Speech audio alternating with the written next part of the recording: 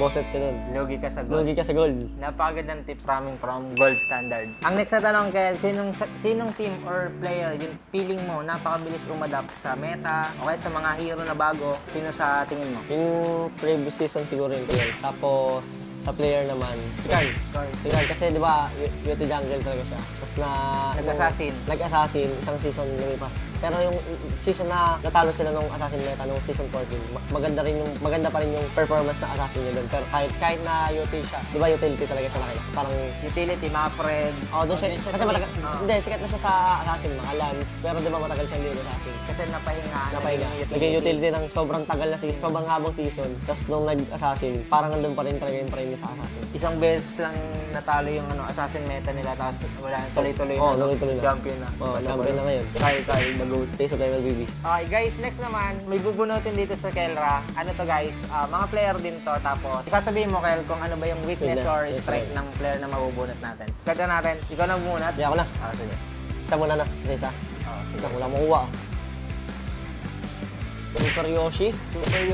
Roam siya, Roam. Roam. Omega. Siguro yung strength niya, magaling siya manghuli. Ang weakness niya lang siguro, pag may time na nanguhuli siya, wala siyang kasama. Yung magaling siya manghuli, pero madalas walang follow-up. Timing na lang. Timing. Next, tulungan na kita. Tulungan na. Oheb. Siguro yung strength niya, Oheb, yung sa team fight, magaling siya sa team fight. Pero yung weakness niya siguro, laning. Sa laning. Next. Sanji, may weakness ba to? OP ba yan? OP? OP yata to eh. Siguro yung strength niya magaling siya mang-reflect ng mga skill ng mga kalaban tsaka magpa-bait. Ang weakness lang siguro, pag nasasobrahan siya sa pagre-reflect, minsan hindi niya na nare-reflect. Yung mga huli. Okay, next, Kel. May kasama huli tayo dito. Ito naman, tapos na tayo sa mga player. Ito naman, sa mga hero naman to. Tapos, bibigyan natin sila ng tips kung ano nga ba yung mga best pang-counter dito sa mabubunot natin. Tulungan na ulit kita. Sige natin ito. Nathan. Pang-counter dito si Irtel. Kasi, di ba yung passive ng Nathan? Pag inihit mo, yung Irtel, kahit nakakahit siya habang tumatakbo. Kaya yung Nathan, yung masakit sa kanya yung bumabalik-balik eh pag umaatake. Hindi siya tatamaan ng pabalik kasi naglalakad habang naatake. Kaya yun yung pang-counter mo sa kanya. Single lang dapat, no? Oo. Nahihirapan siya pag in relationship. Uy! Dalawa yung babalik eh. At tulungan na kita, nainggit ako sa'yo eh. Mga 2 pa. Ano pang-counter dyan? Lakas na sa lane. Lakas sa linya eh. Wait lang. Tulungan kita. Tingin mo. Irrital na lang din. Pwede, kaya rin i-Irrital yan. Kasi Irrital malakas siya sa lane dahil sa first skill second niya. Yung minus armor. Kaya malakas sa lane yung Irrital eh. Kaya niyan lalo na pag-level. So, tingin mo sa 1-1, naka-install ka. 1-1 din pala. 1-1 din pala. Oo, kasi yung pag nag-ulti yung Popol, may second skill yung 1-1, di ba? Maladadge yung ulti. Pero ang hirap counter rin ito. Pero mahirap yan. Katapat, malakas na lane yan. May kasama eh. Popol guys, gamitin niyo. Try nyo yan. And syempre, huling bunot. Kel, ikaw na. Oy, parang danger to. 1-1. Speaking of, Irrital din. madali lang eh, no? Oo, dali lang. Irrital. Weakness kasi ni 1-1 yung isa, laning. Laning. Tapos, Laning na siya. ayaw niya nang hindi siya nakaka-stack. Something na nag-fury guys, or Mabilis.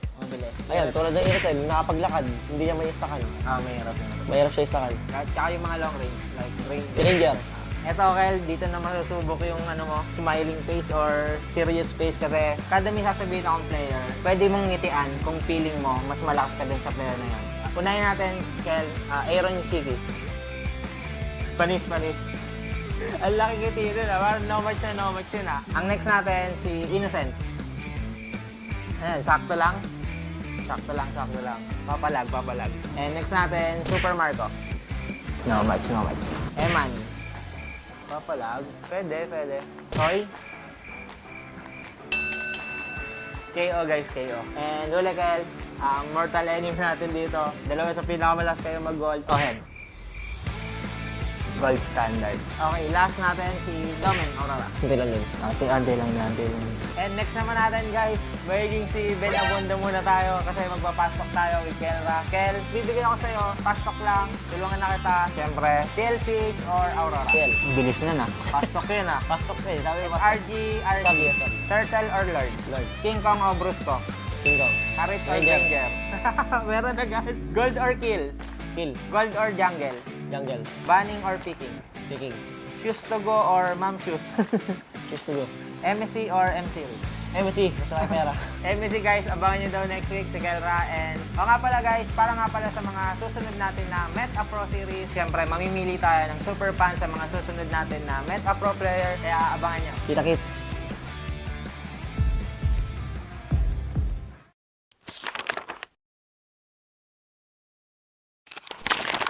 Yung isa ka sa mga player na natigil matatag sa MPLBH, anong sekreto ng isang field?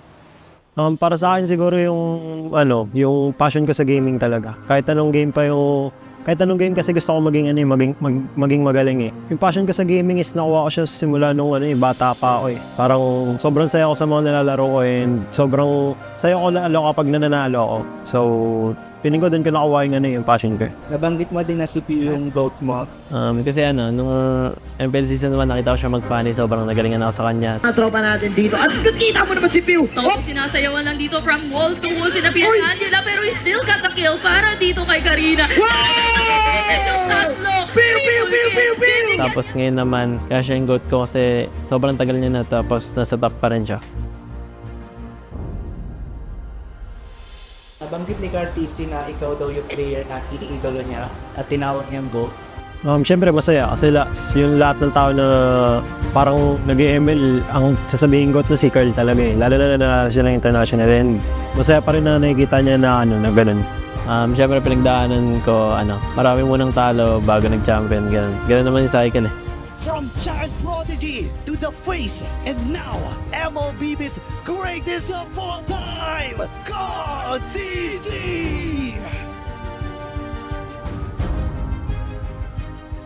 Paano nito nabago yung buhay mo at yung pananaw mo sa buhay? Sobrang dami nagbago sa financially, tsaka yung routine ko sa buhay, yung ginagawa ko sa buhay, tsaka pag lumalabas ako ganun, may mga nakakilala na sa akin. Feeling ko, abang tumatagal parang napapansin ko sa sarili ko na mas madisiplina ako and mas mature. Siguro yung biggest lesson ko lang yung balance lang sa lahat ng bagay. Tapos ngayon talaga, ito na talaga yung feeling ko buhay ko eh.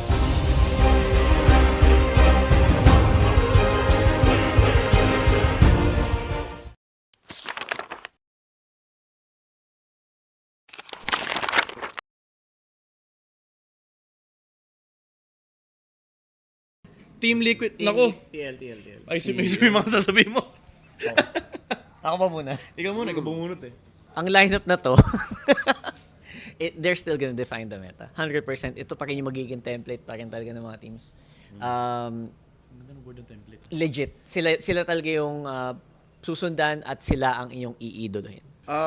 Midman ako eh. Okay, kung midman. Sige.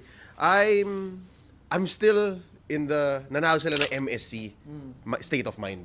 Yun pa rin. And wag natin kakalimutan yun. I think we should go into season 16 knowing that and respecting that kasi yung team na makakalimot na yun yung nangyari, magsisisi. And even I think fans who do the same. Like, don't forget na porket baka kasi posibleng in the early days or in the early weeks, mahirapan kasi basa. Alam mo yun? Because everyone's looking at you. All eyes on the champion eh. The world is watching. Baka mahirapan. Feeling ko you haven't seen everything yet. Hindi yun yung katapusan nung era ng lineup na to. Yun na lang. That's my thoughts for the Cavalry in Season 16. Ako medyo natatakot ako sa lineup ito eh. Kasi kung may roster change pa na wala, di nila alam.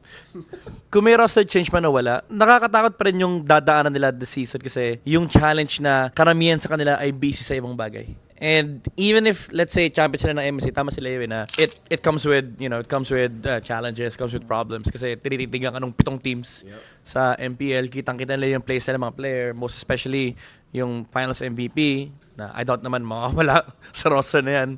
So, there is that, there's that big magnifying glass na ito yung pwedeng butasan. Pero hindi lang magnifying glass. Target lock o sniper scope, ganun, rifle, ganun yung nakatutok sa kanila. And knowing yung mga dadaanan nila in the next few weeks, next few months na may ibang bagay pa silang makikitaan sila ng butas. So for me, even though we say na parang Team Liquid stands at the pedestal right now, malaki yung hurdle sila for, the upcoming season.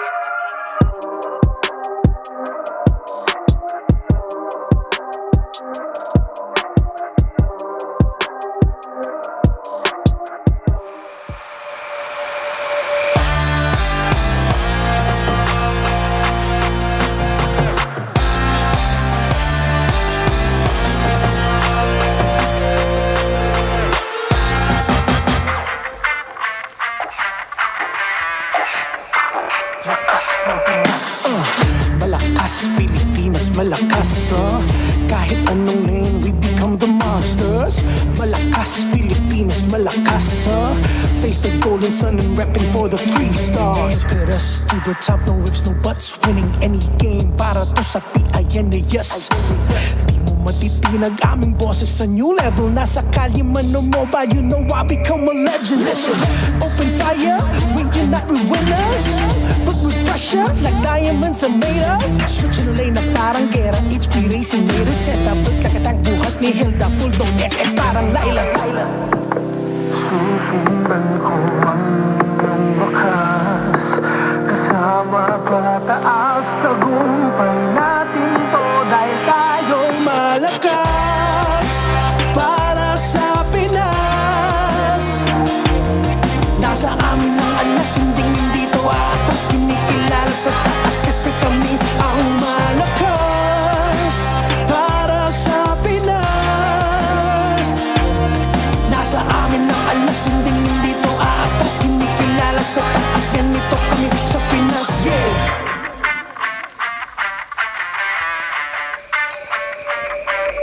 Laging MLBB, no surrender, no retreat. Pag nagsama-sama, just imagine what we can achieve. Laging MLBB, no surrender, no retreat. Giving 100 on my all, cause we just cannot be defeated. No retreat. We are unstoppable, immune and invulnerable. Ready ang equipment, lahat frozen, mala, crowd control. Pakita on the jab, east to the southeast. Taas ang watawat, proud and loud, cause every enemy we devour. Susundan ko ang iyong bakas, kasama pataas, tagumpay natin to, dahil tayo'y malakas, para sa Pinas. Nasa amin ang alas, hindi to atas, kinikilala sa taas kasi kami ang malakas, para sa Pinas. Nasa amin ang alas, hindi to atas, kinikilala sa taas, ganito kami sa Pinas, yeah. Lakas, Pilipinas, malakas, kahit anong monsters. Malakas, Pilipinas, malakas, face the golden sun and repping for the 3 stars.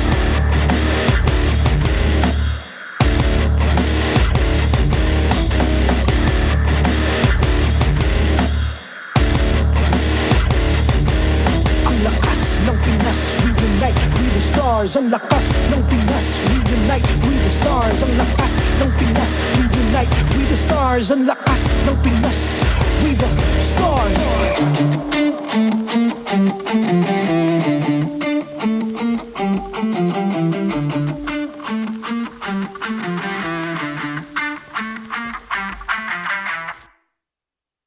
The 16th season of MPL Philippines is brought to you by the following sponsors.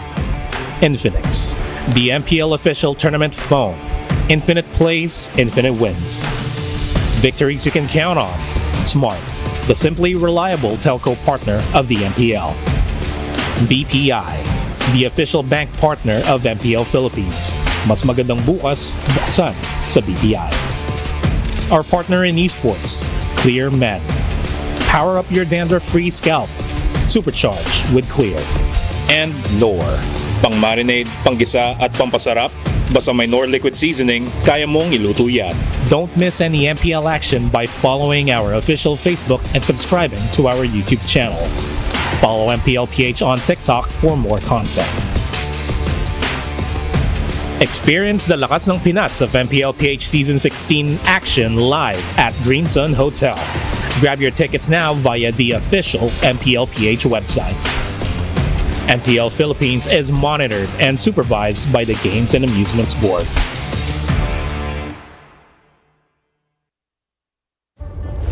Tingin ko na, balik na nila yung gigil ulit nila eh. As they break the streak of ONIC Philippines and seize to win. Paparating namin na laban, talagang confident pa rin kami. Walang magbabago. Hindi kami magpapadala sa pressure. The young guns will be playing against the old guards of MPL. Complete reset for Team Falcons. Tatlong sunod na talo na kami. Kaya kailangan namin maibalik yung confidence namin. Tsaka pag-usapan namin ng maigi kung ano yung mga dapat namin gawin talaga.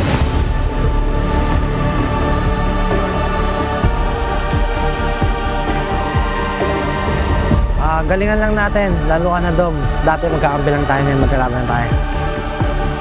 Good luck sa laban natin. Sana mabigyan natin ng magandang laban yung mga fans.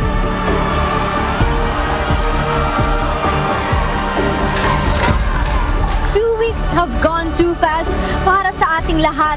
Pero excited na rin ako sa paparating na week.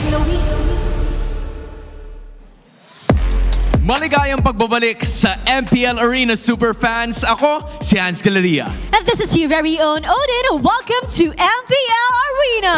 And in the past 2 weeks, nakakita tayo ng napakaraming mga laban at nagpakitang gilas ang 8 nating mga koponan. Tama ka dyan, Hans. Walang pagkakamali sa mga sinabi mo dahil nga the past few weeks ay nagpakita ng kani-kanilang mga lakas ang ating mga rookies.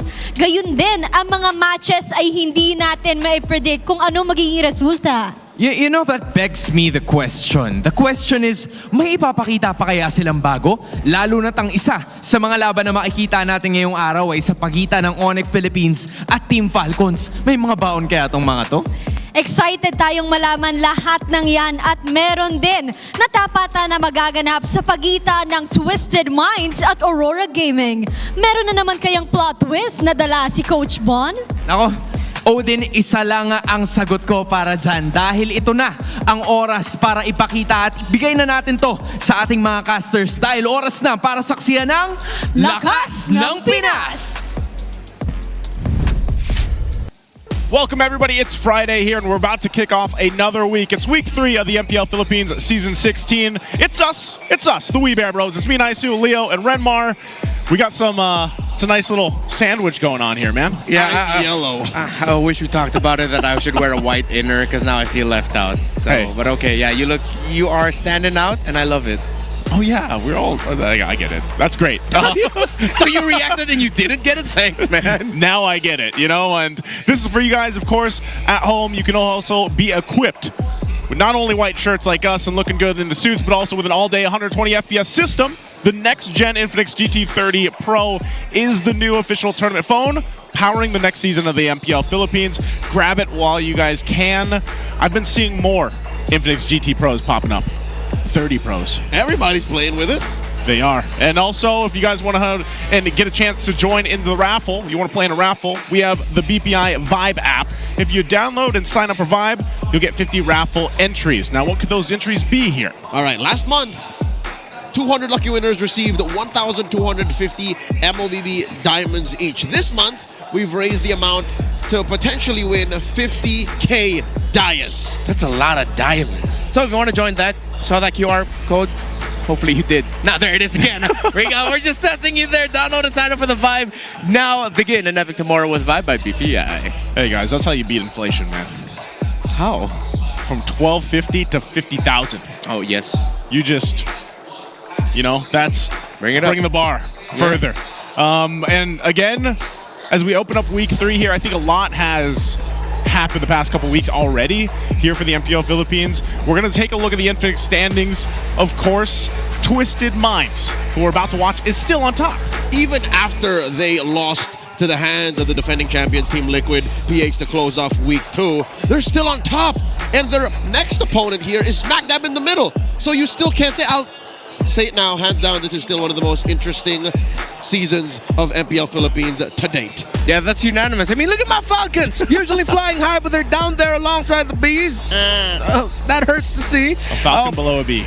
Yeah, but again, as we discussed last season, in case you missed it, Bees do actually fly higher than Falcons. Anyways, they do? Yes, they do. So if you missed out on this season and you're just hopping in now and you're wondering, oh, look at RORA, they're in the middle of the standings. What's happening with them? No, they are coming off of prolific wins in the past 2 weeks. Well, no, since last week. So Twisted Minds have their work cut up for them. And that's our first match for today here. It's RORA versus Twisted Minds. I think we're going to see exactly what Twisted Minds are able to do against a team like RORA. And that is a very storied matchup. Alongside tonight's closer, ONIC PH, the M6 World Champions, facing off against Falcons PH, who everybody knows has remnants of the M5 World Championship winning lineup. they're coming from two different ends of burnout. More on that later. Yeah, again, I think it's really apparent for anybody that's been watching our games, of course, the past couple weeks. There's been a lot of talk online, specifically even about the Falcons and what maybe they could do. But I feel like the same thing happened in a sense with ONIC even last season, where they struggled a little bit in the first half. But, you know, we have to go ahead and transition now to this matchup here. First off, it's RORA versus Twisted. You see UA and Kaloy here. And leading into this is, again, because our focus this whole season has been on the different eras. You know, we've had some really good graphics, of course, showing the eras of the league throughout our time here. Now, this time, week 3 is really about guiding the next era, going into that phase here and throwing it back. Actually, we're going to be throwing it back a little bit to the Brawl era. We hinted on the Brawl era last week, but what does that mean for us here for this matchup? Well, the Brawl era, Season 1, Season 3, when admittedly the players would say it was all just about how well can you press buttons in MLBB. The more mechanical you are, the stronger you are, going for your comfort picks. That is our Brawl era. Coach Eson and Coach Bonchan have played in that era alongside Coach Dexstar. They started as early as Season 1. Eson played under Digital Devils Pro, and then the season after 1 under Signal Ultra when they got absorbed. Bonchan and Dexstar, though, started out in the same squad, S16 Balance in Season 2, and they've been together for as long as anybody remembers until they split after Blacklist left the league, and now they're fighting each other here tonight. Let me ask you guys something here, because for these coaches, they used, you know, being players before, the impact that they might have on the Rising Stars now and everything else. And I know you two have also spent some time coaching. What's the biggest factor of having that experience as maybe a player transitions to coaching, and maybe even a way like the effect a coach can have on the players? All right, so I came from a coaching background that I wasn't a pro player beforehand. And based off of the talks I've had with other coaches with pro player backgrounds, it's easier to convince your players that, hey, this actually works if you try it out. As difficult as it is to hear for the players who didn't, for the coaches who didn't come from the background of players, you know, players will be more willing to listen to dudes who experienced the same battlefield that they did. Yes, it might have been a long era since then, but then at this point, I mean, they went through it. You know what? I wouldn't be surprised if in the near future, when Edward and some of these players that came from under Coach Bonchan eventually become coaches, I think that would be a bright future. I think that would be something that any player would like to have. And right now, for our watch party folks out there, you can shout out to all you guys watching RORA sa Street Kohi. Maginhawa. Is that how you say that? Maginhawa. You got it right. Yeah. Maginhawa. There's a lot of good places to eat there, I think. Is that the right area? No, that's the street. Okay, I'm thinking right. And but yeah, so those are the thoughts here, the impacts of what a coach or even the players can get from each other. And I think that's a big thing too for the coaches. It's more so of like that credibility that they have to the players, and it's very apparent. You know, we got a glimpse there of Coach Bonchan, of course. We had Edward over there, and when he came into the league, and now Coach Bonchan is handling a few other new rising stars who have already made a big impact. Now, you guys can help us make a big impact. We got a question for you guys in the community out there. Who is the best player turned coach? We got 4 responses. Is it A, Dexstar, B, Eson, C, Bonchan, or D, Hayes? What do you guys think about this one, Leo? I think just on paper, I'm going to say Bonchan. He's just, you know what? I'll say it now. I think he's a better coach than he ever was a player. This man was poised to be a coach even while he was wearing the jersey. So you can tell that as soon as he decided to take that role, he was never going to look back, and until today, he carries that gravitas with him. Yeah, I think I'm going to have to be on the same boat as you for that one, because out of all the 3 names there, I think for even the general community, the side of our community that isn't so deep in the lore, all of them will probably just gravitate towards Coach Bonchan, because Dexstar, Eson, and Hayes are more akin to that of analysts, the technical masterminds, the analytical numbers guys. When it comes to Coach Bonchan, everyone just says, yeah, he's the coach. I would agree. So we got 3 bears in one boat right now, because I think same thing. I didn't get a chance to really watch Bonchan play, but I know that even coming into the league or watching it as a fan first, he was one of the first names that you see, and then you learn about the impact that he had there, and you still see him being very impactful here. So before our matchup, we got to welcome the teams out to the stage to get ready for this. Let's go ahead and welcome them out. Will the light shine brighter in week 3 for the Northern Lights? It's Edward, Demon Kite, Yue, Light, and Domin Kite. Seize the win! It's Aurora!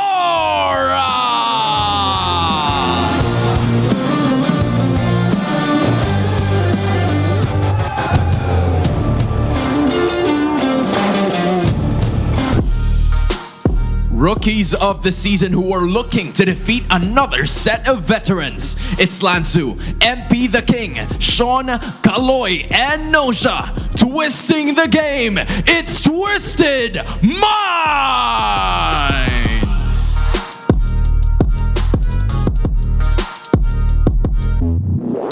To oversee and uphold the tournament's integrity, guiding us through this match are our marshals, Juven, Chico, JJ, and Patrick.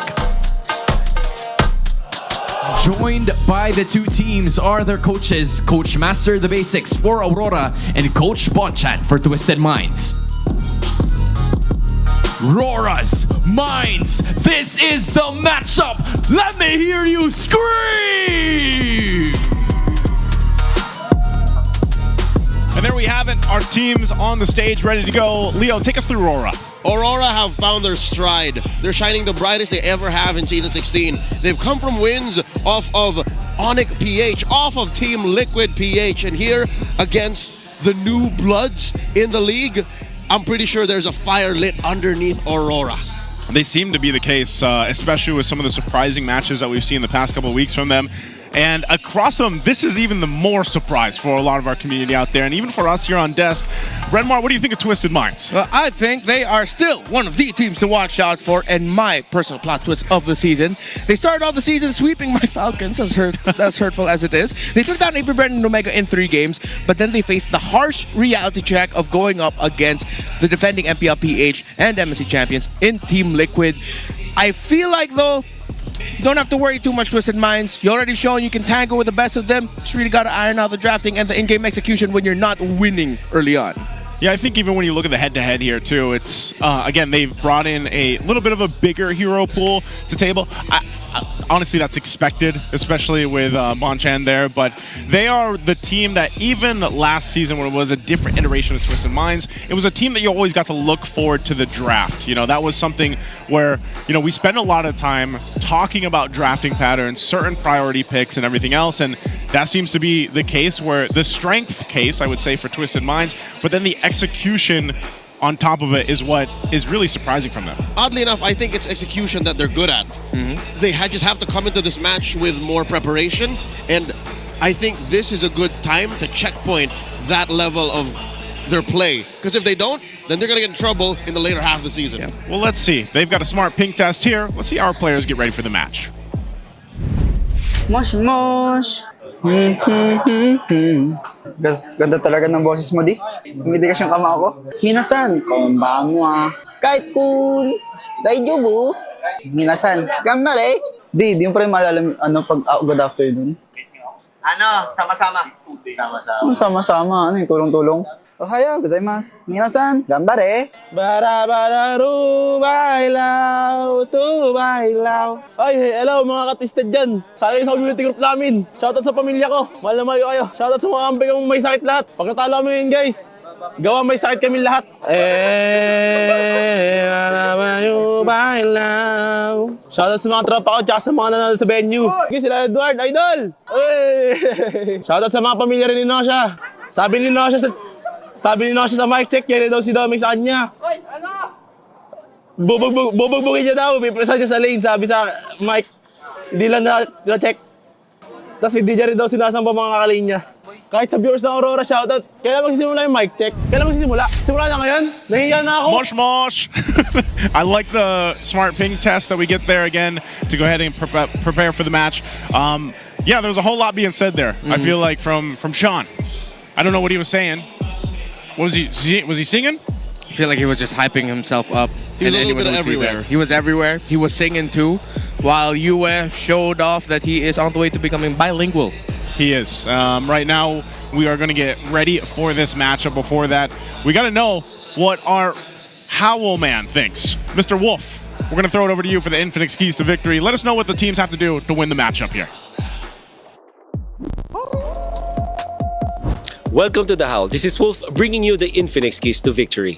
Ang ating bakbakan yan is RORA versus Twisted Minds. But before that, bakit hindi natin pinag-usapan isa naman talagang hot topic which is about the gold laners. Alam nyo ba na among of all the 4 gold laners na maglalaro ngayong araw, it's actually Nosha at Doming Kite na pinakamaganda ang stat line pagdating sa gold at the start of the match. In fact, ang average gold difference nila sa kanilang mga tapat ay 318 pabor kay Nosha at 447 naman pabor kay Doming Kite. Kung ikukumpara natin yan kay Kelra at Supermarco na negative para sa kanila ang gold start, mukhang magandang gold lane na battle ang maabangan natin sa game number 1, sa match number 1. And now, going for the keys to victory. Para sa RORA, bigyan nila si Yue ng isang winning matchup at siya talaga mag-take over ng game. Nakita natin laban sa TLPH at pati na rin sa ONIC Philippines nung ginuha ng Aurora ang tipo mga Kimi or Eve sa mga moments na talagang sakto siya sa draft at talagang napapahirapan yung kalaban, doon talaga nagte-take over ng game. Ito si Yue. At in relation to that, kapag na-utilize at na-maximize sila ang tulong ni Demon Kite sa pagtulong sa pre-turtle setup katulad ng pag-clear ng wave or pag-poke ng mga natapat, forcing flickers sa mga nakatapat nilang mid laners, dun napapaganda para sa RORA ang sitwasyon. Now for Twisted Minds, what they have to do is to watch out for RORA's clean, easy draft style. It's noticeable na nagbago yung draft style ng RORA sa ating week number 2 at ang ginawa lang nila ay mas lumalamang lang sila talaga sa mga lanes at mas pinapadali ang laban para sa kanila. They also have to force a 50-50 during the neutral objective team fights. In simple words, kailangan lang nila talaga makipag-retrihan. Ipwersa nila yon. Kung sakaling makukuha nila malinis ang turtle, then well and good. Pero kung hindi, kailangan nilang pwersahin at pwede sila manalo laban sa RORA. Yan po ang ating abangan. Let's head it straight into the draft. Thank you, Wolf. That's the Howl right there, the Infix keys to victory. Now, I noticed one of the keys to victory there too, specifically for RORA here, Leo, was give UA one of those matchups that can win them the lane. The mid lane has developed a little bit more. Who's that going to be for UA though this time around? Last week, they closed off by taking a victory against ONIC PH Game 3. It was an Eve versus a Jushin. Jushin is still one of the most in-demand heroes, but clearly the Eve wins in range. If Yue can get his hands on a hero that clearly beats out the opposition in a fundamental meaning, whether it be CC, utility, range, burst, then Sean should be in trouble. Twisted Minds should have trouble roaming with that duo, that trio in mid. Yeah, I'm going to add to that. Even more alongside the picks of Yue, you're going to have to take out some of the best picks of Light. The best picks of RORA ever since RORA became a team in MPL Philippines. Take away the high loss at this point. Honestly, I think it needs to be checked by Twisted Minds. They look so comfortable playing it. The moment Yue sees that he's paired up with a high loss, even if he ends up with a mid laner that doesn't have a lot of range, if he gets his hands on the Kimmy, then heck yeah, he's going to be so happy to bully the lane. Yeah, I think part of that too is always when we look at the mid laners, like in this head-to-head, it's where they allow the early game to go, because you know, we spent so much time talking about mid lane trio for a while, especially the junglers, and that seems to be where the main focus is on when we get to the initial phase of the draft. But then the mid lane impact, I feel like, has developed in a good place where, yes, we still see a lot of Farsa, yes, we still see, you know, a lot of some of the, like, the Kimmys and the other mages that pop up, but there's been room now for breathing room, I feel like, in the mid lane, and that's something I've been asking for a while now. It's been nice to see some changes there too, but I think ultimately Sean has really proved himself over the course of the past couple of weeks up against Yue, who Yue I always feel like has one of those pocket picks. He's one of those mid lane players that, you know, last season was the Sicilian, I think. He was like one of the few people that brought that hero and made it work. 14. Yeah, and it made it work. So we're going to be focusing on the mid lane, what they decide to do, but also, again, it starts really with these drafting patterns here. We jab into the draft for game number 1. Some of the bands already out. We do have Twisted on that blue side, RORA here on the red. Wow. I didn't know. Is that right? They have a 0% win rate on blue?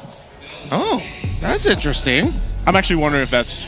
I'm pretty sure that's right. Yep. I mean, if it's there, it's there. This was exacerbated by the fact that they went to get Liquid that week. Yeah, true. And they lost twice on red. That's right. While Aurora, or rather, yeah, so they were playing red, then they still lost. Doesn't help the fact. But Aurora chose red this time. Yeah. So they're letting Twisted Minds make mistakes. Yeah, and I think that's the right call, because what I like about Aurora going to the red side is, again, the pick of Harith, high loss, sudden Harith high loss priorities are going to be active for them.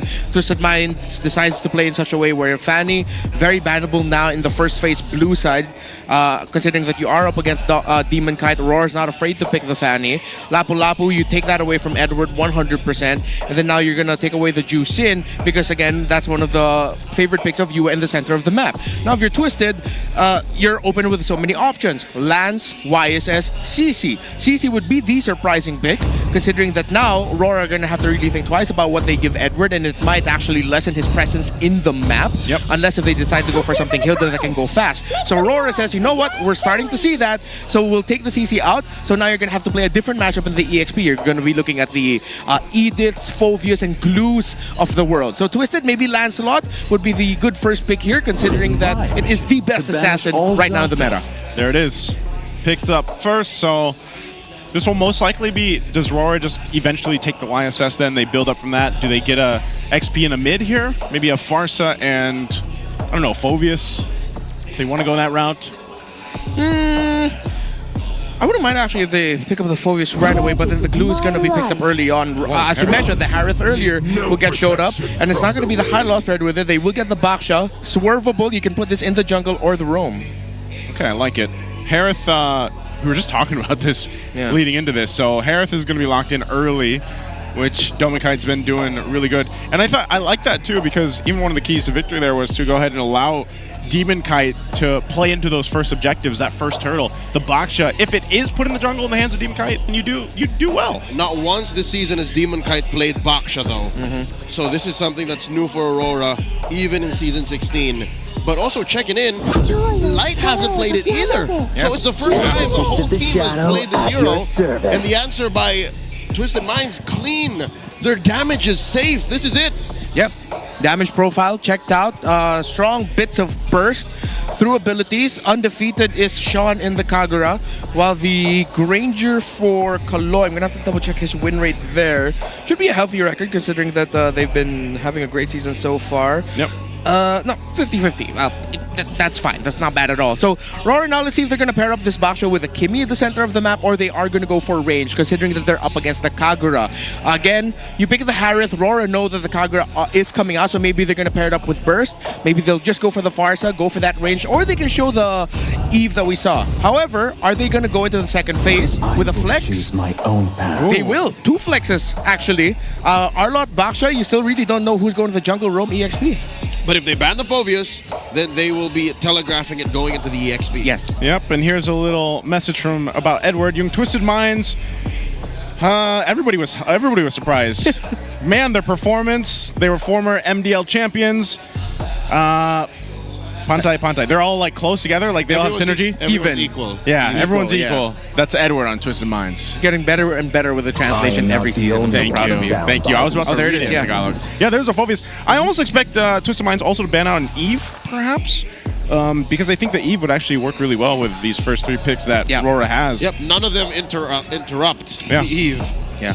100%. You take away Eve. I wouldn't even be so mad if they just go ahead and ban out the Eve and Farsa, because if you have those long-range mid laners, Arlot and Baksha will protect them so well. You will not be able to get close to that with a Zaman Force under your feet as well. So that means they might be stuck with a Kimi. I like how Twisted Minds also acknowledged after what happened to them last week against Team Liquid, they decide, you know what, let's not forget about Matilda. So they take away the Matilda, respecting the possibility that this is going to be a jungle Baksha for the hands of Demon Kite, which if they do go down that route, it will be surprising. First time played this season, it does tick one of the main keys to victory, which was utilize and maximize Demon Kite in pre-turtle setups. The hero in the jungle that best does that is Fredrin. He's not here right now. Baksha is the second best. Yeah, second best for Baksha. And part of that too is, again, I'm a little worried about the Arlot, man. There's the glue ban, because the Arlot so far, it's still one of those heroes where you're trying to set things up. You are that setting up guy to use that final slash and everything else, which obviously if that's going to be the case, then it goes in the hands of Edward. Then you can be reliant on Mr. Consistent, but it's still one of those things where if you get too far behind or you get outscaled, then you're just a kind of a sitting duck there. A Kimi gets brought up.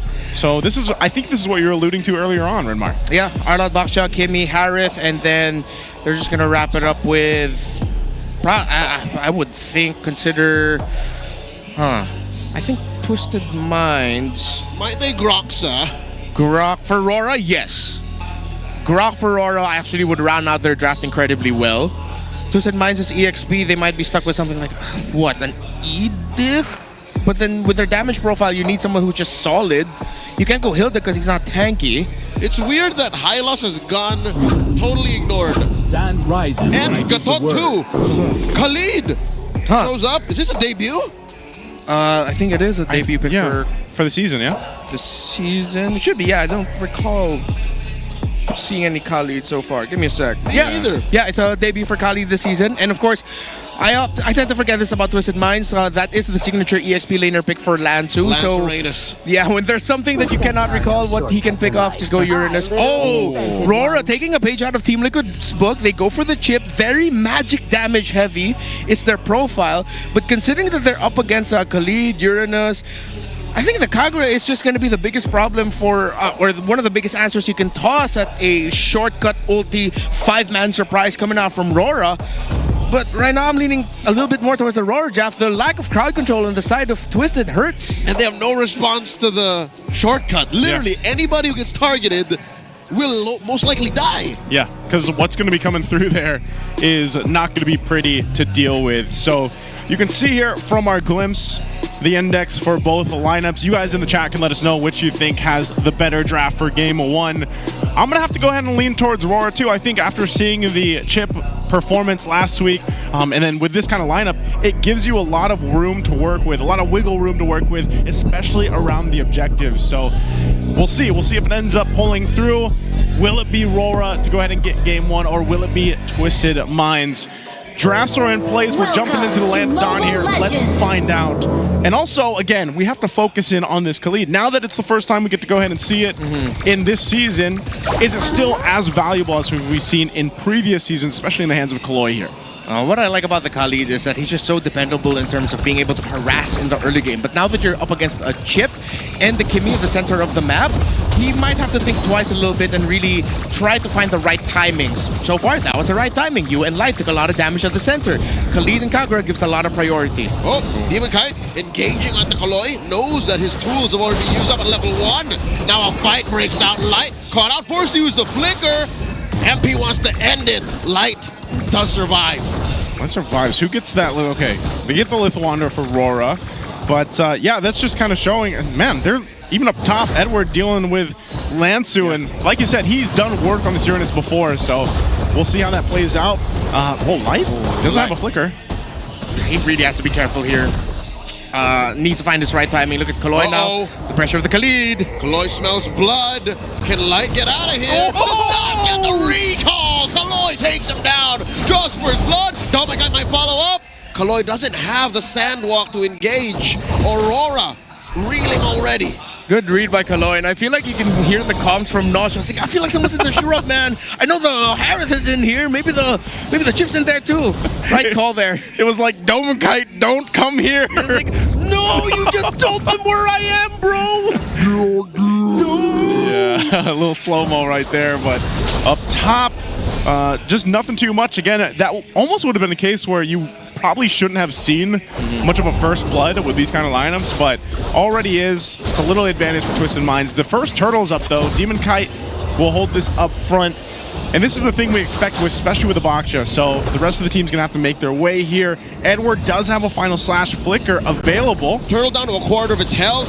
Twisted Minds struggling to get some ground. They do get the push in. MP the King does not secure. Demon Kite gets it. Down goes Edward. And that's a lot of damage right there. The place sans by Demon Kite. Where's the damage? Light might just bite it once more. Lansu goes first. The Baksha marks unable to heal him up. MP falls as well. One more. Kaloy flickers away. 2 kills for RORA. Shortcut! That's exactly what we were talking about leading into this with this composition. Yeah, for a moment there I thought that maybe Demon Kite used a shield unity a little bit too early, but then he was able to win out the retro battle, so I'm not going to complain. Everything in Twisted though, they had the right answer. It's just that, yeah, once that chip hits level 4, you're going to realize, wait, our lineup isn't built for this. We can try to out-damage them, but even early on, Chip does have self-sustain. He does have good shielding that he can provide himself, and you saw that. You thought Light was down? Nope. Suddenly that shield got up, and then Twisted Minds couldn't get a good trade. Oh, they're not done. They're gonna keep going. Kaloy gets on. Retribution by Demon Kite. That's still damage reduction underneath tier 1 in mid. Yeah, very close there. Nice little sidestep to keep Kaloy alive, but what RORA will do is now go ahead and put pressure on this side of the jungle, maybe try to make a play. That's one of the great things about the Baksha is that your rotation is great and pretty quick. Also, buy your tickets now.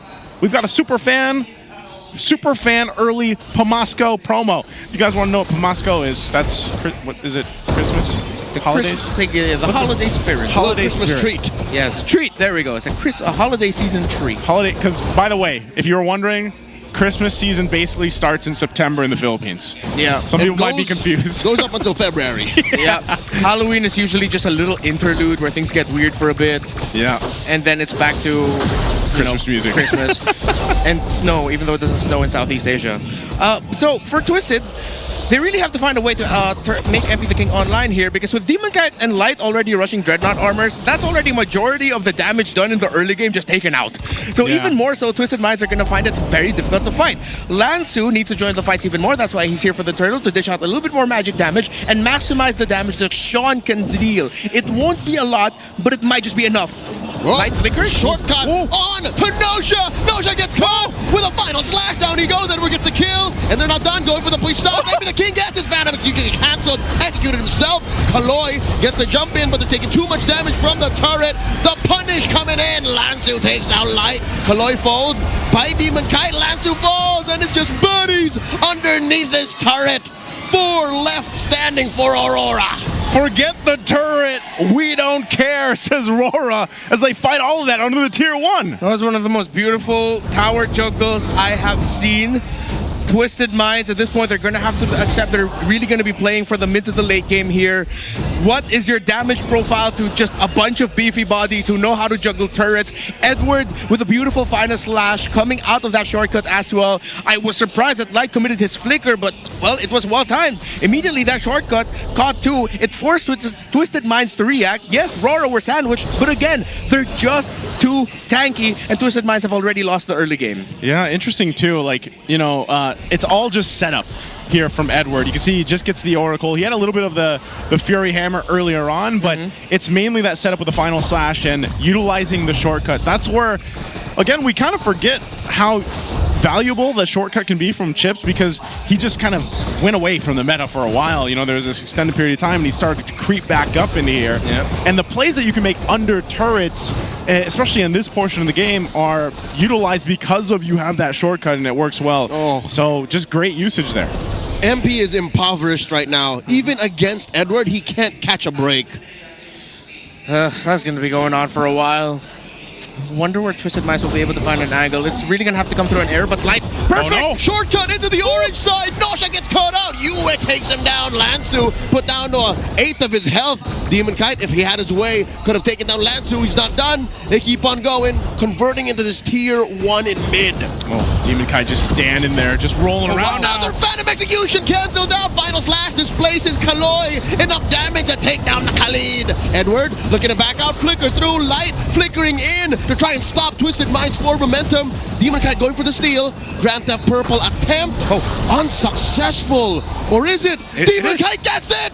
He actually got it. Oftentimes I thought the Retribution actually hit the Uranus, but then I think there was just a little bit of burn there. Well, Demon Kite was able to win it. That's what's important. Guilty. Yeah, Nosha. Now with the Skypiercer at this point, it's gonna have to... That's going to be their hope of making a comeback if they can chain together some more kills through that Granger. But exactly as we pointed out, why I really thought that the Kimmy would come out here for Aurora as that 3rd pick, that 4th pick eventually, because it just meshes so well with a lineup that has a Baksha, that has a Harith. You scale so quickly, and then the front line that you have the Arlot and the Chip. Light? Is he playing Patsy? Where's he going? Oh, does not get cornered. Yue to the rescue. I just realized how scary it is to have someone like Light, the dude who is historically known for finding those really weird gank angles that really catches his opponents off guard, that he has a chip in his hands that he can bring the rest of his team with him. Terrifying. And the Y walk basically takes the weights off of him to find those angles. He's like Rock Lee taking out the weights. Yeah. Takes off the weights and just brings the whole team with him too. That's what, and you were talking about Nasha specifically. Edward. Oh, that's a Reiki Sandstorm committed. Edward's still alive. Gets that vengeance on the two. In comes Light. Edward has already fallen. The shortcut brings in the rest of Aurora. Kaloy put down 1/8 of his health. Domikai, not enough damage. Gets to retreat underneath that inhibitor. Okay, so, and he'll go back up. Domikai will go back up to push in at that tier 2. But yeah, Edward might have been able to buy a little bit more time if he had some more defense items. You can see, again, he's only got that Oracle, really, but still was just kind of caught down there on that bottom side of the map. And now RORA wants to go ahead and continue to put pressure on the map before this next Lord comes up, or the first Lord comes up in 30. They're holding on to a nice 5k gold lead, though. And you can see that. There's the brute force that gets picked up now by Edward. Yeah, TWIS Minds do not have the items at all yet to really get a winning fight. Full build anti-Karasis now for the chip and the Baksha. And the skill-based physical damage that TWIS Minds has a lot of is still going to be nerfed. Yeah. Even Kaloy's damage isn't going to be felt as much. Oh, Domikai dropping the Zaman Force, pushes Lanzu out of defending range. They're going to have to concede this tier 2. Fight for it. I don't know if they're going to look for more. Whoa! Edward finds a 2-man final slash. Mini heart attack for Twisted Minds. Edward makes this Arlot look so smooth. He's playing it like a Lancelot right now. Feels like it, man. Yeah. The dashes and everything else. But the Lord is up. So RORA got that tier 2.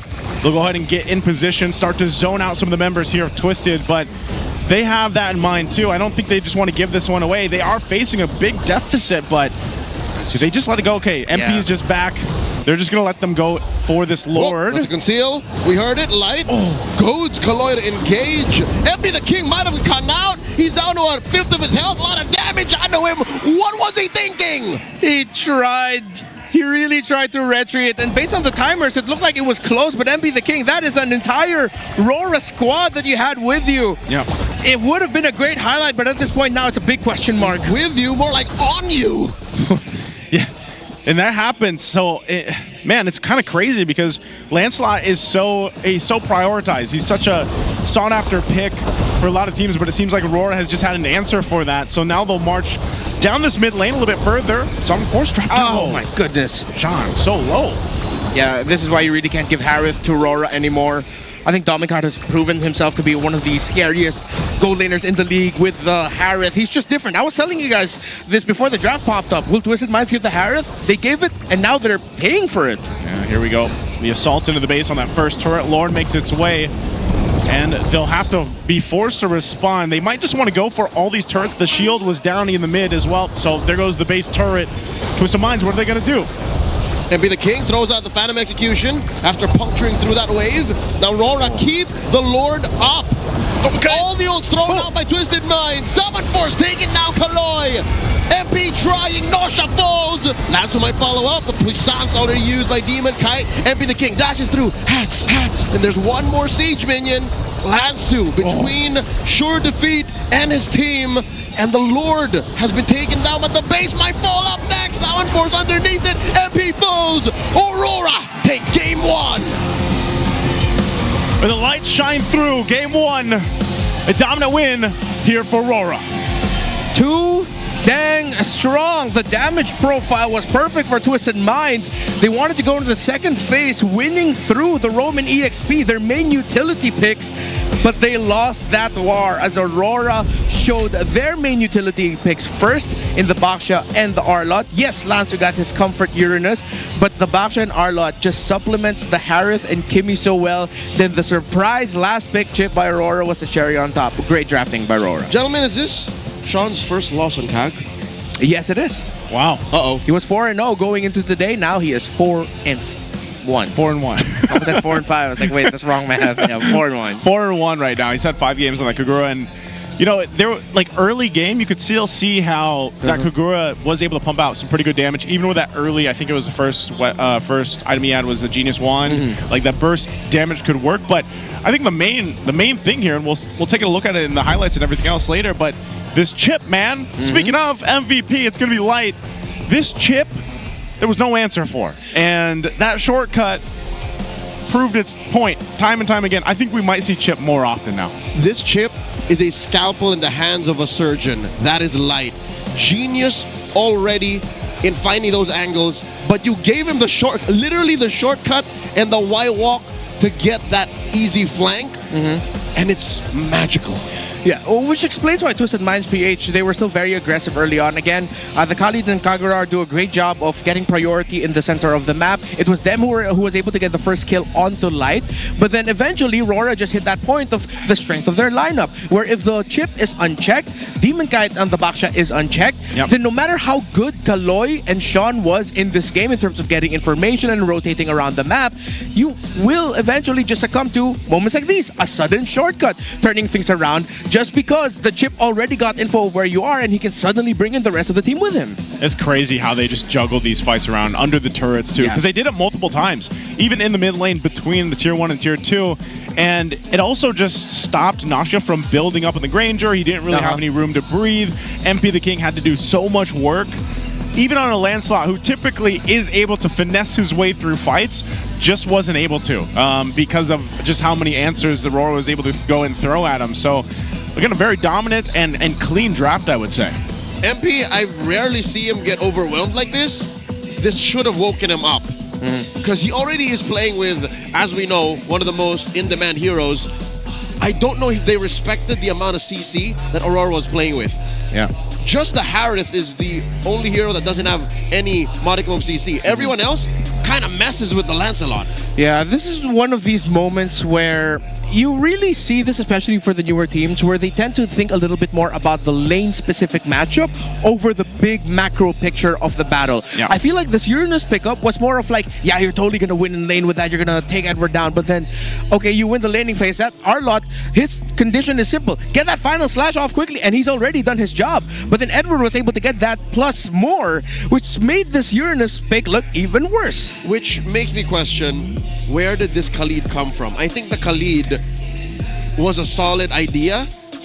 Yeah. But that last pick chip kind of undid everything Twisted Minds set up for. And I'd hate to say, but Twisted Minds' approach at ingenuity and innovation came up short, because this is what I was asking for pre-match, is we need to see the Twisted Minds from last season where they were willing to push the Alice propaganda, the Alice agenda. This time they're just more, all right, fundamentally sound, we'll try new things, but I don't think they're trying them enough. They haven't changed as much, I'll say that much. So like push it a little bit more. Yeah, basically. Because while they can still do it, while they can afford to do that. I think at this point they're really gonna start looking at the picks that they give for Lansu in terms of, okay, does it have enough crowd control? Yes, he is so dependable on this Uranus. But now, RORA showed up and say, win the lane, so what? If you can't do much in the objective team fight, then what else can you do against us? And going back to what we were talking about with Yue in the draft, wherein even if he doesn't end up with a hero that is mid, long-range artillery style, as long as he has a body in front of him, giving him space and vision, he doesn't care. And he played this Kimmy as if he had all the range in the world. It's like, oh, cool, thanks for the info. Let me get up in your face, and then you can't get me. He had a perfect game. He did. And you can see 3 of the sections here for the Kite brothers. Domin Kite for 2, for BPI Rich Guy, the carry, and then of course Demon Kite over here on the wingman. And yeah, I think I have to agree with Renoir's sentiments. I don't think you want to give the Harith over to Domin Kite anymore. He's probably one of the best performing Harith players right now. And not to make Twisted Minds head ache a little more, take away the Moskov as well. Like those 2 picks, if you're able to steer Demon Kite away, Domin Kite away from those 2, then maybe we're talking about game 3. So how do you do that? Yeah, it's tough because I can't also really fault for what we saw as the result here, because you can see that the picks of Twisted Minds were in a way what they were perceiving as potential answers to the Harith of Domin Kite. If this Kagura and Khalid were able to take control of the jungle of RORA, even though it would have been that would have been a miracle for it to happen. I mean, yeah, that would have been great. But then the chip really just changed everything. It does. This will also change everything for you guys right now if you want to watch, because don't miss out on this early Christmas gift. Tickets are now at 189 pesos from September until September 19. Go to the MPL Philippines website and secure your tickets now. And again, that's, you know, we're celebrating Christmas spirit early here in the Philippines, as we always do. And grab your tickets, because we've got plenty of great matches ahead of us for you guys to go ahead and join in the MPL Philippine Arena. And I know some people miss some of the action because the weather, that our version of maybe snow that we had last week. You mean torrential rain? Yes. Okay. If you do manage to make it here, make sure you make it count and immortalize some of these moments. Snap a photo of any MPL Philippines player during these specific moments. Again, during the match, during their entrance, while inside the venue for a chance to win diamonds. Yeah, we're almost there. September 8th is the submission. That's going to be on Monday this week, depending on where you are. September 8th, GMT +8. So you don't get confused. Submit it. Submit the snaps while you can. Have you guys happened to see any of those snaps, by the way? Have you been able to go in and look? All you got to do is look for the hashtags. Yeah, I've seen some photos. Although a lot of the photos that I'm seeing are actually of them with the players. I haven't really seen a lot of the really nice and candid shots. Like they're not looking at the Maybe camera. they don't want to be creepy. Like you said, I don't know. Hey, we both know that's not true. I would definitely like to take some snaps of you guys over here on the desk. We have a lot. We just do can't have a publish lot. them. Because they're from our private lives, and we're closed off dudes. I'm not. Yeah, you are. You clearly are not. Not him. I'm not that closed off. So at JC Rezebek everywhere. No, that's the wrong one. Oh, that's wrong. At I'm Naisu. Yeah, nope, that's the wrong one too. At Naisu Lifts. Nope, it's just Naisu with 3 U's. Oh, I don't follow that one yet. Okay. I don't follow that one yet. No, I'm afraid that if I do, I would be unproductive. That might be the case. Yeah. That might be the case. But right now, our match 2 or our game 2 is ahead of us. We can go ahead and try to think about this. And what do you think, Leo, that these guys have to do to go ahead and get to a game 3 for Twisted? I want Twisted Minds to innovate more, is what I'm saying. Innovation is the key. How can I spell it out further? Last season, they were bringing out these weird picks. Was it last season that they did mid-Hilda? Yeah, or Mid-Hilda. 14? I think it was last season. 15. Yeah, it was 15. So I want to see that Twisted Minds because we're seeing so far the DNA of the MDL Season 5 champions. This is very 9 lives coded. But what if we see the Bonchan side of things, the MP-centric things? Because we know that MP, he's not allergic to utility, right? Yeah. He's capable of playing these things. It's just what strategies fit that kind of play from MP. I want to see that. I want to see how the MDL dudes mold themselves around that. Yeah. You know, the thing is, my heart is asking for the same thing. My mind is laser focused on the simple thing. Make sure you get something like a Farsa or Eve that can bomb a Harith or a Kimi down real quick if ever you do end up giving those picks. And don't give the Harith anymore. Add to that the little thing that you added as well. Consider the Moskov being ready for it if ever the Harith, because it's usually if the Harith isn't available, you'll either go Moskov or Granger, and then that's it. You're going to be looping around that idea. But I think one thing that Twisted Minds can lash on is that 100%, if it's available for them, Aurora would want Kimi in the hands of Yue, and then someone tanky to give him space. That's Light's playstyle. Then you have to watch out for the high loss. So, as Twisted Minds, yes, before you go out of the box, look at what's in the box first that you're not dealing with yet. I just feel like last season I spent multiple times saying, "Man, my mind is twisted." Yes. And I don't know if I've done that yet this season. No. They haven't had to, but that's it's not a bad thing. We're not saying this as it's a bad thing. It's just like Twisted Minds, they've played a very specific playstyle the past couple weeks. It's clean. Yeah, it's clean. Fundamentally sound. And that's what got them the boys here, the MDL championship, under 9 lives. That's true. That's what we're saying. We need to go ahead and see that twisted concept of let's go ahead and maybe push the limit a little bit while they still can, while you're still in that first half of the season. And also, yes, utilizing, I think, MP the King in a way where it's like, again, even if he picks up a Lancelot, I think you can still build a better lineup to complement it. This one was more so your gold lane was shut down, your jungle was pretty much shut down, and then you had to kind of scramble from there. And again, possibly just take out the chip. Because it seems like, I don't know what the answer is going to be for the chip right now, but that seems to be, that might be the only answer right now. Like, what else would you take against a chip? Especially because it's held on for the second phase. You know what? Here's the thing. I know he's fallen out of the meta, but the old school, not really old school, but remember Chip went out of the meta because Rome Badang became a thing. Yeah. And Badang wasn't even touched in that last one. Badang and Arlott are your responses to a chip. So if you have one or the other, that kind of disincentivizes the chip. But if you're able to lock one down and you're going into the second phase, you might not even have to ban it anyways. No, now I'm thinking about it. It also would have been kind of sad too, because if ever, what would have happened? Let's say their last picks were Uranus, Badang. That last pick for Aurora didn't need to be a chip. Exactly. That could have been an Esmeralda, and then still we'd say Aurora were winning the draft. So now the more I think about it, it's like, did they really just get checkmated? Or the Hylos.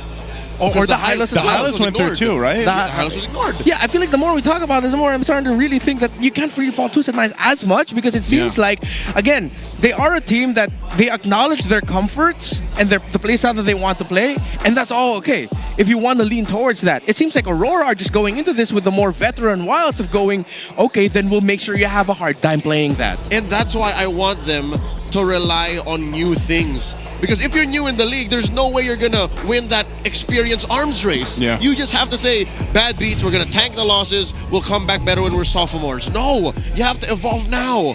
And I'm wondering if that's in their playbook. If they have a genetic evolution that can be expedited. Hey, the brain always develops, man. You know? Well, we don't have 1,000 years, dog. That's true. So here we go. There we go. Game 2's draft. You'll see it. The Hereth is banned out. They have heard loud and clear. And then over on the other side, I think this is still the case of it looks like the jungler options are still going to pop through. The Lancelot and the YSS to be taken. But for Twisted Minds, and they'll change one more. They'll take out the Baksha. All right. I like how Twisted Minds drafted this, because now they're going to go into a significantly different looking draft for the side of Aurora. Now you sort of can tease yourself what to expect. Okay, the Kimi is still an option for Aurora. The Hylos is still an option. So no matter what Domikite ends up with, he's not going to be the only carry. There's going to be a supplement to him, so all the pressure isn't on him. However, now, with the Baksha gone, you can look at Demon Kite and going, okay, the Fredrin is still on the board. If we're not careful and RORA ends up with the Fredrin and then Twisted Minds ends up with an Assassin, it could be a repeat of game number 1, going up against a tanky fighter jungler that can strongly invade. So if you go Lancelot here, that's risky. I'd want to see them just go for the CC. They still go for the Lancelot. You know what? It's not so bad. They can repair this in blue 2 and 3. Yes. Yep. It's not so bad. Again, even before the season started, when they were assembling Twisted Minds, it was already MP-centric. So this does not go against their DNA. Like, this is, I'm okay with this. Okay. But I still think, even if you, like, this is what I was saying earlier, like, if you get the Lancelot for MP, how do you complement it better? So that MP, because a lot of the performances we've seen from Twisted, it's like, the 4 are doing this, more of the rotations on the map, synergizing well. MP's kind of doing his thing, making the plays. I'll tell you now, don't give Uranus the Lancer. Yeah. Maybe start there. Yeah. Maybe start there. You need something active on the map, something with a good amount of crowd control. It can't just be a sponge, because your crowd control, it can be pick off through the roamer. The roamer can be someone who can go fast, like a Cho, and then you get the strong, tanky crowd control presence. See? All right. So now you know where I'm leaning with, right? Like, now I'm like, you know, Lancelot, why? But then they go Uranus, and I'm like, why? This is the same thing they did against Liquid. What is Twisted trying to pull? To be fair, they're now up against a YSS in the jungle. Wherein if they have the Uranus and Kagura, if they just get a really good roam pair to pick up with it, they just run into him. They can run into the jungle of Aurora. But then RORA can just go ahead and pick up the Kimi here, or the Fart. Actually, no, just go Kimi. It's the Uranus you're up against. Don't go for like singular burst damage. Farsa still, though, I would understand, because you can go fast, you'll be protected. But yeah, it's just, again, this is what I was talking about. No matter what you end up with, they want to get the Kimi, they want multiple carries. Now, even Domikite doesn't need to go into a typical carry. He can go Ruby or a crazy gold pick. Okay, talking about this team's DNA, if you'll call back to even the prime of Blacks International, Coach Bonchan would draft the same way. He would always try the same lineup and just change 1 or 2 things. Maybe blue 4 and 5 will give us a little more enlightenment as to where he wants to go. I like the positivity. Let's see. Glass half full, baby. Glass half full. All right, optimism. So, yeah, see, RORA take away the Moskov. This is them signaling no matter what we end up with, we're fine. We can go for a Granger. If we're not going to end up with a Granger, see, Twisted Minds were forced to ban the Ruby. Just don't go CC, gold lane, please. They can even go Lunox for all I care, because you're up against a Uranus. Uranus is going to be sad about that. Granger is most likely going to be the pick for RORA. But what we're talking about here is that there is a high chance RORA are considering right now to go something crazy in the gold.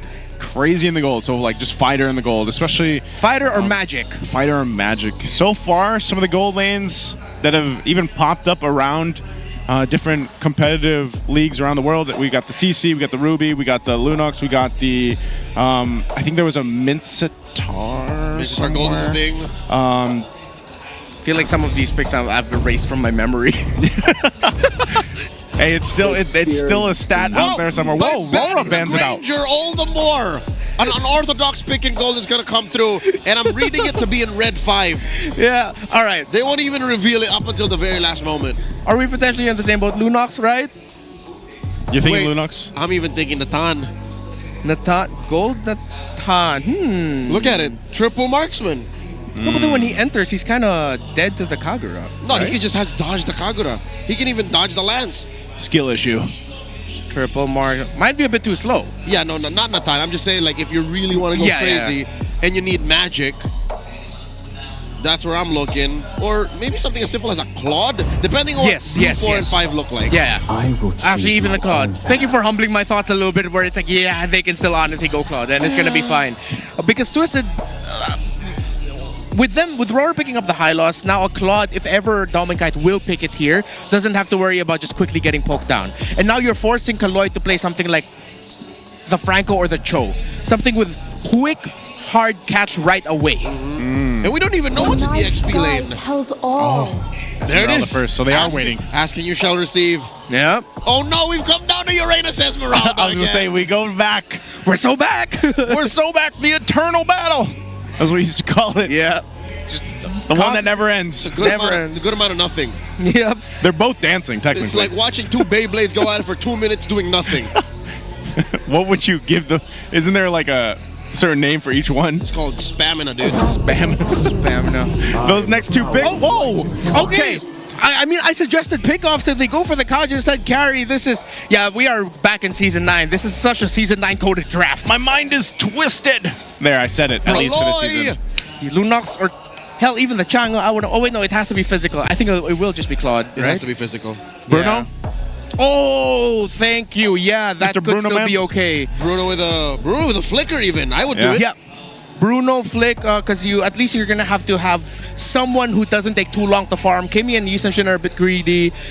Yeah, they would be a bit too greedy for the Claude. Bruno would be good, but Claude I would understand. So Bruno, Claude. Okay. But my fanboy mind is thinking Bruno Changa. Yeah. Oh, it's a Roger. It's a Roger in the gold lane. Roger with a flicker. You're so mobile. You know what? You're like a mobile legend. Yeah. I'm gonna give you a 10 for that. That's perfect. That's a 10 out of 10. I'm here till Sunday. Ironically enough, the first time this was played this season, Twisted Minds Philippines, MP the King in the jungle. He actually played the Roger already. So this is Aurora showing them, hey, let me give you a taste of your own medicine, but applied differently. Okay. It's a different dosage. It is a different dosage, man. Here, let's take a look at the draft index here for both teams. Again, I think for this is what we were asking for, though. I think we got our answers from both teams with very unique drafts for this one, for game number 2. We get another glimpse at it. I don't know, man. I actually don't know which side to lean on here. Well, it boils down first, number 1, to the matchup of how the carry and the Roger are going to go. Because I'm going to say this now, it's going to be a bit blunt. Yeah. Twisted Minds drafted something to the matchup of how the carry and the Roger are going to go. Because I'm going to say this now, it's going to be a bit blunt. Yeah. Twisted Minds drafted something that a pro team would draft in RG. In a scrim even. In scrim, grinding stars. Okay, well, you guys let us know what you think. Will we get to a game 3? Will Twisted win this with their unique draft? We asked for it, we got it. Or will it be a sweep here for RORA? Again, looking at the first glimpse, a whole lot of poking, of course. This is very reminiscent of what we saw previously. Gentlemen, I am perplexed as to why Twisted Minds seem to be allergic to crowd control. Yeah. It's like, all we need is one. Just one. The most purest form of it is suppression. Twisted Minds could be tough, or it could all work out for them. Sean and Kaloy need to be on point with who they're going to be getting first. With once Kaloy hits level 4, their first kill through a Divine Judgment is going to be crucial. It can't just be the frontliner. If they can, they're going to have to take either Yue or Demon Kite down. Okay. I think part of this too, it's been so long since we've seen the Kaja in action. Still serves its purpose, you know, to just go and grab someone if you can with that Divine Judgment, but I think you also put yourself at risk here with the Kaja, because I just feel like with this lineup that RORA has, you might actually get blown up too quickly, trying to make that play happen. This is going to be a very demanding 5 minutes for Twisted. So MP the King goes for a quick visit in mid with Sean and Kaloy providing vision to make sure that Yue takes a bit of damage. He's regenerating through it, so he should be fine. They're going to try to get pressure onto Edward. They probably won't get it because he's too close under the turret.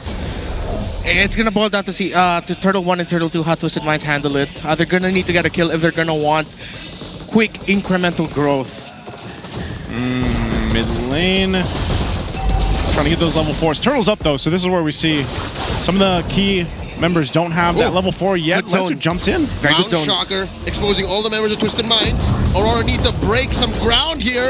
Already throwing out the Retribution. MP the King secures a turtle. Clean take for Twisted Minds. Yeah, that was the right call. Exactly what we were talking about with this Uranus at some point in the discussion, wherein he can just go into the jungle. Yes, Aurora has a great stopper into the high loss, but then once that high loss gets damaged onto that Yisun Shin, and at this point of the game, it actually is surprisingly a lot of damage. Oh! Aurora's gonna struggle. Oh, Lancer should be fine, right? Yeah. He knows the timings of that Uranus. Just barely. Yeah. Just barely, though, yeah.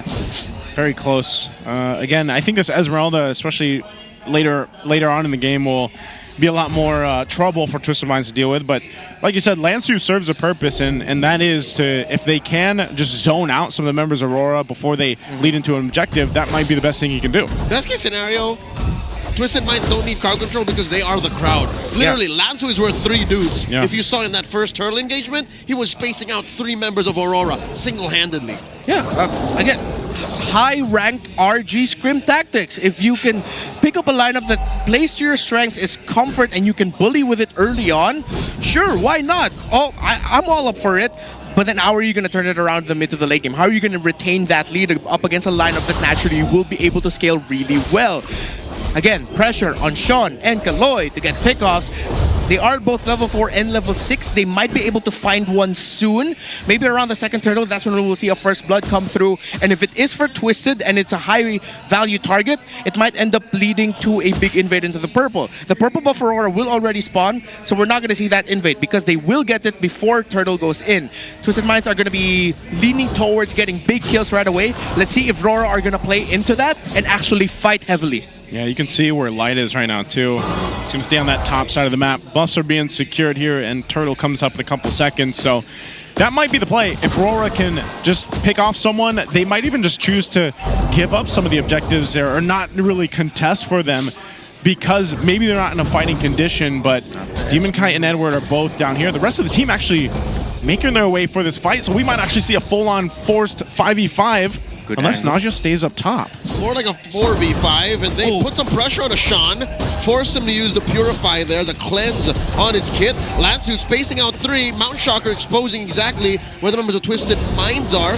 Turtle gets reset, Light looking to space out Twisted Minds. Nasha's come down. Doing Lansu's job for him. Lansu gets taken down. Oh no, pops the consecration.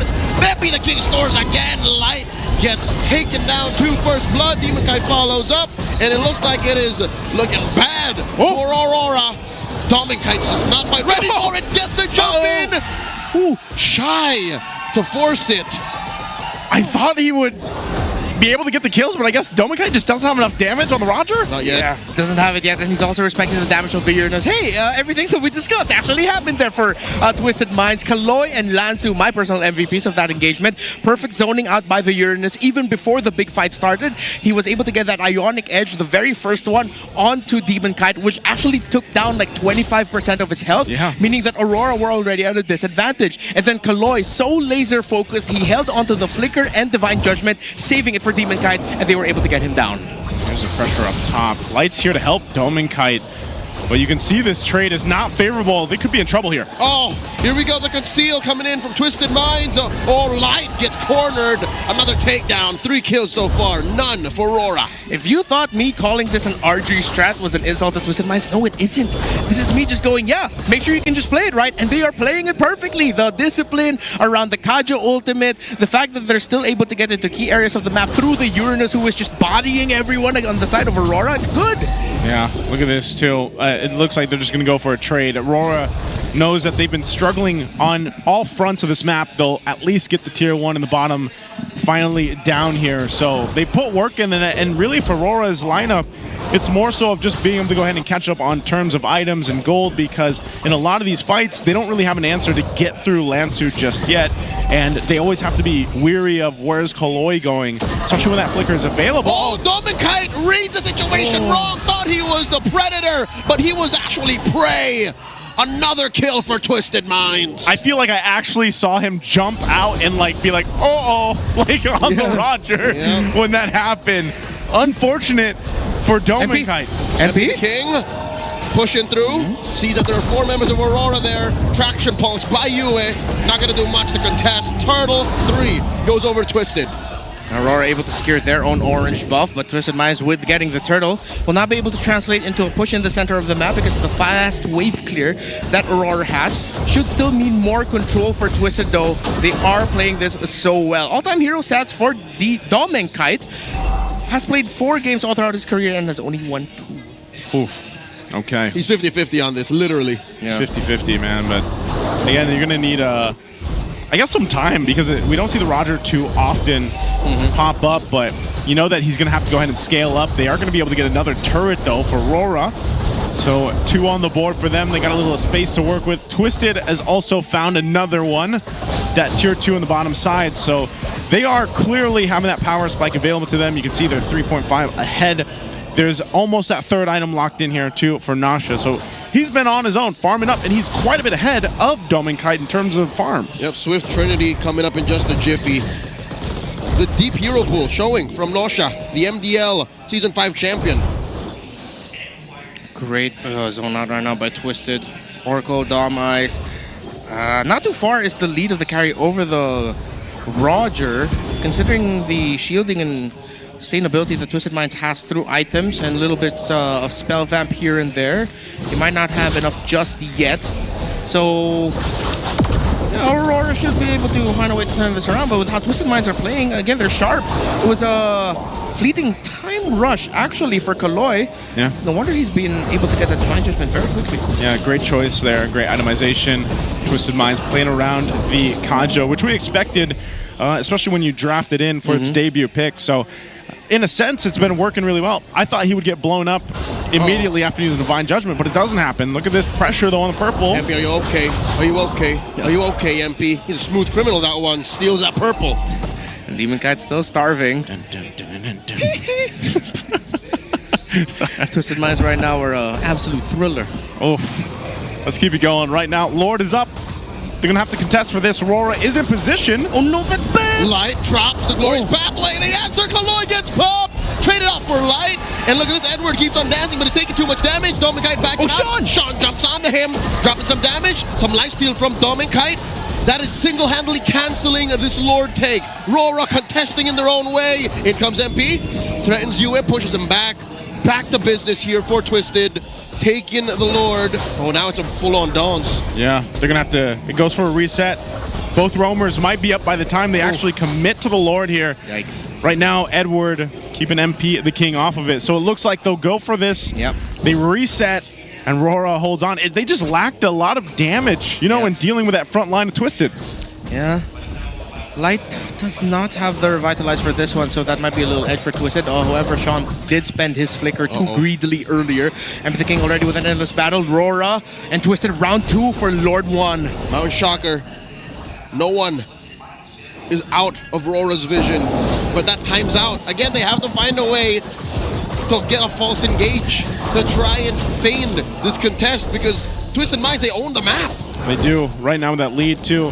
They'll just take their time. MP goes and grabs his buff while the rest of Twisted maintains control around that Lord, and this is the thing. Earlier on in that fight too, Nasha had most of the space to work with, and you can see the damage is really tearing through RORA, especially now that he's got that Trinity to work with. So I think this is still mostly a catch-up game.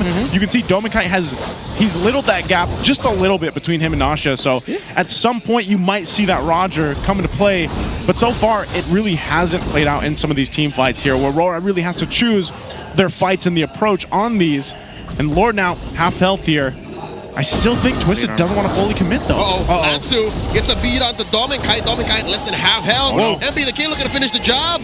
Why? And he's knee deep into enemy territory, assassinating Dominkite. Light looking to repair the situation. Drops the Glorious Pathway, looking to lock in MP the King. Not gonna happen. Free pick off for Twisted Mind. Get the push in mid lane as well. At first I thought MP the King was a little bit too greedy, but he read the situation perfectly actually. Looking back, RORA were not in the right position to help Dominkite and to be able to answer back right away, and that means Twisted Minds get this Lord because of the efforts of MP the King saying, I'm gonna finish off this kill onto Dominkite and I'm gonna look good while doing it. Yeah, super smooth there, and that's what the Lancelot does so well, especially in the hands of someone like MP the King, sitting at a much better game so far than what we saw previously. I mean, even between him right now and Demonkite, this is a matchup we see so much. Lancelot versus YSS, he's a massive lead ahead of Demonkite. So I think even at this portion of the game where you're facing down eventually a Lord push. Glorious Pathway, Light looking to punish how deep Twisted Minds have gone. Lansu put down a quarter of his health, takes it like it's nothing. Wow. Okay, he burned the flicker then, but still Lansu, we saw it picked up in the draft. We're like, no, not the Uranus again, but this one, it's way different this time in game 2 for Lansu. So Twisted will go ahead and get this tier 2 down. They're ready to go ahead and knock on these base turrets of Aurora. And like I was saying, I just don't know if they have enough time to build up on the items they need. MP puncturing through. Uses up the cooldown on that, gets out the old-fashioned way. Lord cracking down from bottom. The flicker, the conceal, taking down Light. One man off. MP the King looking to take down Demonkite. Does find him. Edward is down. The shutdown on MP. And the Lord still standing. 4 members of Twisted take down the base. We're going all the way. They went in and lassoed the horse. And they took out Light. And now we'll go to a game 3. Light on this high loss needed to get wrangled, and wrangled he did. It looked kind of jank, but they made it work. Very specific conditions were what we lined up here for Twisted Minds in the early game. They had to play around Turtle 1 and Turtle 2 very well. They had to invade, they had to be aggressive, because this is what you get. Again, you think about this as like an RG strat, high-level RG that you can just bully, and they just did that, and they made it work so well. You know what? I knew all along that Kaloy was a good boy. I knew he was a good son, but I know he was also a cowboy. He's a cowboy. He's a wrangler. And man, I don't know. I guess that's good to see. Debut pick for a hero. Get the dub. I told you, just the right amount of crazy, the right amount of insane, and then you get a win against Aurora. They did it. This is what we were talking about, and our MVP for this one is going to be MP the King.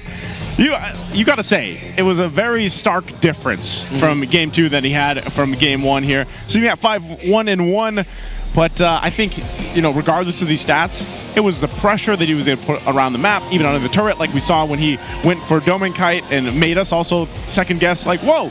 But then, that's just MP the King, man. Like, he's going to take that play if he's confident enough in himself to get a kill out of it. And that alone, by taking out Dominkite or any of those key members from RORA, gives Twisted Minds that kind of ease to take these objectives or these spaces on the map. Yeah, number 1, it started off in the draft. This time the Lancelot was well supplemented. The Uranus early on actually didn't have to face off a lot of problem. He can take damage, he can just stand in front of the members of Aurora. What surprised me is he deals a lot of damage. He doesn't care whether or not he's getting pelted by Yue or Light slowly draining his health down. Suddenly, once the Uranus hits the Ionic Edge, Demonkite's forced to back off, and suddenly you're at a disadvantage. All of that space to ensure that MP the King would be able to end this with a near perfect game, because he had so much time to work with. He was free to farm, and it was easy for him to win the Retribution battles. Whew. 13:08 for game 2 here. Quick adjustments too, man. I think, again, I like how we painted the picture here leading into this one about the specifics of the draft, because that's what we've seen. And even before the first game, we were like, well, the team that has this execution factor is Twisted Minds. Like, they are one of the teams that are really good at executing, even if they lean towards those more, like, you know, traditional lineups like we saw from the previous game. They usually can still execute it, but then they twist it a little bit. The execution here was still on point. And this is what they needed to face off one of the better teams in Season 16 at this point in Week 3. Yep. And we'll see here in the item builds, it just dawned on me. RORA's lineup is so expensive. Early on, I saw Dominkite build the Wind Talker first. I'm like, okay, so he's just gonna farm, right? But no, his next item was a Sky Piercer, and I'm like, you're pulling me in two different directions here, Domeng. What do you want to do? Farm up or kill? You can't fight and get kills with just a Wind Talker. Yeah, I think the Wind Talker plus a Sky Piercer would have worked out very well if ever for the side of RORA. They were able to extend fights a little bit longer while being able to deal a good amount of damage. But then the problem is, the one moment where we saw where it looked like, oh, it looks like Dominkai's gonna get a double kill here at the orange buff of Twisted, because two members of Twisted are low. He didn't get it because, again, he didn't have the right item, he didn't have the right damage profile just for at that moment. And RORA specifically could not stretch out the team fight long enough so that Lanzu, and I believe at that point it was MP the King, who were both really low, still had enough health so that when Dominkai saw them, he just went, no, I can't finish this off. I can't. Yeah. They were playing within Twisted Mind's small margin of error, and they needed something a little bigger, something that was like twice or thrice the size of the time they could get the kill. Yeah, and again, they could go in with a similar game plan for Game 3. Maybe bring out, I don't know if they would bring out the Kaja again, but like bring out something again that is that little bit of a twist on the draft and make it work. Because again, I think if you allow MP the King, as he's our BPI rich guy, to do his thing in the jungle, that's where we've seen, I mean, even the early conversations of this season's Twisted Minds, that was the concept of, man, MP the King, you just leave him do his thing, he's going to be able to perform. The rest of the guys all come together, play as a team, and that's what we saw here. Now, eventually, that will continue to develop into that just like super synergy that we see these teams at the top pull through. Joseph, what you're trying to say is MP is a true king. He is. Because you don't have to worry about him. He worries about you, his subjects. Let the four other dudes play well, and then MP the King will do the rest. Yeah. So, again, that goes back to the thought. Pressure onto Kaloy and Sean to be able to rotate very well in the early game and see how Lanzu can complement that and supplement that. So, I think for Twisted Minds, I've seen a pattern through them, like looking back at all their previous matches. When they're red side, they will always go through a specific thing that I will discuss a little bit more later on. Because we want to discuss this with you guys right now. If you want to be featured as the next MPL Philippines Super Fan of the Month, all you have to do is join the MPL Philippines official group, engage with the community, and let me tell you what, we keep it positive. Every day, almost, I post on this page. And what you do is you share any MPL-related news, updates, or content, and get a chance to be named as the MPLPH Super Fan of the Month. I'm still crossing fingers. I'm hoping that maybe they pick me. Do you think that's fair? What do you mean? I get exclusive interviews. Of You're course it's already fair. the super fan by being here. I work for those things, man. But we're all super fans. Are you a super fan?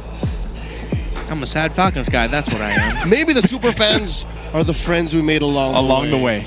Hey, you know what? Even though he's a sad Falcons guy, he's still a super fan. I'll tell you that much. And we appreciate that. Hey, Falcons are at the bottom. Falcons like to fly. And when you're at the bottom, you can only go higher. You know, thank you, because the moment you said Falcons at the bottom and then you paused, I was just like, is he messing with me right now? It's like, we're gonna have a fist fight on desk. He's just stating facts. I'm just stating facts, and it's like, it's true, man. Like, you can only go up from here. Like, when you're at the bottom of life, you can only go up from here. Yeah. Right? Yeah. I wouldn't fight him. Don't fight him. You wouldn't want to fight me, Renmar. Hey, I bite. I know we took away the arm wrestling segment. I'll tell you what. Behind the back of the scenes, Yes. I arm wrestled Hans. And who won? You're gonna have to link in bio to catch that. No, I'm joking.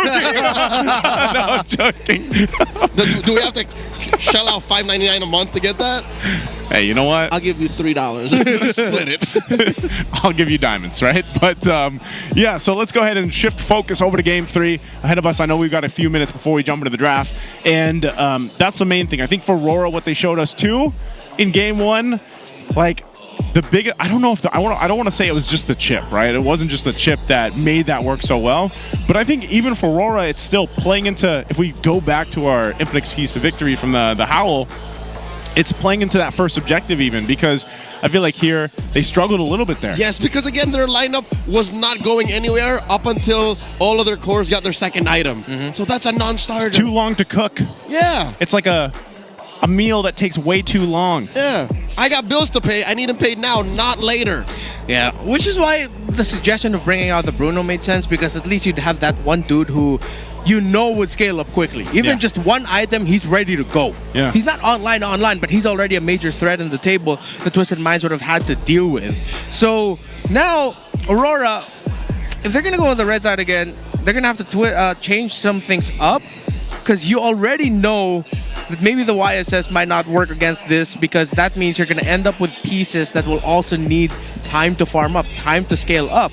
Twisted Minds, their 3 bans were perfect in game number 2. Fanny, Harith, Baksha. That meant that Lancelot had all the space in the world.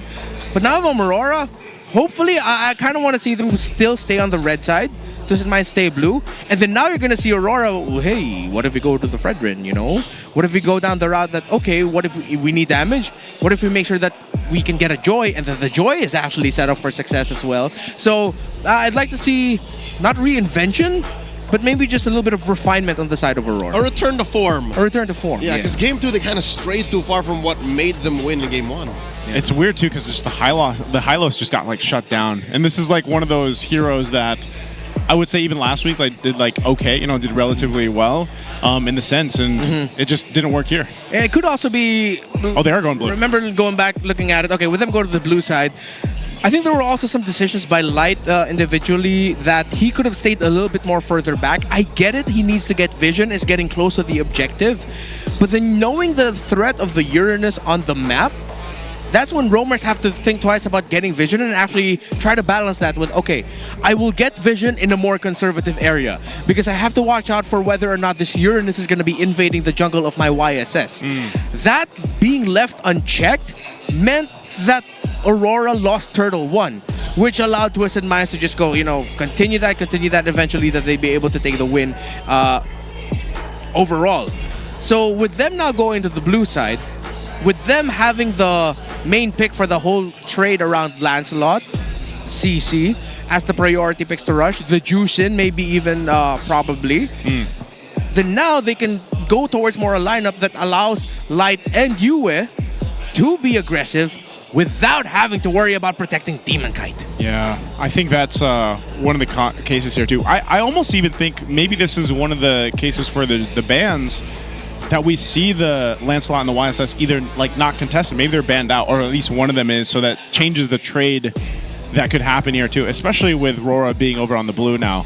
So if they build up into that idea, of course we have to wait till we do jump into the draft here, but right now we're just kind of throwing the concepts that could happen for either of the teams, because really if you want to go ahead and start week 3 off on a good start, it'd be great for either of these teams to get that win. Of course for Twisted Minds, if they still want to hold on to that top spot in the standings right now, they definitely want to win this series. I remember them saying that they have wanted to play against, you know, when they were asked what teams do you want to play against there, like next, or what do you want to be able to defeat? Well, all of them too, just because they're so competitive, you know, and this is the biggest test I feel like that Twisted Minds will continue to go through in this first half of the season. And I get it. If you're going to go to an all-you-can-eat buffet, you taste all the dishes. If you're going to play in the strongest league in the world, you're going to want to look forward to facing all of these strong franchises to really test your mettle, to really prove that you belong with the big boys. And Twisted Minds, again, they've left no stone unturned. They brought out the carry Kaja combo. Yeah. What's next? Man, throwing it back. I know we talked about throwing it back to the Brawl era and everything else, but you know, with a team like Twisted Minds, maybe that's the impact too of Coach Bonchan. You know, like he's throwing it back to different eras. What if he goes, Kaloy, trying to break the code? Bring out the Azabeth. Oh, I would mark out so hard. You would mark out? Yep. Is that the term? Yeah, it's like the opposite of crashing out. Oh, it is? You freak out because you're happy. Yeah, marking out. I've never heard that. No, you know this. Now you know this. Now I use know. it. This is in your vocabulary now. Now it is. Nope. You know this. I know you know this. Don't fool me here, sir. You're trying to come off as like, oh, look at this. I'm just a cute guy who doesn't know a lot of things. Still another fight break out. Redmar is very aggressive today. I just want to say. Falcons are down, bro. I am very quite ill as well. I am on medication, so yeah, it's a bad combo. So I like the decisions here by RORA. They actually surprised Twisted Minds by taking the Juicing away. With the high loss out of the map now, RORA usually do lean towards a Lancelot or CC priority rush. Yep. With a Yisun Shin still open, I'd want to see RORA veer from that. They still might stick with a YSS priority. Or steal the launch. Or, yeah, I didn't mention the Lancelot. It's either Lancelot CC, but I really want them to consider picking up the Lancelot instead. Yeah. The Baksha isn't on the board anymore. There we go. So, with them getting the Lancelot, now Twisted Minds, they can steal a Harith if they want to. Or they can surprise and pick up a Moskov. Them banning out the high loss, yeah, I'm thinking they might be leaning towards either Moskov, Harith, and then an EXP laner. Oh no, they actually show their course right away. That is a little greedy, but I think they want to adjust their utility picks in the roam mid and EXP more than they do getting their course. It's like, you know what, course? It's okay. How are we playing the roam EXP mid is the priority of Twisted. I can expect a lot of Cs. Okay, you know what? Knowing them, they only can go to CC now or like crowd control because Uranus is banned out. Yeah. What else do you do? Phovius? Yeah, Phovius I think might still end up in the hands of Aurora though. Yeah. You see the Harith on the other side. You still might be open to picking your EXP later. But again, Harith, Phovius makes a lot of sense. Here now, Yua can still pick up the Eve early or just go for something a little bit more chill. Like a roam EXP pick first. Okay, so they go for the God Taunt, so they get the taunt against the Harith, and then RORA just make sure that their gold lane matchup is even with the Moskov and the Harith. So now for Twisted, they might want to consider stealing the Phovius away as an option. They can just pick it up now. They could also just pick their mid laner so they ban around Yue. The Yue pick for RORA, and then at least they know that they can just pick the mid. They don't need to pick the mid laner anymore. What if he goes Kagura again? I would prefer Farsa, please. Or a Kim. Also, Farsa. Also just equally valid. Yeah. But also, they don't have to rush the Phovius anymore. Yeah. They can ban it. Exactly. And it also makes them not afraid of the Arlet. There it is. Sean wants another go. That's it. That's all their damage. That's it. Yeah. I think I have to accept that we are in the era of like Kagura over anyone else now at this point. Is it that good over everyone? I feel like I would still put Farsa there. Yeah, me too. But then considering that with the Moskov, Gatakacha, Lancelot, we have seen a lot of games where Farsa is still picked, despite all of that on the board, and it's like the Farsa just needs to be really smart about it, but nah. If you're Sanji, maybe Farsa first. Yeah. But most everyone else, I get it. That cleanse is so in demand. Yeah, so you can see they're also gonna. Again, what do they want to pick? Yeah. Is their plan to take, if it's not banned out, to take the Phovius so it's not picked up against the Harith? You have the Phovius or the Lapu Lapu as your main trade options right now. Although I think Aurora are leaning towards the idea of, you know what, you can take one or the other. We're still willing to pick up the Arlot. But if they ban the Phovius here, Aurora, that means they are thinking that Twisted Mind, they are already telling Twisted Minds that we want to pick the Arlot for us because, Arlot, Phovius, historically, Phovius is happy going up against the Arlot and, play around that. So the takeaway Lights pick in the Grok, you can still match aggro of the Gatakacha with... Also, you can play Pick-Off if you're Kaloy. You can play Pick-Off again, but then you need a really strong EXP laner, hence the Phovius pick. Okay, well, the last ban for Twisted will be the Selena. Again, I'm not sure what RORA wants to pick up in the mid lane. Maybe it would be nice to see the Eve come through, finally. Does that work well, though, against the Kagura? Is that something that they would actually want to play into? Yeah, you're going to be forcing out an Umbrella. And that is a tough team fight to fight for Twisted if ever Aurora do pick up an Eve, considering the options we have available. I think Aurora are thinking that Twisted Minds might go for pick-off, something like a Cho, something like a Kaja. But then, the night here, sky tells all. I'm not gonna... Esmeralda? Are they... What are they planning here? What are they planning here? I mean, Lapu Phovius still on They the don't want board. an Angela Roam, do they? Uranus isn't there. There's no Angela here. I think they're both setting up for the potential Lapu Lapu Arlot Phovius trade.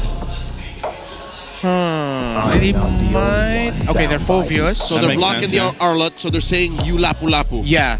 There's more. Okay, maybe that's why. Yeah, they banned out the Esmeralda because they know that they'd end up with that anyway. So Lapu Eve, I'm guessing. I don't think there's any room for surprises anymore in the RORA side. You can't suddenly shock us and go, oh look, Paquito's back.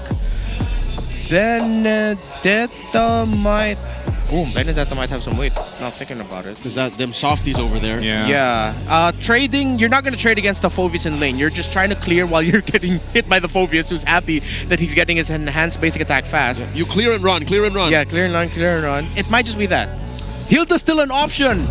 So he doesn't need to go Lapu. There's a lot of choices. I still think, yeah, artillery for you. Oh, and there's a Lapu. And, Kimmy. Oh, they want to play it close? Okay. Interesting. This is a return to form. Look at that. Aurora drafting very similarly to game 1. Yeah. Okay, well, we did ask for a return to form, and we are going to get it. There is a chance that Edward might go off on a quick killing spree early in this game. Not the battle talent, but, you know, just like literally go ham. Just goes ham. I think this needs to be pick off. You can't go easy on the pick here for the roam. It can't just be like, oh, another beefy dude. It needs to be someone who goes fast, is flashy. Angela. Sure, flashy, yes. Flashy. In the sense of like, oh, nice effects. But dang, okay, this is pretty flashy. Right? I mean, this is pretty good. I like the Badang. He has no good targets, though. His best target is if somehow he just interrupts the movement of a Lancelot in Moscow, I feel like. Yeah. But like, how do you know what I mean? Like, you're almost most likely to whiff. Yeah, it's like he's forcing out. It's like this Badang is like okay, let me just force out dashes. Yeah, like most likely die a lot, which is good for the Phobius. Yes. And I think at some point, wait, I can't recall who told me this, but Badang and Phobius is a scarily good combo in a lot of scrims that we've been seeing, or actually we didn't see, but that we heard. Yeah, that we heard. A lot of street happening. Yeah, Badang Phobius are a great combo in scrims leading up to season 16. Well, here we go. One last glimpse of the lineups here in the series for Game 3. It comes down to this one. Who will it be?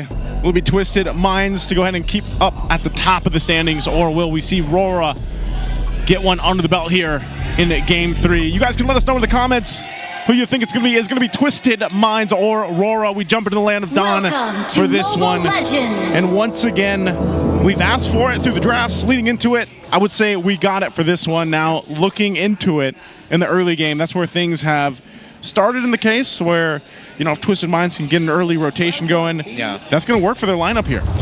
I think typically of the red side, we're going to see Twisted Minds go into an invade. But since Light and Yue were aggressive with their trading at the center of the map, Light was able to make the most out of the concussive blast. We might not see the... Yeah, we're not going to see the Golem invade after the Slitho Wander, potentially, but that's usually one of the MOs of Twisted Minds when they're on the red side. So for RORA...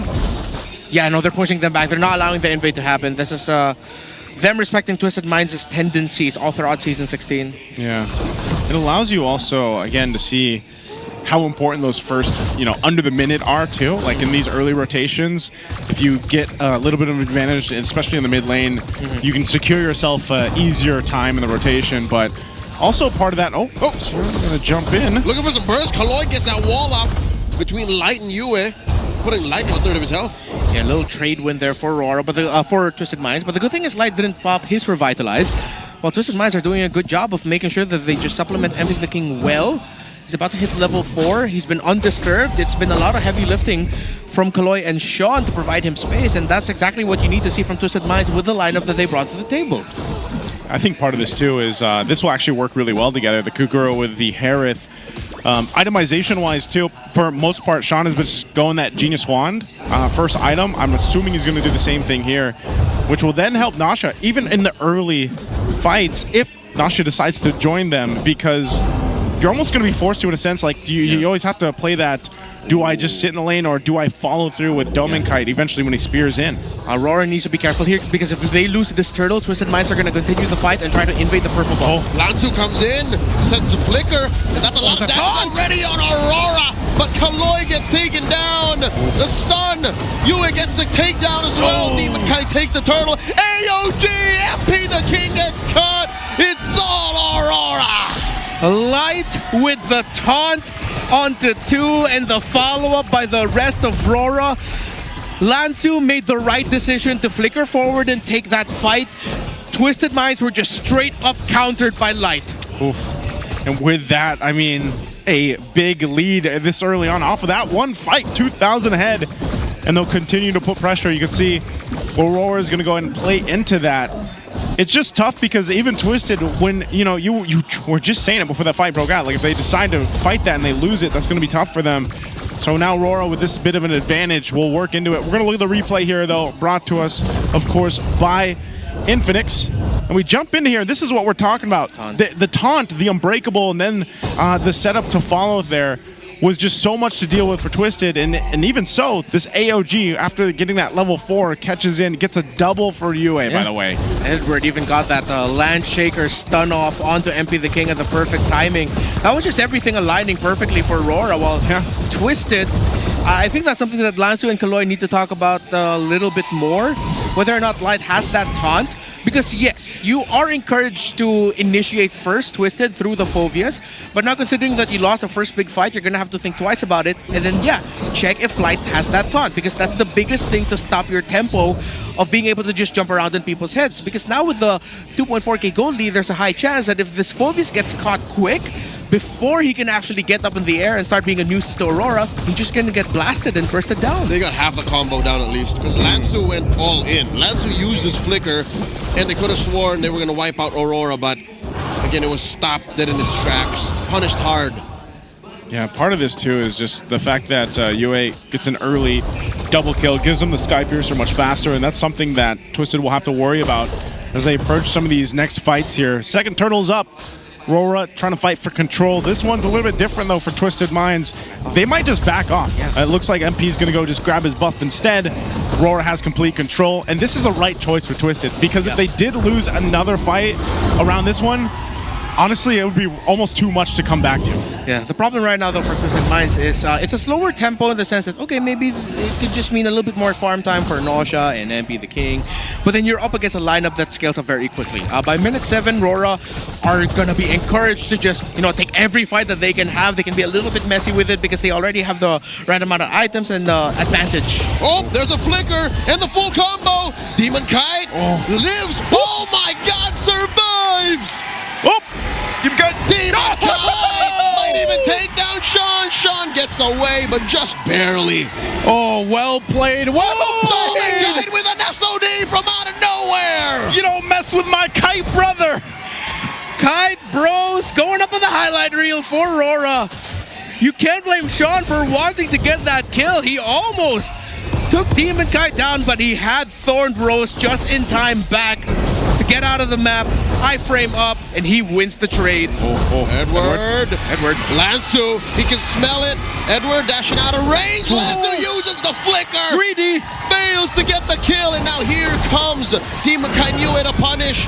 Gets that Infernal Pursuit on, but there might be too much damage. Lansu does not want to go in, and in comes the combo. Demon Kite survives again. Cheating death. How many times is he going to do this? On the Lancelot, they bought so much time in a push-down bot. Oh man, the smiling demon who cheated death twice. That's gonna go into every Clippers highlight reel for week 3, day 1. The Undying. Yeah, I get to be in clips. The Undying Demon Kite right now, man. Again, this is why the Lancelot's so good. Gives you maybe a little bit too good, actually. You can call him the unkillable Demon King. That's why I said the Undying, man. I don't think we can. No. That's why I said the Undying Demon Kite. Be killed. Is what I'm saying, Turtle. Now less than half health. Light gets a taunt. Pops to revitalize all 3. Turtles go over to Aurora. They get MP the King down, slaying him. Now, and some damage onto Lansu. Lansu might not survive the taunt. Pins him down, serves up a kill to UA. Twisted Minds are making a lot of tilted mistakes at this point. A little bit too eager. Nausea, you should not be taking this fight, dude. Nausea gets hit with that Spear of Misery. Demon Kite pushing off of camera. Light looking for that taunt. Aurora just want the turret. Yeah, they'll get the turret. They've shifted into full gear now for Aurora. just taking fight after fight, win after win across the map. Got themselves a 7,000 gold lead. They've got all the turtles and everything else. So they're set up perfectly. Oh no, mid. There's the cleanse. Keeping Sean alive. Spends the flicker too. Close call. That's tough, man.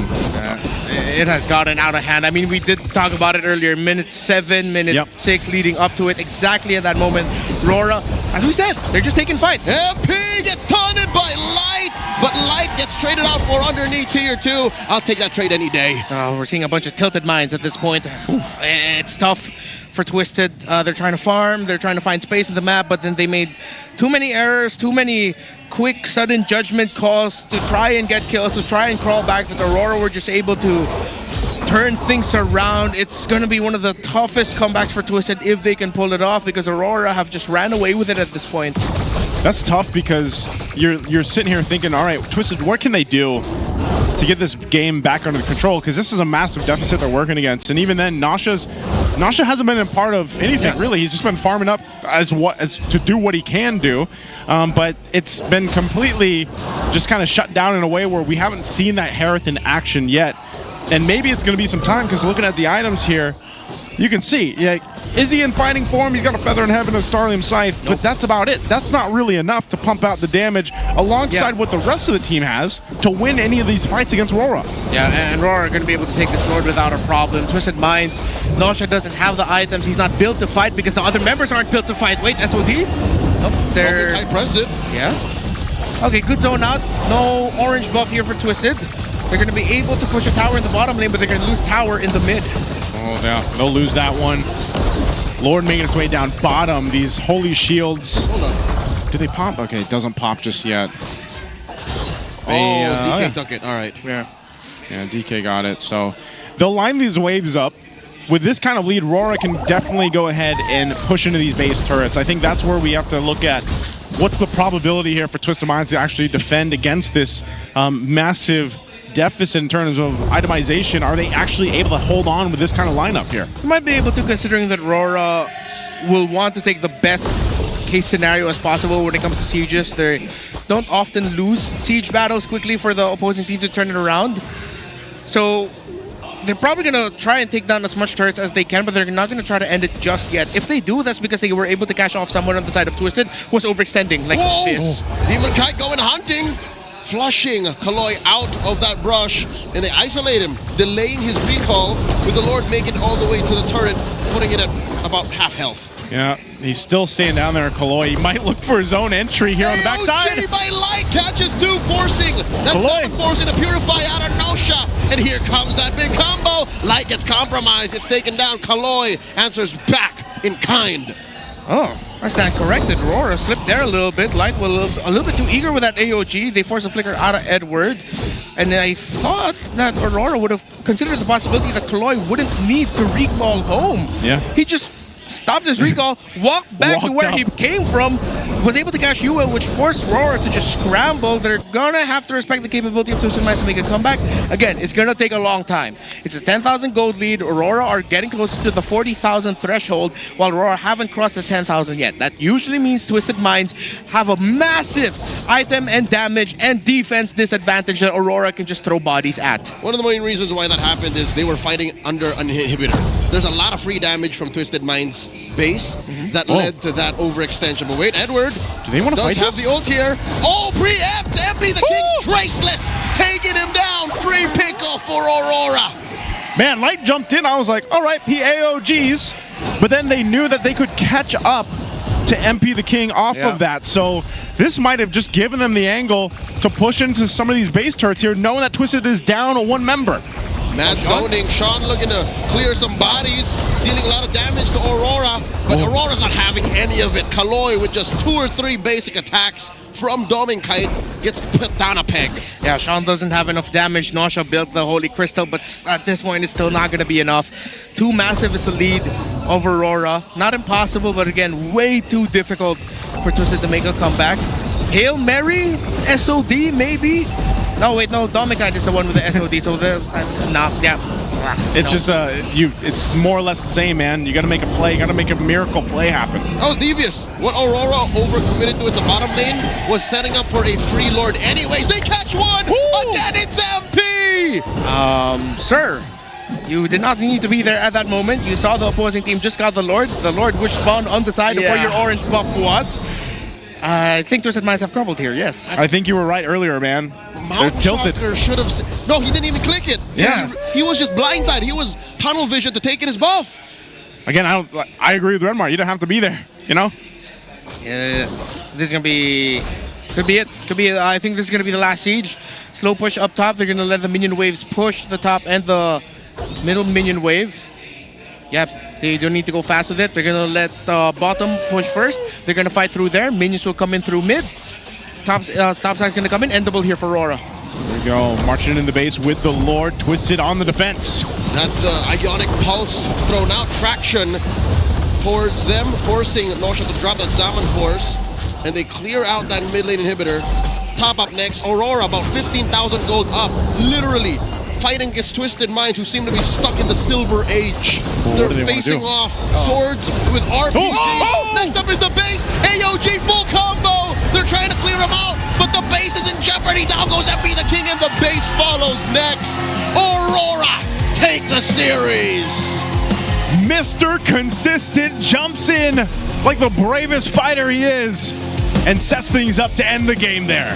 The perfect combination between the Lapu Lapu and Gatot Kacha, and it just crumbled for Twisted Minds real quick as Aurora locked in. Says GG, we win, and we're gonna continue our roll. Whew. Fantastic game here.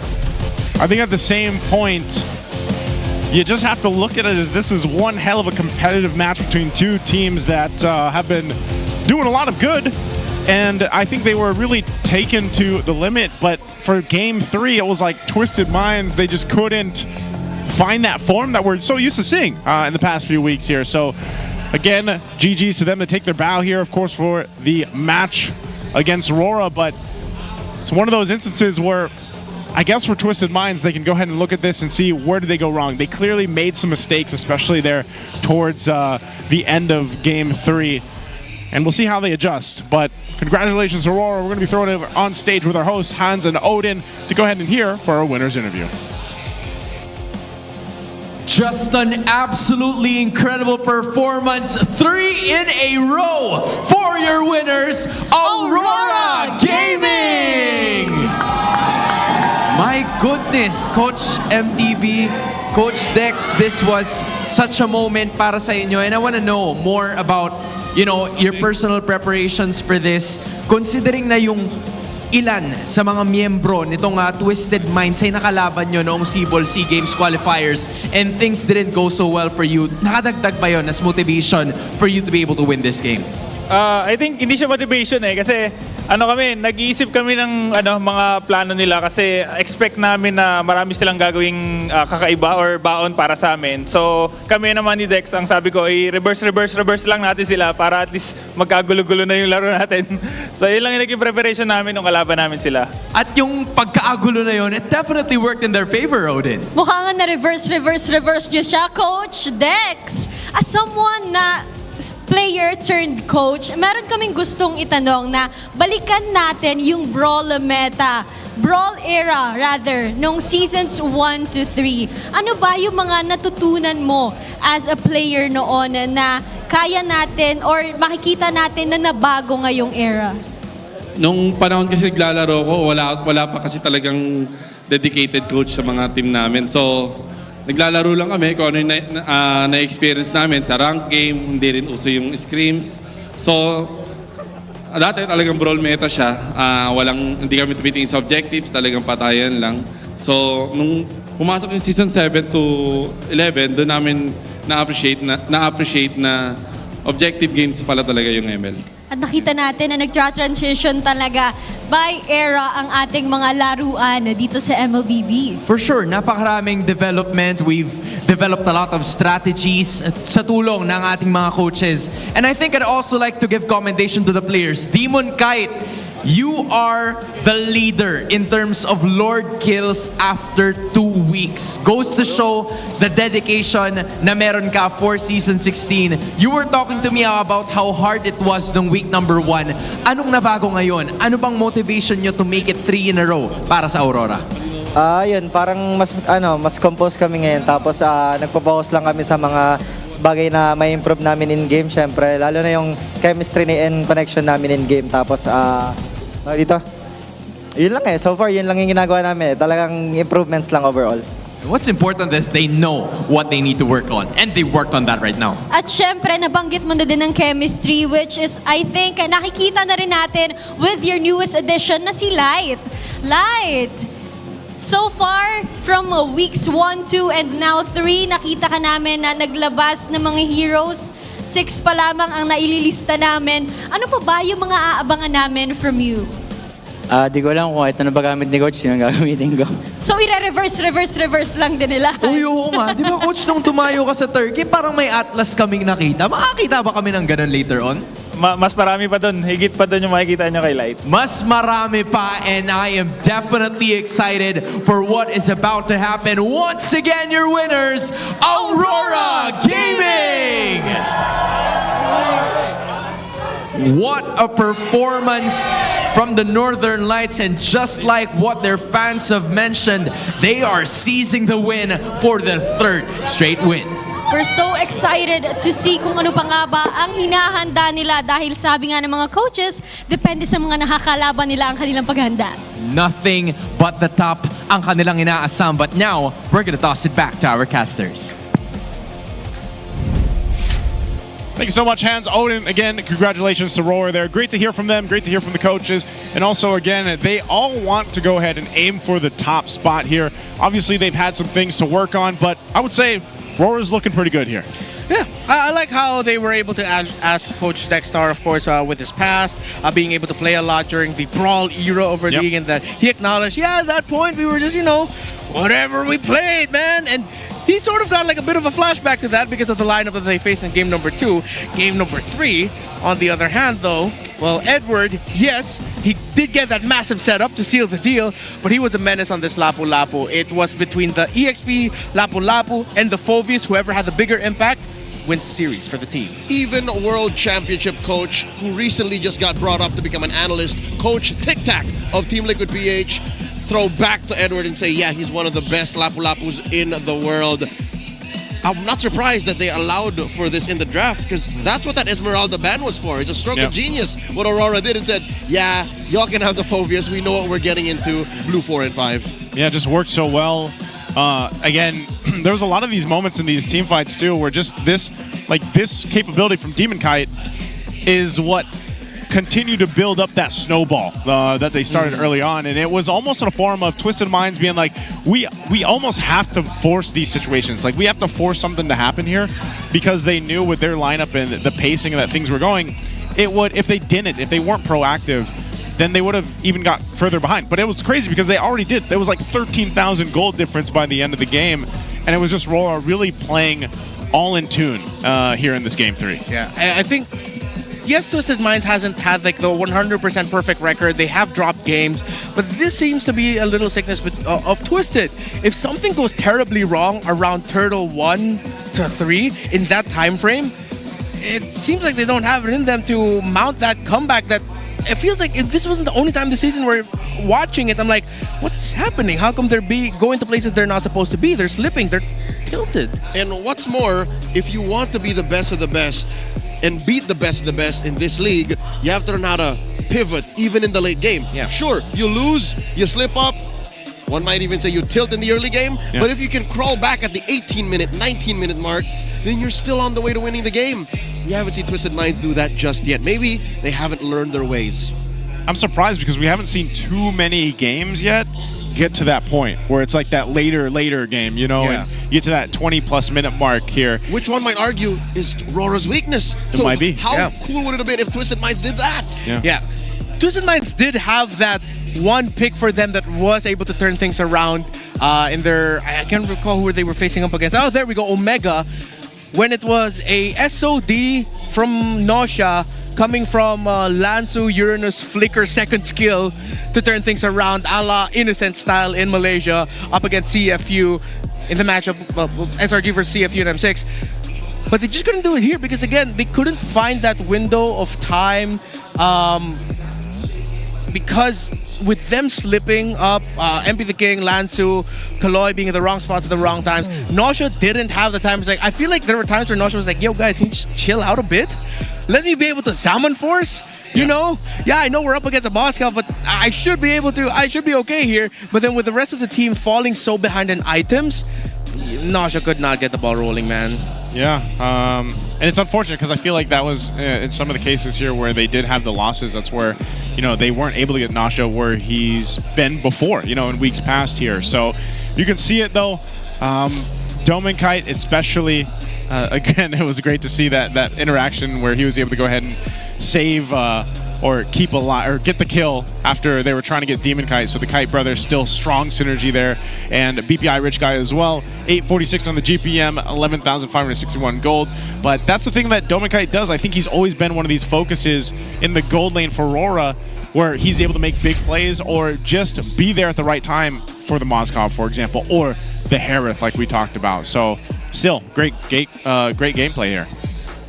Yeah, for Twisted Minds, I want to see them evolve past being a team really known for just taking control of the game by turtle 1 to 3 and then just running away with it. I want to see evolution, their next steps. Again, still one of the best teams in the league, undeniably. They were dominating in that game number 2, but that's because they dominated. We need to see them grow past the team who is known for dominating right out of the gate. It's really that limit test for them, I feel like, for Twisted Minds. But before we talk more here, closing this out, we're going to throw it over to the Infinix mic check to see how this winning moment sounded for RORA. Ligar, please. Ton ka dalawa. Mamatay, bubis. Bes na kaguya. Kahit yung turn nila. Mapapas mo ito. Pure yata ito. Ligar, kagara boy. Pure.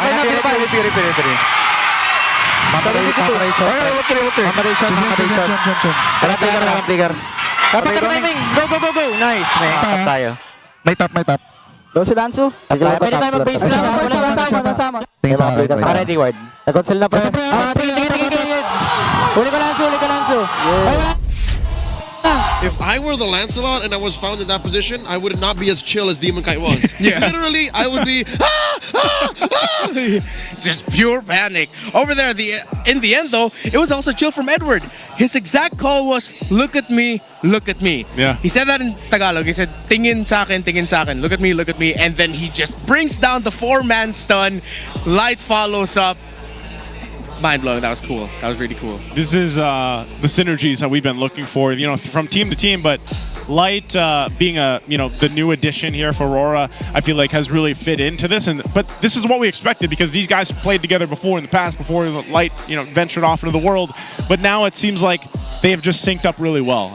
Maybe they've hit a little bit of bumps at the start of the season, but they've clearly figured it out here. I love to see it. I know you guys did too. It was great to have 3-game series here for our first opening match of the week. Hopefully we get many more matches like this. It's been us, the Wee Bear Bros. We're going to throw it over to the Howl before we close out our first match. We still have a second match later, so we'll see you after this.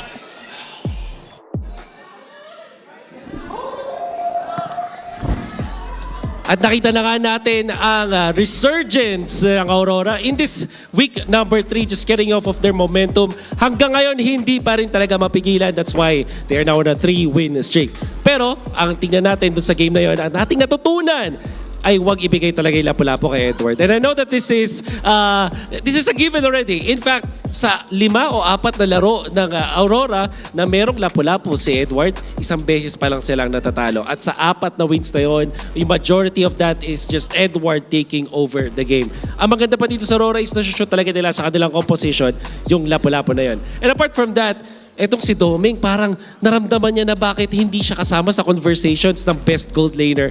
Well, right now, for the past 9 games, napakaganda ng performance siya. In fact, bago mag-start ang series na to, at sinasabi natin sa gold laners, importante yung gold crab eh. Ang nangyayari, para sa kanya, ang nakukuha niyang average na gold from creeps or from gold crab is 143 na difference. At kung ikaw pa rin sa ibang gold laner, na hindi pa nga nakakaabot ng lagpas 20 when it comes to gold difference dun sa pagkuha ng gold crab na yon, masasabi natin na si Doming na talaga ay isa sa mga kailangan na i-consider sa magaling mag-lane na gold laners natin. And apart from that, ang RORA naman, kailangan ng aralin na kanilang early game. They have to be studied. So far, out of the 9 games na nilaro ng RORA, 2 beses lang sila natalo sa kanilang early game. May mga games na natalo sila eventually or na-comeback dahil sa, even with a good start in the early game. But RORA, we learned na dahil maganda yung early game nila, it means that they also are drafting so well. Yan ang mga strengths ng RORA in the past 9 games that we saw them, and I'm sure na yun yung i-implement nila sa mga susunod pa. Sa ngayon, mga natin ang isa pang magandang matchup is Falcons going up against ONIC Philippines after the break. So huwag kayong alis, magbabalik ang MPL Philippines.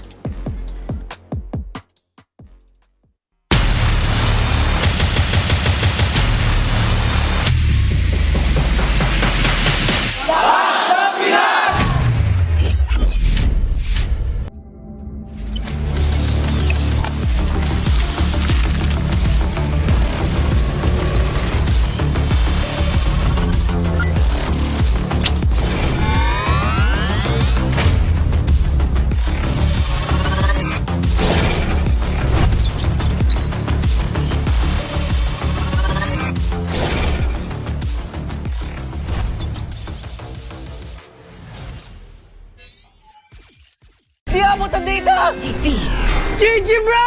Don't worry! The Only with Smart Power All 99. Hindi bitin with 10 gig data to power your games plus Only Facebook or Only TikTok. Load now!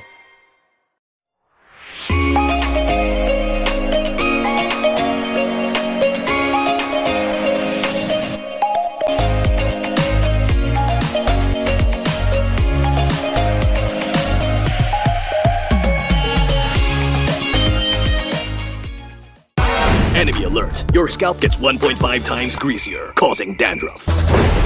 Get triple anti-dandruff power. Supercharged with Clear. Pang-marinade! Panggisa! Pampasarap! Ang daming ititimpla!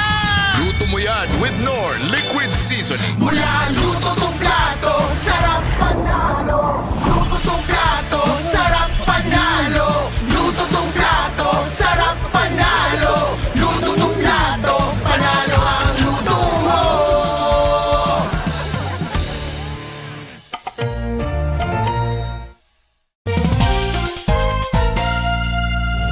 Sunod-sunod na comeback ang nasaksihan natin ngayong week. Ako nga pala si Bentings, ang maghahatid sa inyo ng MPL Hot News. Unahin na natin ang 10k golded ng Aurora. Naka-panel strat kasi sila dito, kung saan itong lineup na to ay may expiration kapag hindi mo agad natapos yung game. At dahil nga tumagal na yung game, nakaipon na ng nakaipon ang Team Falcon. At kung makikita nyo nga si Super Marco, halos wala nang aabot sa kanya. Patunay na din to sa kanyang 0 deaths. Bulletproof talaga. Kaya ang nangyari, nakambak pa ng Team Falcon ang 10k golded ng Aurora. At ang sumunod naman, itong Team Liquid. Sobrang lamang na ng TNC. Dahil sa tapang ni Carl TC na ituloy lahat ng Lord na nabawasan na ng TNC, nagawa pa nila na baliktarin yung game. At dahilan yun para masarado nila yung series ng 2-0. At yun lang, kung gusto nyo mapanood yung MPL ng live na live, huwag nyo kalimutan bumili ng ticket. At magkita-kita tayo sa Green Sun Makati.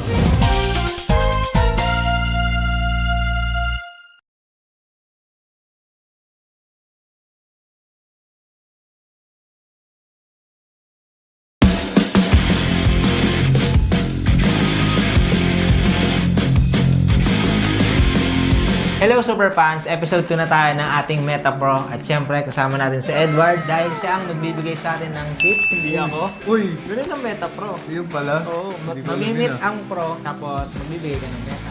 Paano? Umpisa natin. Sige, bigay example para mabilis. Sige, ganito muna. Sa mga nagdaang panahon, matagal ka na, naka 500 games ka eh. Oo, Palaro ka eh. Ano yung pinaka-tumatak sa'yo ng Meta? Siyempre yung pakita Bene. Pakita Bene. Oo, season 7. Tubet. Oo, Ubistrat. Ubistrat, okay. Ano yung mga pinaka-nadalian ka or nahirapan? Nadalian mo. Nadalian sa Meta. Season Season 8, Pakita Bene pa rin. Oo, parang yun yung naging pick ko nun eh. Pakita Bene, Esmira. Parang ngayon, balik. Okay. Yung mga nahihirapan ka naman, yung Madrid, sana matapos na tong meta na to. Yung season 14, 13, 14 ba yun? Yung tag. Gatot din! Gatot din! Ayaw mo na! Yung wala ayos, gatot. Basta idol, mabagal. Walang ginagawa, no? Wala masyadong pinipindot. Tawa ko May lang. masaktan dun. Sorry. Mabagal. Hindi yun. Okay, pangalawang tanong, Edward. Kung gagawa ka ng sarili mong meta, ikaw may-ari ng yun eh. Anong gusto mong meta? As a whole ba na team or sa akin lang na explain? Yeah, whole team na. Sino-sino ng hero yun? Bigyan ka tayo idea. Okay, sige. Si Kelra, all assassin daw. Bakit yun? Bakit? Ano sa'yo? Sa akin, 3 fighter, 2 mage. 2 mage. Ano yun? Rambulan meta. Rambulan meta. Rambulan yan, rambulan yan. Kagulo yun. Bahala na sila kung ano yun. na. Mag-isip. Okay, Edward. Sa mga nagdaan season, sino sa tingin mo yung player or team na sobrang bilis mag-adapt sa meta bukod sa Aurora? Hindi ko sagutin ko eh. Bawal yun. Bias ka no? Bias ba ako nun? Okay, siguro sa team na lang. Yung ONIC or TL. Kasi? Magkano sila. Mabilis. Okay lang. Okay lang. Okay lang. Masaya nga yung masaya eh. At syempre, ngayon lang to, may special guest tayo. Yun yan. Galing sa Super Fans. Syempre, Super Aurora Fans. mismo. Uy. Welcome na natin si Miss Sino Pia. yan? Hello Hello po. po. Congrats dahil ikaw yung napili na makausap si Edward na ating prof ngayon. Syempre, karapatan ka. Bibigyan kita ng karapatan na magtanong ng 3 tanong para kay Edward. Sige nga. Ano yung golden rule mo bilang Legend Zero and to remain stay consistent? Golden rule. Grabe. Hirap ng tanong na yun din. Ano yung maganda sagot daw? Ayan. Para sa akin, disiplina lang talaga. Doon lumalabas na yung pagiging consistent doon kapag disiplinado ka sa ginagawa mo sa everyday life mo. And ayan. Okay. Pangalawang tanong, Pia. Anong pangalawang tanong na gusto mo itanong kay Ed? Curious ako kung ano yung ginagawa niya kapag yung enemy team is parang lahat ng hero pool niya at that meta is binaban nila. Ban Edward, ano daw nasa isip mo or ginagawa mo? Semi-proud kasi, ayun, at some point, ako yung nakikita nilang threat or nire-respect nila yung hero ko. Siyempre, nakakaano yun, kasi naka-proud ng hero. Mina-mindset ko lang na kaya kong gamitin lahat ng hero or kahit banan nila ako, kaya kong gamitin at anytime, kahit wala akong practice. Ganun lang. Pangatlong tanong, Pia? How do you make yourself adapt and be adept sa bagong heroes? Adapt sa meta, yung parang magigets siya, tapos nagiging proficient kapag sa hero na yun. Gumagaling ka sa hero na yun. Next question daw. Next question, pwede bang skip? Okay na ba Tagalog? Tagalog yun lang. Yung sa meta, di ba, like mag-shift ganun.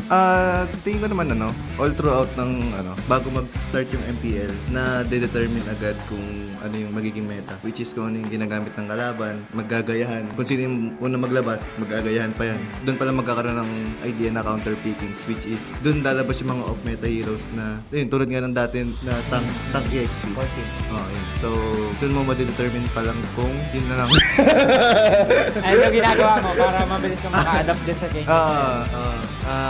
Wala eh. Sa ano lang talaga eh. Experience ng screen kung ano yung nagiging meta, ganun. Kumbaga, wala, adapt lang. Minsan, kopya-kopya lang, ganun. Kailangan gamitin, no? Ginamit niya sa amin, gagamitin sa inyo. Thank you so much, Pia. Maraming salamat sa pagsama. Okay, Ted. Thank you.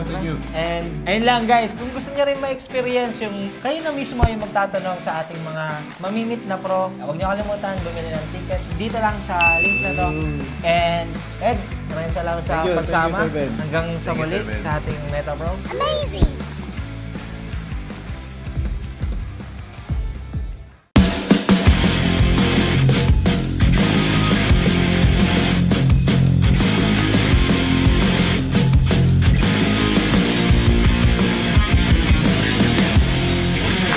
Hello Hello Super Fans! Ako nga pala si Bentings, pero hindi ako ang magbibigay sa inyo ng tips, kundi ang ating mga pro. At syempre, dito lang yan sa Meta Pro. Makakasama nga natin dito ang ating gold standard na si Kelra. Hello guys!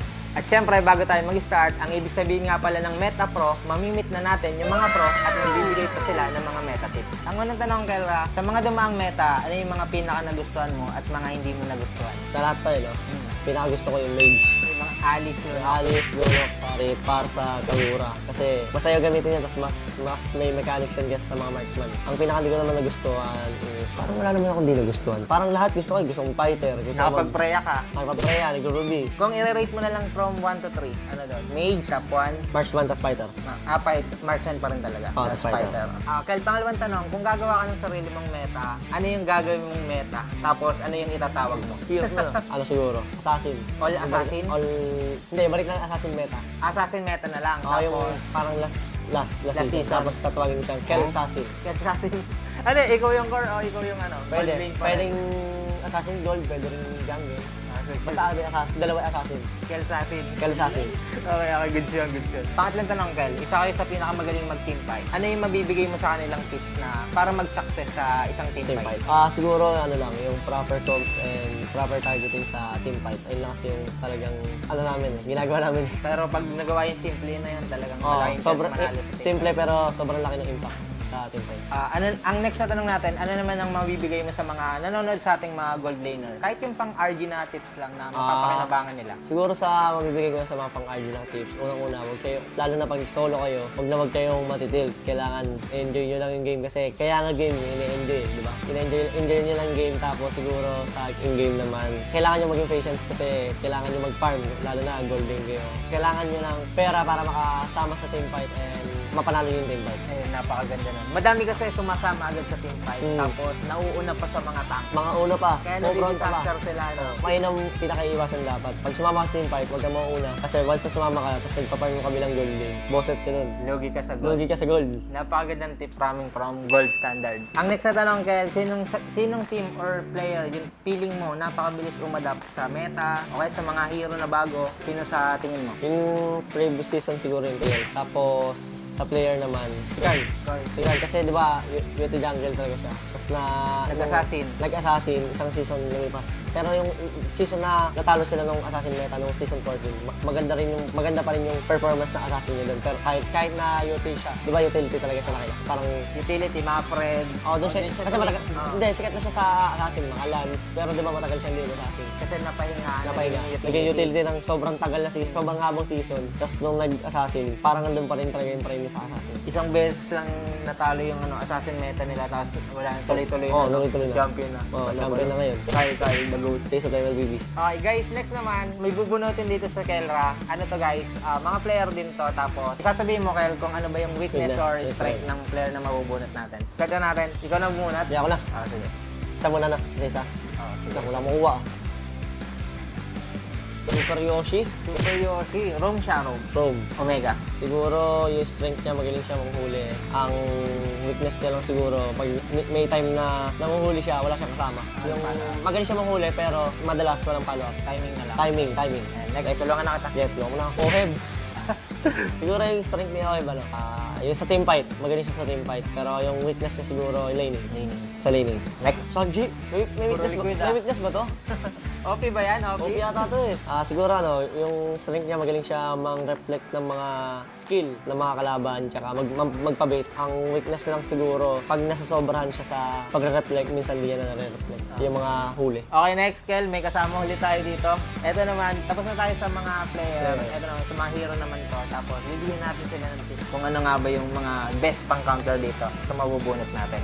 Tulungan na ulit kita. Sige natin ito. Nathan. Pang-counter dito si Irtel. Kasi, di ba yung passive ng Nathan? Pag yung Irtel, kahit nakakahit siya habang tumatakbo, kaya Nathan, yung masakit sa kanya yung bumabalik-balik pag umaatake. Hindi siya tatamaan ng pabalik kasi naglalakad habang naatake. Kaya yun yung pang-counter sa kanya. Single lang dapat, no? Oo. Nahihirapan siya pag in relationship. Uy! Dalawa yung babalik At tulungan na kita, Kel. Nainggit ako sa'yo Makuha yung tupa. Ano pang-counter dyan? Ang lakas na sa lane. malakas sa linya eh. Wait lang. Tulungan kita. Tingin mo? Irrital na lang din. Pwede, kaya rin irrital yan. Kasi irrital kasi malakas siya sa lane dahil sa first skill second niya. Yung minus armor. Kaya malakas sa lane yung irrital eh. Kaya niyan lalo na pag-level. So, Tingin mo sa 1-1, naka-inspire ka. 1-1 din pala. 1-1 din pala. Oo, kasi yung palag-ulti yung Popol, may second skill yung 1-1, di ba? Madadodge. Madadodge yung ulti. Pero ang hirap counter rin ito. Pero mahirap yan. Last Katapat, na lane. malakas na lane yan. May kasama eh. Popol guys, gamitin nyo. Try mo yan. And syempre, huling bunot. Kel, ikaw na. Uy, parang danger to. 1-1. Speaking of, Irrital din. madali lang eh, no? Oo, dali lang. Irrital. Weakness kasi ni 1-1 yung isa, laning. Laning. Tapos, May na siya. ayaw niya nang hindi siya nakaka-stack. Oo. Something na nag-pure guys, or Mabilis. mabilis. Ayun, tulad ng irrital, nakapaglakad, hindi niya may istakan. Mahirap. Mahirap siya istakan. At saka yung mga long range, like range. Ranger. Eto, Kel, dito na masusubok yung smiling face or serious face kasi kada may sasabihin akong player, pwede mong ngitian kung feeling mo mas malakas ka dun sa player na yun. Unahin natin, Kel, Aaron Chiki. Panis. Ang laki ngiti dun, parang no match yun. Ang next natin, si Innocent. Ayan, sakto lang. Papalag. And next natin, Super Marco. No match. Eman. Papalag. Pwede. Toy. KO guys, KO. And huli Kel, mortal enemy natin dito. Dalawa sa pinakamalakas kayo mag-gold. Head. Gold standard. Okay, last natin si Domen Aurora. Hindi lang din. Ante lang. And next naman natin guys, magiging si Ben Abunda muna tayo kasi magpapasok tayo with Kelra. Kel, bibigyan ako sa'yo, pasok lang, tulungan na kita. Siyempre, TLPH or Aurora? TL. Bilis na. Pastok yun Pastok eh. Sabi ko pastok. RG. Sabi. Turtle or Lord? Lord. King Kong o Brusco? King Kong. Harit or Ranger. Ranger? Meron agad. Gold or kill? Kill. Gold or jungle? Jungle. Banning or picking? Picking. Shoes to go or mom shoes? Choose to go. MSC or M-Series? MSC. Masaya pera. MSC guys, abangan nyo daw next week si Kelra. And nga pala guys, para nga pala sa mga susunod natin na Meta Pro Series, siyempre mamimili tayo ng super fan sa mga susunod natin na Meta Pro player. Kaya abangan nyo. Kita kits.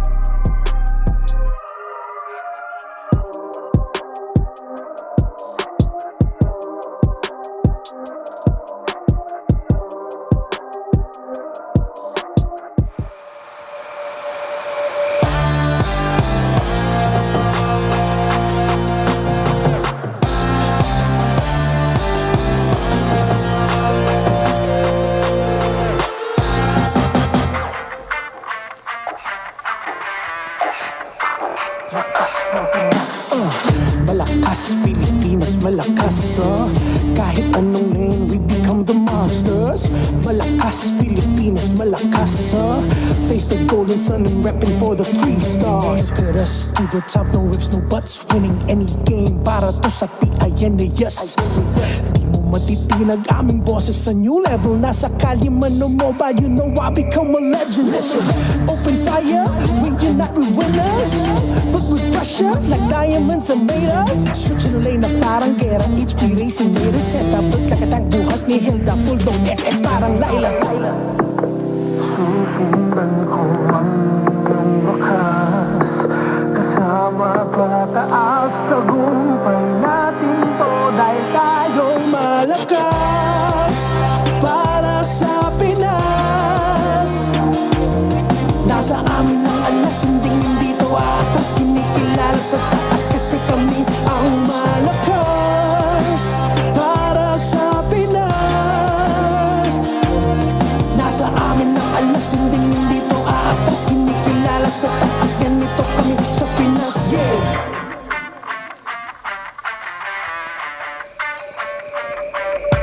Laging MLBB, no surrender, no retreat. Pag nagsama-sama, just imagine what we can achieve.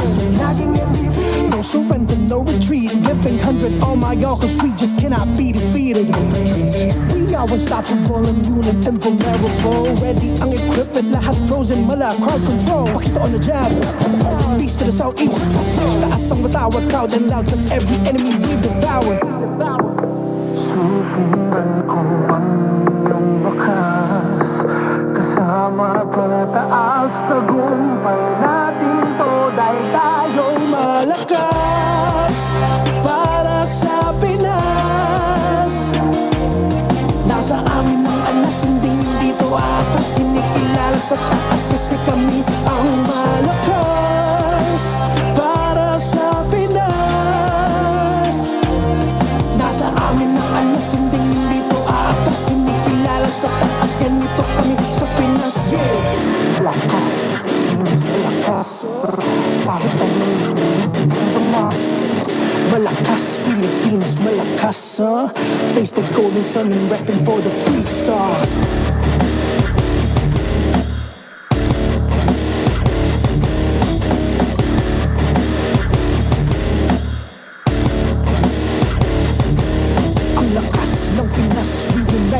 Stars, ang lakas ng Pinas, reunite with the stars. Ang lakas ng Pinas, reunite with the stars. Ang lakas ng Pinas, with the stars.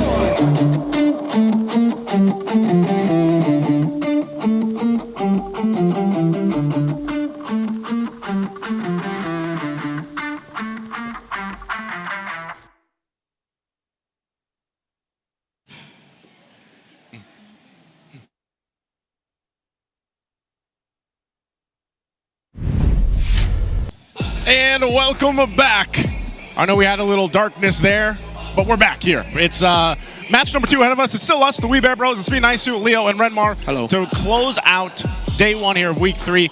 It's going to be an exciting match. If you guys just missed the last one, what happened in the last match? We went all the way. Aurora took the victory 2-1 against Twisted Minds, who really showed some promise and introduced to us a hero that we almost forgot.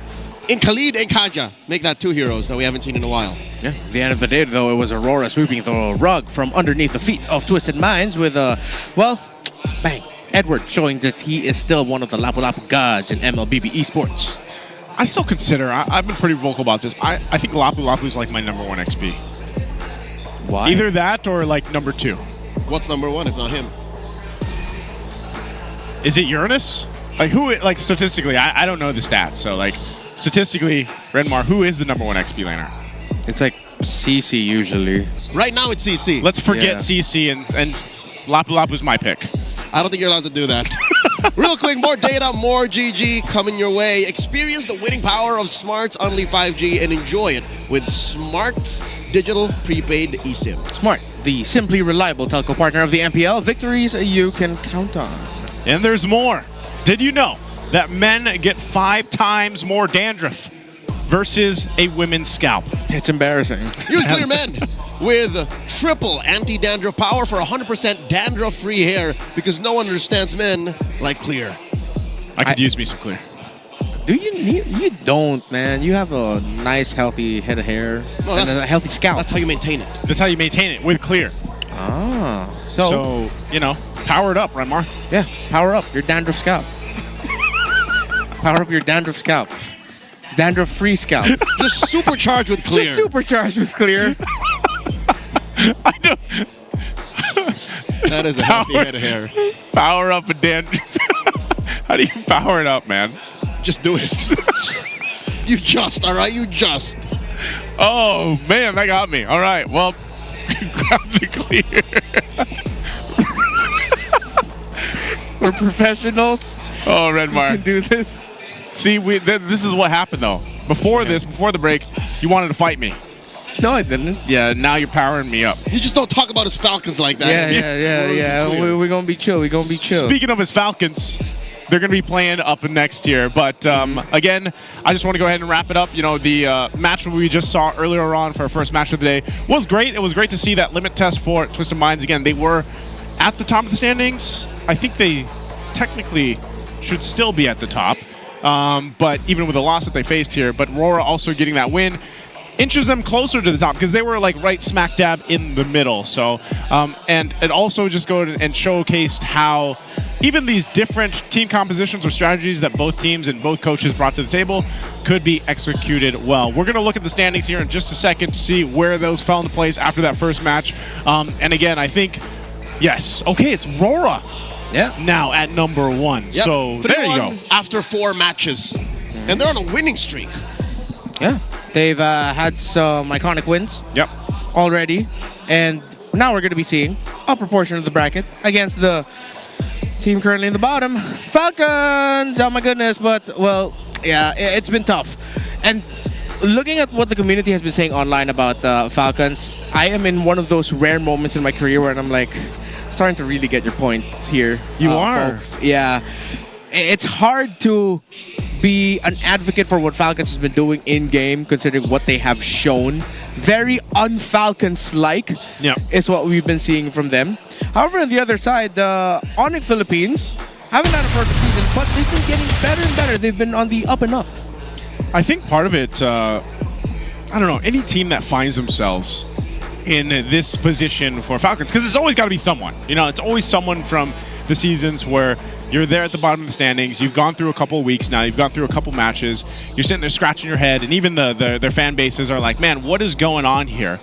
They're in their own form of basically a stress test. I think for both these teams, but especially for Falcons, just because when we talk about Team Falcons in general, we've always put them as, you know, the Titans of MLBB, the Titans of the league. They still are that, but it just seems like they have found this position where it's like everybody just maybe got better, and they've had a very difficult time in finding their footing in our current era of MLBB. The way I see this is Falcons is on the other end of the same stress test that ONIC found themselves post-MSC, even pre-MSC, because they spent that month-long boot camp in Indonesia, and I'm pretty sure that changed the way they played. And even in the run in MSC, they went through some ups and downs, and now they've looked better than ever. Yeah. ONIC have been vocal in the past about their behind-the-scenes, I want to call them issues, but the things holding them back behind the scenes, that they really need to find themselves again in terms of how they communicate and how they operate together as a team. And they have found themselves in a good footing. However, we're starting to see a little bit of kinks there. They were able to start things off very well with sweeps against Team Liquid and AP Bren, but then they dropped 2-1 to Aurora, unfortunately overshadowed by the fact that they picked a CC gold lane in game number 2, and that eventually meant that, you know, Aurora would take the momentum, bring back the Eve, and then be able to take the series. And it calls back to, well, that season when ONIC, in what could have been a perfect 13-0 run, picked up a Masha in the gold lane for Kelra. ONIC beat ONIC. Yeah, ONIC beat ONIC. So maybe, it's like now that's the theme around ONIC. The thing holding ONIC back at times is just themselves, relationships behind the scenes. While for Falcons, it seems like it's how they play in the game, how they communicate in the game itself. So now it seems like they're going to be reintroducing Ferds into the mix here for this series, so that maybe they could find themselves with a little bit of new blood. Yeah, the wild one. They invoke the wild one. They bring him out, man. Love this graphic, by the way. But yeah, Ferds, you know, we got to see a little bit of him. Again, he was regular season MVP in MPL Philippines Season 3. He was a champion in Season 3 as well. And you know how well he fits into the Falcons brand of MLBB? He's also a national athlete. He played for Cebu, represented the country in the WEC IESF 2024, went as far as second place. He's a silver medalist, so he's made us proud. He fits in with the Falcon brand. Yeah, and there's a reason why the Falcons decided to bring him into the mix. It seems like they trained a lot with him more, leading into MPL Philippines Season 16, and he was able to start things off really well, already showing himself as one of the prolific CC players in the league. On the other side, though, you're going to have to look at the center of the map for ONIC, who seem to have gotten a reinvigorated Super Prince, who, yes, again, is not a perfect track record, but he's been great so far this season. And this is also great as he's pointing over here to the watch parties going on right now, the TT Racing home grounds and Cape at Tagpuan, Montalban. I butchered that one. It works. It works. Half the viewers understood what you said. Cape at Tagpuan, Montalban. There you go. How do you say Montalban? Is that right? Montalban. There you go. I'm pretty sure if you told the driver to go there, he would figure it out. Para po sa Montalban. Yeah. Does that work? That would definitely cause people to stop. So this is one in the south and then one in the east. Yes. So we got Metro Manila covered. Hey, that's good. Again, enjoy the watch parties out there. You can see the ONIC players. They're looking forward to this match. So they're enjoying as well. Kirk Luis. Yeah, Kirk. Did he have a little... Yeah, he had a little ONIC flag. A little ONIC seizure. Well, I don't know, man. I think I'm really interested to see how this is going to work for Ferds specifically. Maybe this is that little bit of something that needs to be changed here for Team Falcons. Again, I think there's been multiple things that they've had to work for, but this could be one of them. We're going to ask the community out there what they think, what their thoughts are. Who is the real Fanny God in MPL Philippines? Oh, this is, wow, we've got 6 questions here. A, ONIC King Kong. Is it going to be B, RORA Demon Kite? C, Falcon Kyle TZ? D, TNC Zyna? E, Omega Ryzen? F, DD Zapnu. I don't know where I would go with here. There's just one correct answer here. Is it? He's a multi-generational talent. He's gone around the world and come back to prove that he is a true Fanny God. I'm a Ryzen guy. Yeah, Ryzen. Omega Ryzen, fam. Clean bean. Really? He's clean now? Yeah. He's many things. I thought he was sneaky. I thought he was dirty. So Yeah, which one Sneaky is it? Dean. Sneaky Dean, Dirty Dean, Clean Dean. He's a Fanny God. He's a Fanny God. He's a Fanny God too. All right. I would probably go, because this is purely biased. I'm going with Demon Kite. I'm going B. I'm just, because, you know, my boy Demon Kite. How about you, Redmar? I think I'm leaning a little bit more towards... we didn't see a lot of Kyle TZ Fanny games. This was tough for me, honestly. So this is just genuine curiosity. Was DD Zapnu a Fanny God? Yeah, that's the in thing. his time? He was good in the MPL in his short time here as a pro, but he's also done it as a content creator. Yeah. As an influencer, as a streamer. Yeah, he was one of the dudes that you would look for videos of to learn how to play Fanny. Because he was the guy who was doing a lot of things that a lot of other people weren't doing with the Fanny, showing them how this hero, how you can really stretch the limits of Fanny back in the day, back in our day. Yeah, what was that? 24 cables? Was that a thing?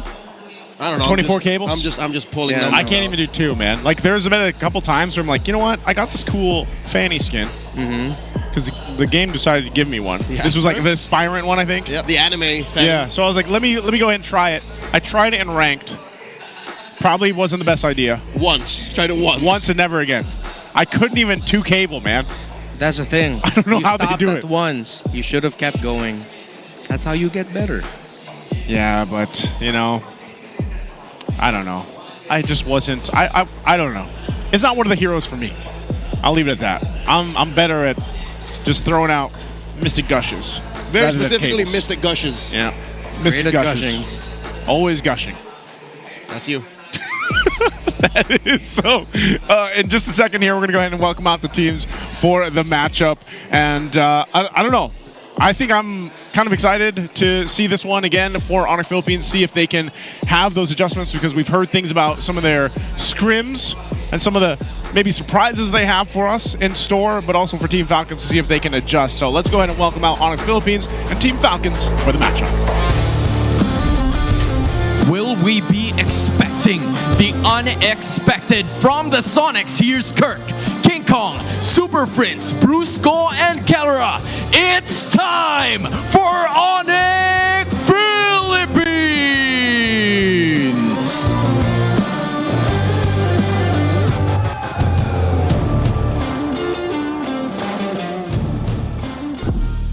The Falcons are looking to fly above their nest once more. Let them hear your cheer. It's Ferds, Kyle Teasy, Few, Ogwen, and Super Marco. This is Team Falcons!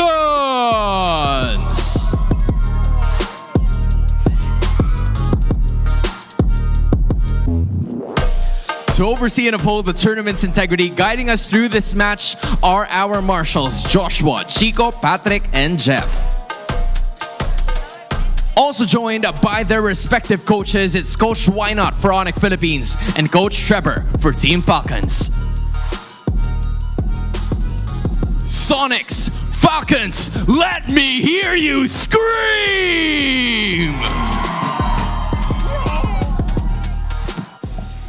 Okay, let's look at the lineup here for ONIC Philippines, Leo. The Super Fam is looking good.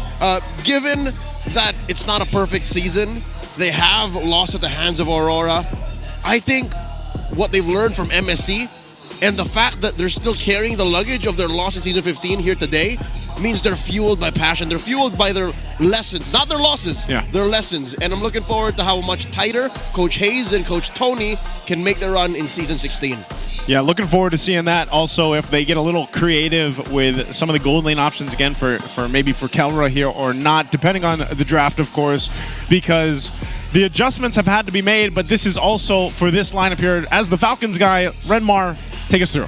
I can say this is one of the few openly Falcons dudes out there. My sirs, I'm not mad, just quite disappointed. Last week, we made a big deal about how Ogwen and Kyle TZ seems like they got so much better with their communications and their timings in execution that it looked good in that game number 1 before everything crumbled for them. But now, if Ogwen and Kyle TZ, they're still going to be my focus. I don't want to see any creativity here from the side of Falcons. I want to see good old textbook MLBB, good sound drafts, good sound execution, and respecting the fact that you aren't completely dominating your opponents like you used to. Watch out for your entries and timings because that's what's been bringing the Falcons down recently. Yeah, I think this is going to be the one of the cases where, just go back to some of the fundamentals, but the fact that Ferds is slotted in here into the XP lane might, I don't know if it would change things too much. I think Ferds being the wild one and what he showcased us in his debut, it almost allows them maybe it is a more nostalgic playstyle, because I feel like in a way, like when we saw Flat play, it seemed like just something wasn't being there, what we're so used to seeing from Team Falcons. So I don't know, Ferds is probably one of the answers that they brought, and that's why he's going to be playing here, of course, for this matchup. But again, we're going to have to see if it was just more than what we saw in his debut week, if he's also had time to go ahead and bring more to the table here for the lineup that Team Falcons desperately needs, because it's not just the XP lane. That's what we're basically throwing out there. It's been multiple things, multiple struggles and obstacles that Team Falcons has had to adjust from. So before our matchup, we're going to throw it over to a smart ping test to see how our players prepare. Hello? Hello? Hello? Hello? Hello? Tadi? Ano yung una nun? Di antara kao dana. Di antara kao dana. Di antara kao dana. Dana ba yun, boy? Saba huwahiyain. Pasok! Game na pre, pagod na ako. Salita ka nga, Mark. Mark, salita ka, Mark. Shoutout sa Animal Shelter. Mark Industry. Ano yan? Ano yan?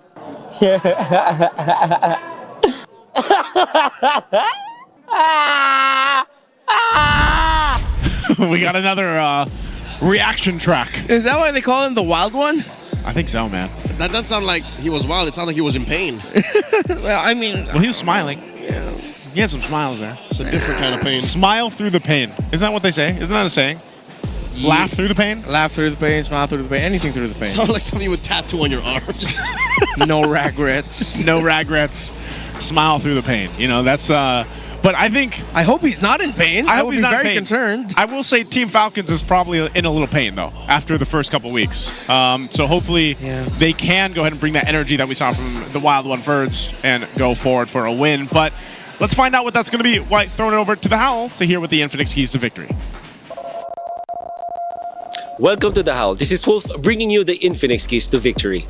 Ang ating bakbakan yan is RORA versus Twisted Minds. But before that, bakit hindi natin pinag-usapan isa naman talagang hot topic, which is about the gold laners. Alam nyo ba na among of all the 4 gold laners na maglalaro ngayong araw, it's actually Nosha at Doming Kite na pinakamaganda ang stat line pagdating sa gold at the start of the match. In fact, ang average gold difference nila sa kanilang mga tapat ay 318 pabor kay Nosha at 447 naman pabor kay Doming Kite. Kung ikukumpara natin yan kay Kelra at Super Marco na negative para sa kanila ang gold start, mukhang magandang gold lane na battle ang maabangan natin sa game number 1, sa match number 1. And now, going for the keys to victory. Para sa RORA, bigyan nila si Yue ng isang winning matchup at siya talaga mag-take over ng game.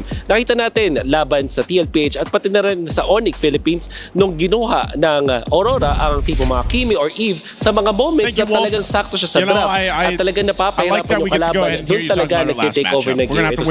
At in relation to that, kapag na-utilize at na-maximize sila ang tulong ni Demon Kite. Yeah, I want to know exactly what the Infinix keys of victory are going to be for this, because I think a major point is the focus on what is Team Falcons going to do. I feel like ONIC, we've talked about them, we got to see them, you know, kind of fix things last week.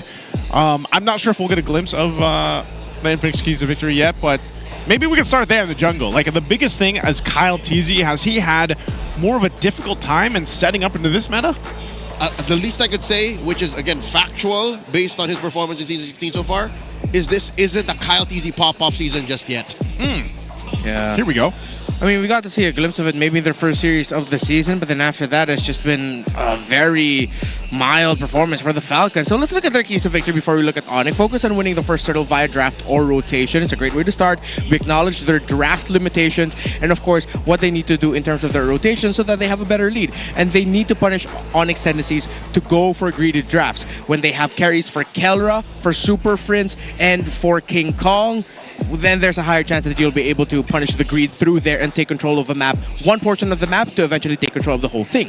While for ONIC PH, you can punish Falcons' bad box or the lack of a box formation. They have been quite messy with their team fighting so far. They seem to not have the good, how do I call this, positioning as they used to, especially Kyle TZ and Super Marco, who have been a little bit too early with their entries. They need to work on that. Okay, so those are our Infinix keys of victory here for both the teams, and there's been a whole lot of focus. I've really been iterating this, and it seems to be popping up a lot, is that focus on the first turtle, that focus on the first objective, where we see a lot of teams, even off of that, are able to go ahead and switch into high gear through the early game to that mid-game transition and make things happen. So that's why we pay attention to that so much, on how teams establish themselves from the early rotation, potential to get a first blood, even if that means fighting for that Lith Wander, but then leading into, you know, juggling around that first turtle take. So that's one of the main things there. If there's one thing Falcons has going for them, and this is one thing they can keep up with the Wild One coming back into the roster, is their turtle control. Yeah. If they can at least get Turtle 1, Turtle 2, even if they are trading aggressively on the map, at least they're getting the resources they need to contest for 3 and get a better mid-game power spike. Yeah, I think so. Again, the mid-game power spike for some lineups that we've seen have been more apparent than others. And we haven't seen too many late games, you know, just yet. So maybe we get one here for ONIC. Philippines are going to be on that blue side. Team Falcons here on the red. A nice 50-50 across the board. You can see some of the focuses like we've been talking about. That CC is being manned out, the Baksha. They might be trading for the YSS since that Lancelot and the Wan are taken out here. And we'll see what the rest of the bans are going to be. Yeah. Okay, so Falcons are taking away some of the best carries, while ONIC are taking away some of the best picks of the Falcons, who can take control of the map. They needed to be better with that, so I like the approaches for these two. ONIC are looking at the utility, Falcons are looking at the carries that they can take away from King Kong to potentially force him into playing maybe an assassin that is still going to struggle. He still has a Hayabusa Enjoy as an option for him if he wants to, and then if ever, he might just have to swerve into playing the Fredrin if that's going to be the battle that we're going to be seeing. So ONIC's first pick with some of the power picks out. Oh, we're going to see a completely different first pick. Yeah. But Kalea is open for Brusco if they do want to head and lock that, and they do. Good pick. Still Kalea being one of those options for a lot of teams that decide to draft it to go ahead and force the opposing team to pick up a couple Purifies to deal with it. But still, I still stand by the fact that if you want to make it the most successful and have the best time or environment, you got to have that great XP lane. So this is where, again, you want to see what Kirk brings to the table to allow that Kalea to go ahead and move around the map, not be the sole provider of, okay, we're going to go for this pickoff and juggle around getting some of the Purifies out. So Team Falcons, they've got a couple options here, of course. Are we thinking they go with their jungle pick right off the bat here? Badang or Gatot might be good pickups to answer the aggression of the Kalea. Because you would assume that ONIC wants that Farsa as well. Because you want to combo with the Kalea. Oh, they steal it away! Wow. Huh? So instead of being able to give the combo, they take it, and then they get priority for first in the EXP lane, 81% in the win rate, 81% contention rate for Lapu-Lapu, 72% of the win rate for the season so far. So makes sense. With the CC gone, you're gonna want to go for that. Now, for ONIC, they still have a lot of options for Kirk.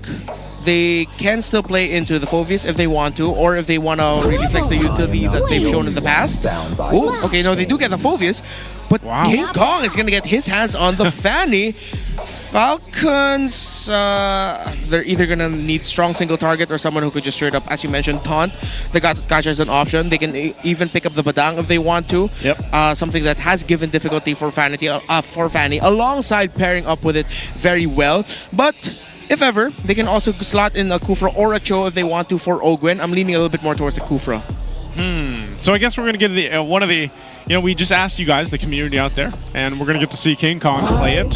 So for those of you that voted for King Kong, we'll see. Now there's the answer. They'll go ahead and pick up the Mozcov for Super Marco to lock that in for the first phase. This works. Again, it's a gold lane pick that does well against the Fanny, and I trust Bulletproof Marco will be able to answer if push comes to shove. Falcons banning out the signature pick for Super Fritz, that Low Yi, given that he doesn't have a pick there yet. What else does Fritz have to choose? Oh, wow, I love that they're reading into it. We mentioned the Badang. They banned that out. Left out there is the Kufra. If ONIC banned the Gacha, they missed out on the Kufra pick. I feel like that would be the perfect pick right now for Ogwen.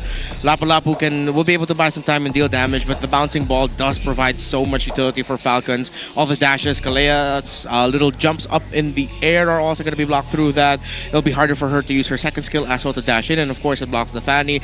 Also even disrupts the Phoveus when he decides to fight in with the... when he's jumping on everyone's heads.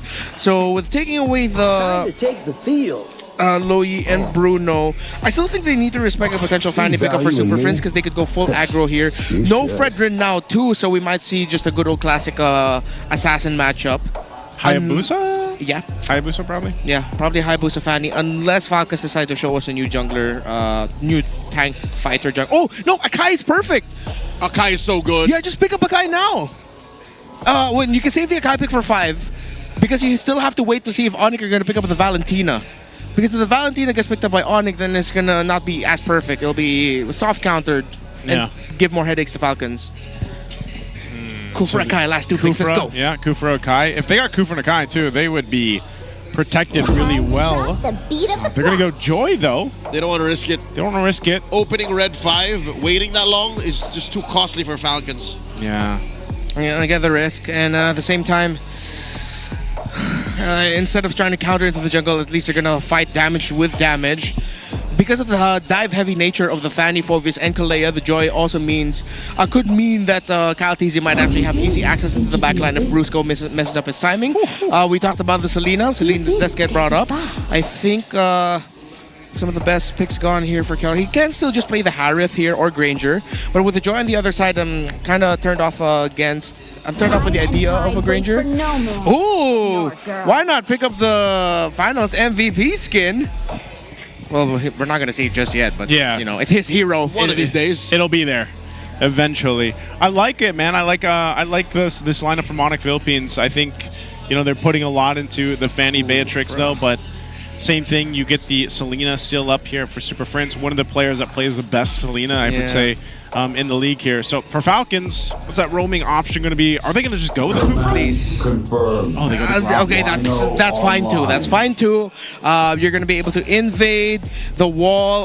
Also forces out some dashes there. It could provide some separation. It does provide an extra wall for Fanny to work with, but with a dive-heavy composition of ONIC, if they're not careful, one great ultimate from the Grok is going to mess them up bad. Unfortunately, though, it's just not as effective at clearing traps anymore. Yep. He's just like, well, I mean, he could still spot them out, but yeah, he's not as good anymore. He has better crowd control, though, if in case ONIC does dive him. Yeah. Grok's been interesting. I think he's slowly getting more popular, of course, here in the league and just around the world right now. We take a glimpse here once again. Like I was mentioning, Team Falcons is going to have those two Purifies to go ahead and try to help them out against that Kalea. And this Phoveus also was a great answer to complement that. How often does this happen? There's triple cores on both sides.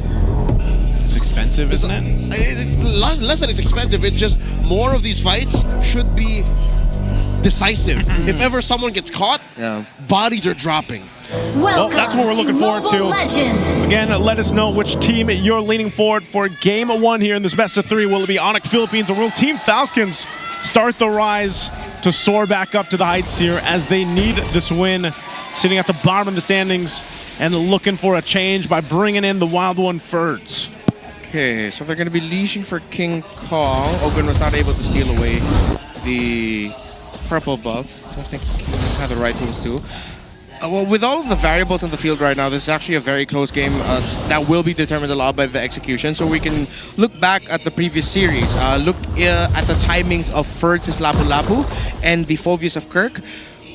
If any one of them get a little bit too greedy with initiating the fight around the turtles, the first, second, or third, that could be something the other team can capitalize on. So we're looking at the EXP laners right now. Brusco coming in, plus an arrow from Trent. The trap from Pew forcing him to hit that Purify and Winds by Wings out. That's a TKO in my book. Yeah, that was just a little bit too perfect by Brusco because he was right outside the range of the turret to be able to dish out the basic attacks. Yeah, you'll see this. They are just going to put some pressure in the jungle. Ogun?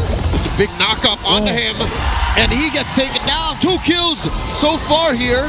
Well, 1 true kill, almost got another in Ferds. This is rough for Falcons.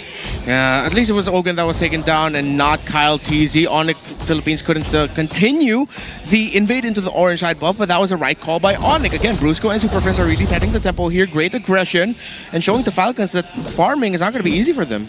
Yeah, so part of this, again, even though it's that early kill for ONIC, it'll give them that minor advantage in this turtle. Turtle's up now. See how Team Falcons goes and plays this. It looks like they're going to scrap it out. Very deep. Where's the flicker? No, going nowhere. In comes Spew. Does not have the level 4 just yet. Blasting Brusco. Gets it now. Feathered airstrike. Catches an arrow. In comes the Wild One. Gets the tail end of that ult on a perk. 2 kills over the Falcons. Exactly what we were talking about. A little bit too greedy. King Kong. King Kong looking for the steal. Gets it. And gets away with it too. ONIC with a turtle steal. Man, he was like, guys, hold on. I want to get my buff. Then he swings on in and takes the turtle. Made that look too easy. That was just a straight up red tree battle loss by Kyle TZ. Unfortunately, because for Falcons, they were able to punish the greed of Brusco and Kirk. Yes, you could say that they were providing info, they were zoning out, but they were in there just a little bit too deep. But King Kong getting that turtle should not have happened. Falcons really need to recalibrate. Yeah, so looking at this, again, it's pretty much an even game, at least in terms of the economy, but you know, those little things, those little moments like that could set you back here on some of the approach. So there's still control, I would say. ONIC Philippines holding on to what they can, pushing where they can. Looks like I want to make a play down here, but Super Marco's going to be relatively okay, and this is why you picked up that Moskov to play against this Fanny. Gives you a little bit of that breathing room just in case they try to make a play under the turret. Hey. No clear advantages just yet. Quite a good trade there in the bottom side of the map. Ferds and Kirk waiting for their timing. Let's go! Big knockup plus a tsunami slam. A defensive response from Few. Not going to do well for his roamer. Free kill for ONIC. Ogren has had a tough, not week, not day, season 16 so far. Good invade by Caltese, but he needs help. Oh no. Does he get it? King Kong still secures the purple. Did he secure? Okay, so he secured it, but Caltese jumped in. So at least Team Falcons is doing what they can. You know, they might lose Ogwen a couple times just because of this setup too, this composition, but if they can go ahead and keep things from getting too out of control, that's the best case scenario. This next turtle node coming up in 10, Caltese will go ahead and grab his purple and get into position up to this point while King Kong spends his time down bottom. They're not going to be in a rush for this, but it looks like if they can go ahead and just set things up with the double buffs, they'll make it happen. Brusco starting this up, given the information here, and so we'll see. Arrow's gonna land. Oh, yeah. Little shot there from Super Prince. Yeah, he took turret. He took a little bit too much damage there. A small advantage here for Falcons. Small, but they might be able to make something work with it. Ferds needs to win big here for Falcons, but Kirk is in a really good spot. Good thing he's the one actually holding the turtle. Ogun tries to separate it, and it's gonna get reset.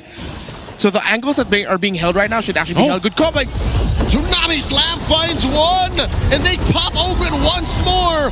Mind you, SOD's gonna hit onto Brusco. Look at this view. Zoned out. King Kong takes down Idol ng mga kids, and that's already 2 out of Falcons' equation. And Kirk goes in deep. Scrambling Falcons. There's no way they're gonna get this. Another turtle to ONIC. The Falcons straight up outplayed. Even though the SOD by Super Marco hit, they just wouldn't be safe for him to enter there. With Ogwen getting taken down very quickly, I don't think Ogwen expected that Brusco is immediately gonna go for it. King Kong had easy access also to the back line where Few was with the feathered airstrike. And Falcons are falling apart. ONIC are taking them apart little by little. Yeah, there's when it looks like, you know, Team Falcons is able to go ahead and fight some of these, it's just like they can't really find those angles that they're looking for. Now, Super Marco, he had to do what he had to do. This is what he's gonna, his job is gonna be on this Mozkov. If Team Falcons is losing those fights around the objectives and everything else, then he can just push across the map and hope to scale up on this Mozkov. But even so, Calro's been doing the same thing, and Brusco, looks like Caltese, okay, gets spotted out. So good defense here, basically, from ONIC Philippines. He's gonna be able to spot out Brusco there. See if they can win the trade bridge. Yep, looks like Super Marco was able to get that crab coin. So Falcons will have to double down on just being able to farm up through Marco. Despite the losses Falcons has taken, ONIC Philippines hasn't been able to build that crazy a gold lead. However, they are winning through map control, and the fact that the center of the map has been dictated by Brusco and Super Friends for the majority of this game so far. Yeah, when you get into this, I think even down to this next turtle, ONIC Philippines could just get it, and I think Team Falcons might be in a better position to just go ahead and wait for the Lord fight. Oh, Kyle gets caught 1v1. Was not expecting King in that bush. That's rough, man. He's 2 levels behind now, too. Yeah, that was just all King Kong. And if you have any doubts about King Kong heading into Season 16, dude, he is so back. He has been so sharp this season. Yeah, ONIC lost to Aurora last week. You cannot deny that King Kong has been on point. And now with this Fanny, yeah, Falcons looks like they are going to be at a tough position in this, considering that now they don't have a main answer for it. Super Marco clicks the SOD, tries to get Kelra, takes him down, serves up a kill, but he will not survive. Brusco gets it. The punish from the Super Fam. The trade. Few for Brusco. 2 for 2. The 2 for 2 trade. Super Friends jumps in, does a little bit of damage to Ferds, but man, I think they got everything they wanted to be able to transition in this turtle too. So Kelra, unfortunately, get caught by that Spear Destruction, but there wasn't much they could do. I think they converted what they could, and they'll get them this objective as well. Yeah, that was so unfortunate by Ogwen. He had a wall set up right beside him and still somehow missed the tectonic charge. That would have gotten a big knockup. He might go down once more. Another kill served up to King Kong. 6-0-0. Caltese looking to punish. It's Kirk. He finds in that little street. And it's not going to be enough. Still, Falcons, they feel this lead building up, almost 3,000 gold. Yeah, good thing First was able to time that Raging Slash very well so that he gets CC immune so that he doesn't get stunned up by the arrow of Super Friends. Looking at the items right now, both on the way to... Blade Armor is going to be the play here for Ferds. Dreadnought, War Axe, Dominance, Ice, second item. Oh, I like how Kirk has actually been building components, not full building any items just yet, so he's able to maximize the defense. Kyle almost got cornered there. The SOD served up to his teammates. The Tsunami Slam. Brusco falls. King Kong without a fifth of a tail count. He gets taken down by Super Prince. Eventually, the damage onto him does pay off. Kirk going in. Kirk versus 4. Flickers back out. The Rampart put up, plus the swing. Still survives. Ferds and Ogwin want to finish the job. Won't be able to do it. Infernal Pursuit puts him in. Damage. Down goes Ogwin. King Kong gets sandwiched between the nub and gets away. Marco couldn't get him down. Wow, what a team fight though. And Team Falcons was able to do at least something in that one. Yeah, impressive scramble. Few not going to be able to steal away King Kong. King Kong takes a couple of salvos. Does not fall for the bait. Ferds was nearby. Little by little, Falcons waking up. Ferds, no death just yet. Super Marco with a 4 assists. Only that 1 death, and we saw in that long stretched out sequence. Puts him at around 1,000 and floating. 800 to 1K against Kelra. Kelra, I like the path that he's going for. Decided to go for the Magic Blade. Now he's going to be going into the Rose Gold. Dominance High is the only full component built up there for Ogun. Oracle only for Brusco, but no wonder he's been able to jump a lot. Double cooldown. Here we go. They're trying to corner Ogwin again. Now it's King Kong going for grab the purple. Might get punished. Turret shot. Dodged. Kyle Teasy. I'm thinking he's once been twice shy. He's not all in on taking down King Kong. Man, if they do though, that's going to be a shutdown of gold that they need here for Team Falcons. That's a handsome pinata. It is. Hopefully they can grab him because this Lord is up now. And with this lead, ONIC Philippines will go ahead and have control of it. This is going to be a challenge for Ferds. I know he just did pick up the Blade Armor, I think it was, and he's going to go ahead and have to be helping Ogwin be that front guy here for this objective. You can see still Super Marco is down on the bottom side. That's the best thing you can do, push that in. And even for Super Marco, his damage is respectable. So that's why now we're seeing this change of concept of like these approaches to these fights where it's like, all right, we can't just blatantly throw ourselves in there. But if King Kong does find a target, like we've seen him even do on Ogwin, he shreds through these tankier heroes. Okay, they're trying to get information. I don't believe Brusco and Keller were able to show themselves in the lower portion of the map. They allowed the minion waves to just come out. Super Marco will be joining in the fight. Or will he? Uh-oh. ONIC have already begun it. I think this Moscow needs to make a call whether or not he's going to join the fight or not. This is an odd angle to come from as Super Marco. Brusco goes in for the flicker. Tsunami Slam. Plus the bombs away. Bender strike. Ogwin's not going to be able to land a tech charge. Gets taken on the back line. 2 out of Falcons already. And King Kong still going hunting. Kyle, where you going? 1v1 again. 2-0 between these two junglers, and now Ferds, previously unkillable, now gets shut down by the gold standard. What an arrow to clean up the 4 bodies there from Team Falcons, and now they'll get the Lord off of it. ONIC fought that incredibly well. Brusco has been on point on this Kalea. His timings alongside with whomever. Kirk, Prince, King Kong, Kelra. As long as there is someone who can follow up with this surprise flicker initiation, Tsunami Slam, ONIC are able to commit the play. And even though First did a great job of zoning out Kelra in the back, ONIC were able to recover, take down the front line of Falcons real quick, and eventually win the Lord fight. Off of that, I don't know if Team Falcons is actually prepared for this defense. I know they should be okay in terms of having a Moscom and then a Farsa. Their defense is going to be pretty good, but they should at least lose the shields here pushing into this. I think the biggest thing is avoiding those arrows and the potential of just a forced fight here from the outside of the base. So there's the charge into the mid. Oh, King Kong? Birds, 1v1. King Kong playing with fire here. Oh, it was all just to distract away. ONIC failed to take down that mid tier 3. All inhibitors still standing for Falcons. Yeah, SOD doesn't hit. Few gets bitten by the traps, and ONIC can honestly just play the slow, patient game here. Unless Brusco decides to, you know what? Let's pick off someone yet again. I'll flicker, I'll Tsunami Slam. Yep. Okay, there's an arrow. Again, they're trying to hold on to these base turrets. Feathered airstrike dropped down. They lose the top one. There's the bottom. Mid to follow. Unless Team Falcons holds on to it. So ONIC might just go ahead and be like, we're happy with that. Let's go ahead and recuperate from here. A lot of these arrows, man, from Super Friends, like I was saying, he's one of the best Solino players right now in the league. Yep. Able to go ahead and find these angles, find these setups, and even just close off kills if they turn into that. So I'm not sure if there's much more that ONIC can do unless they go ahead and just utilize the Beatrix to take a couple shots on this turret to finally take it down, but Team Falcon's really desperately holding on to that. Yeah, at that point, that's just gonna... That's a hair of damage. Even if they don't have the minion race, or when the minion race finally comes in, that's just gonna be one hit. Oof. Even Keller doesn't need the minions there, but it should be done. Oh, they separate. ONIC might go ahead and get this. There's a Tsunami Slam, but the Rampart able to stop it. The defensive flicker from Kerr keeps him alive. Falcons clap back, protecting that inhibitor in mid. Wow. Yeah.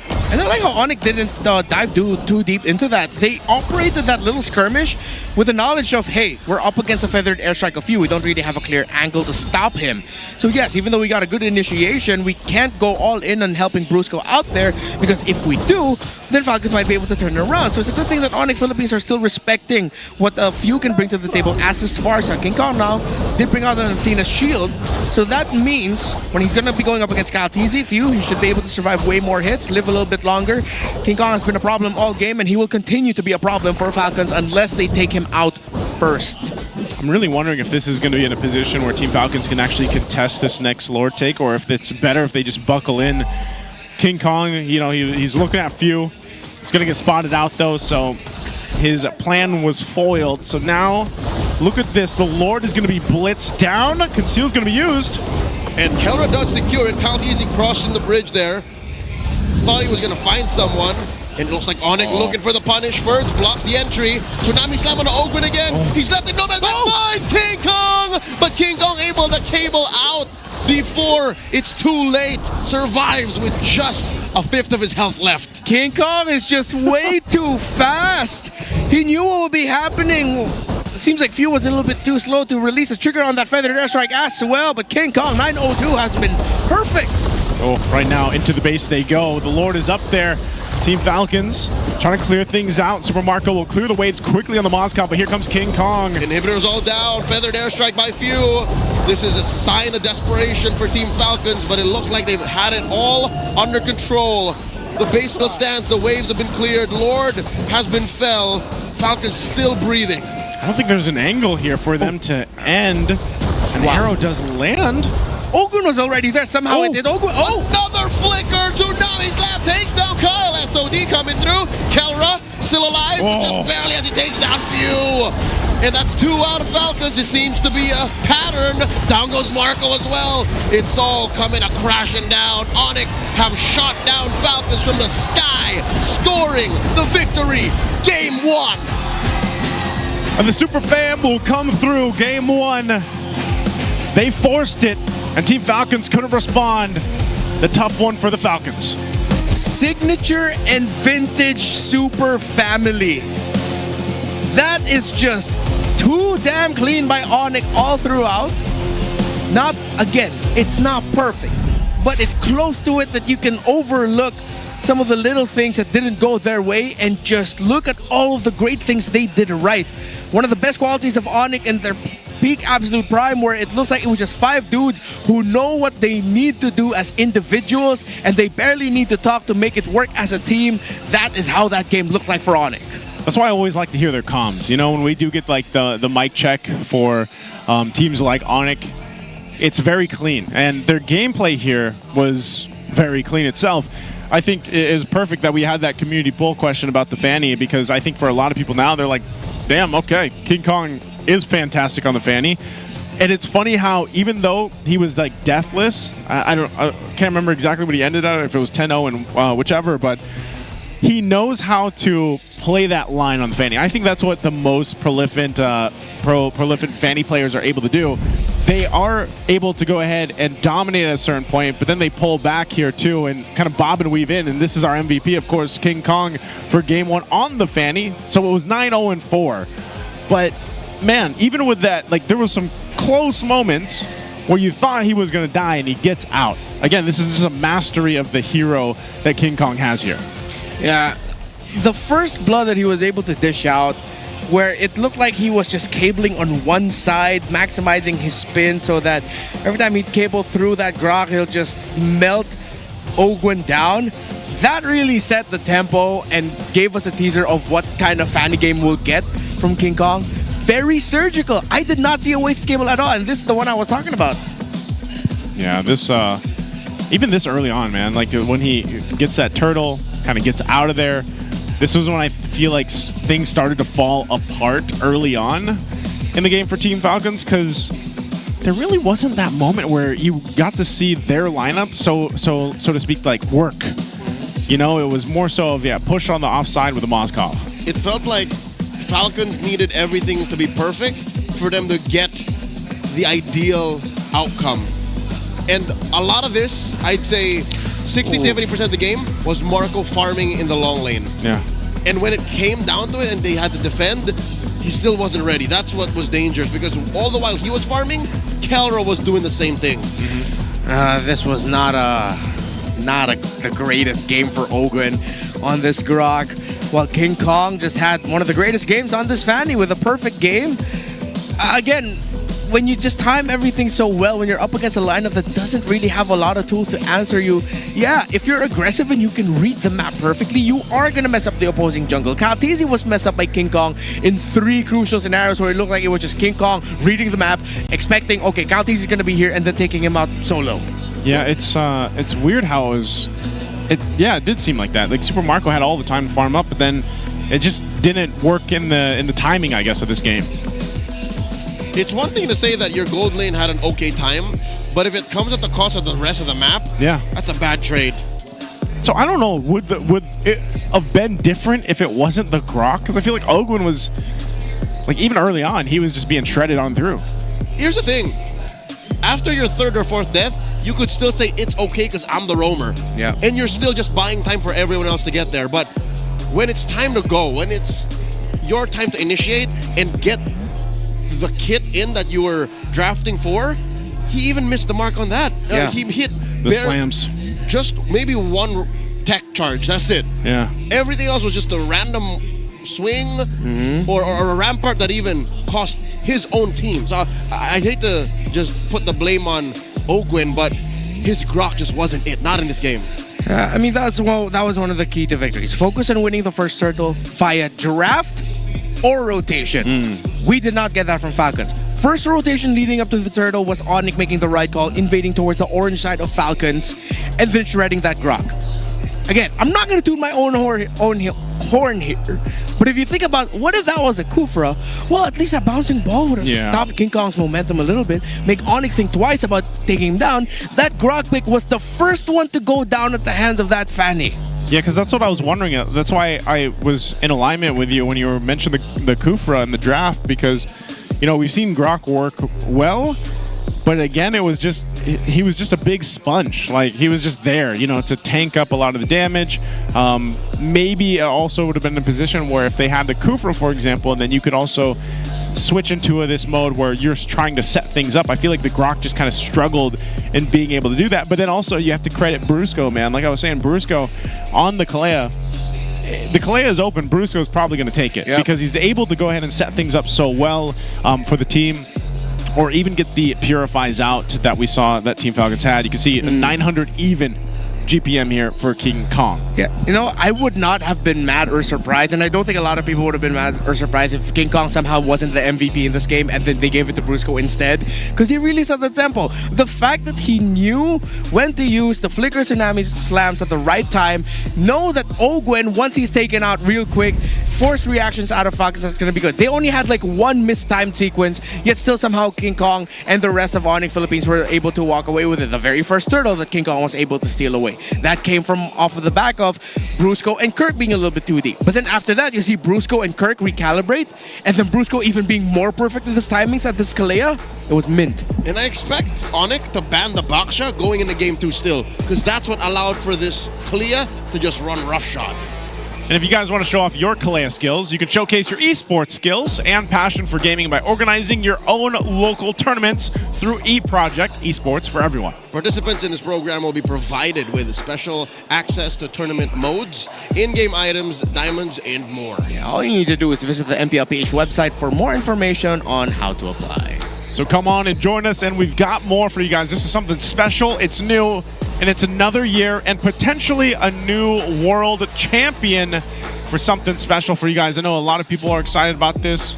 Renmar, I know you're excited about this too. A new potential for what kind of new world champion? Yep, it is another title coming up for this year. Another way to become a world champion. Ooh, go, go. He knows what it is. He knows what it is. Let's go, go. He knows. And anyone and everyone can now enter the MCGG Rising Stars. It's a new in-game feature where players can participate to win a world champion title. Well, so you can do this within the game. You can be the MCGG world champion. Yep. I already have one topic favorite. What? KB. Our brother KB from Indonesia. Brother KB. He won't even cast it. He will play. He should play. The man built up, what, 500, 700 stars while he was in Riyadh, and he's still climbing. Could he actually, like, technically, that's actually a good question. Can we join? Yes, we can. It said anyone. Anyone and can everyone. join. Anyone can join. It begins through the game itself, actually. You can sign up. If I'm not mistaken, there's not a lot of restrictions. There's barely any restrictions on it. So that you could be the MCGG world champion, you know? I wonder Just how believe in yourself. that works. Is that eventually going to land into like a offline event or something? Yeah, we actually got to tease that a little bit. So just watch out for it.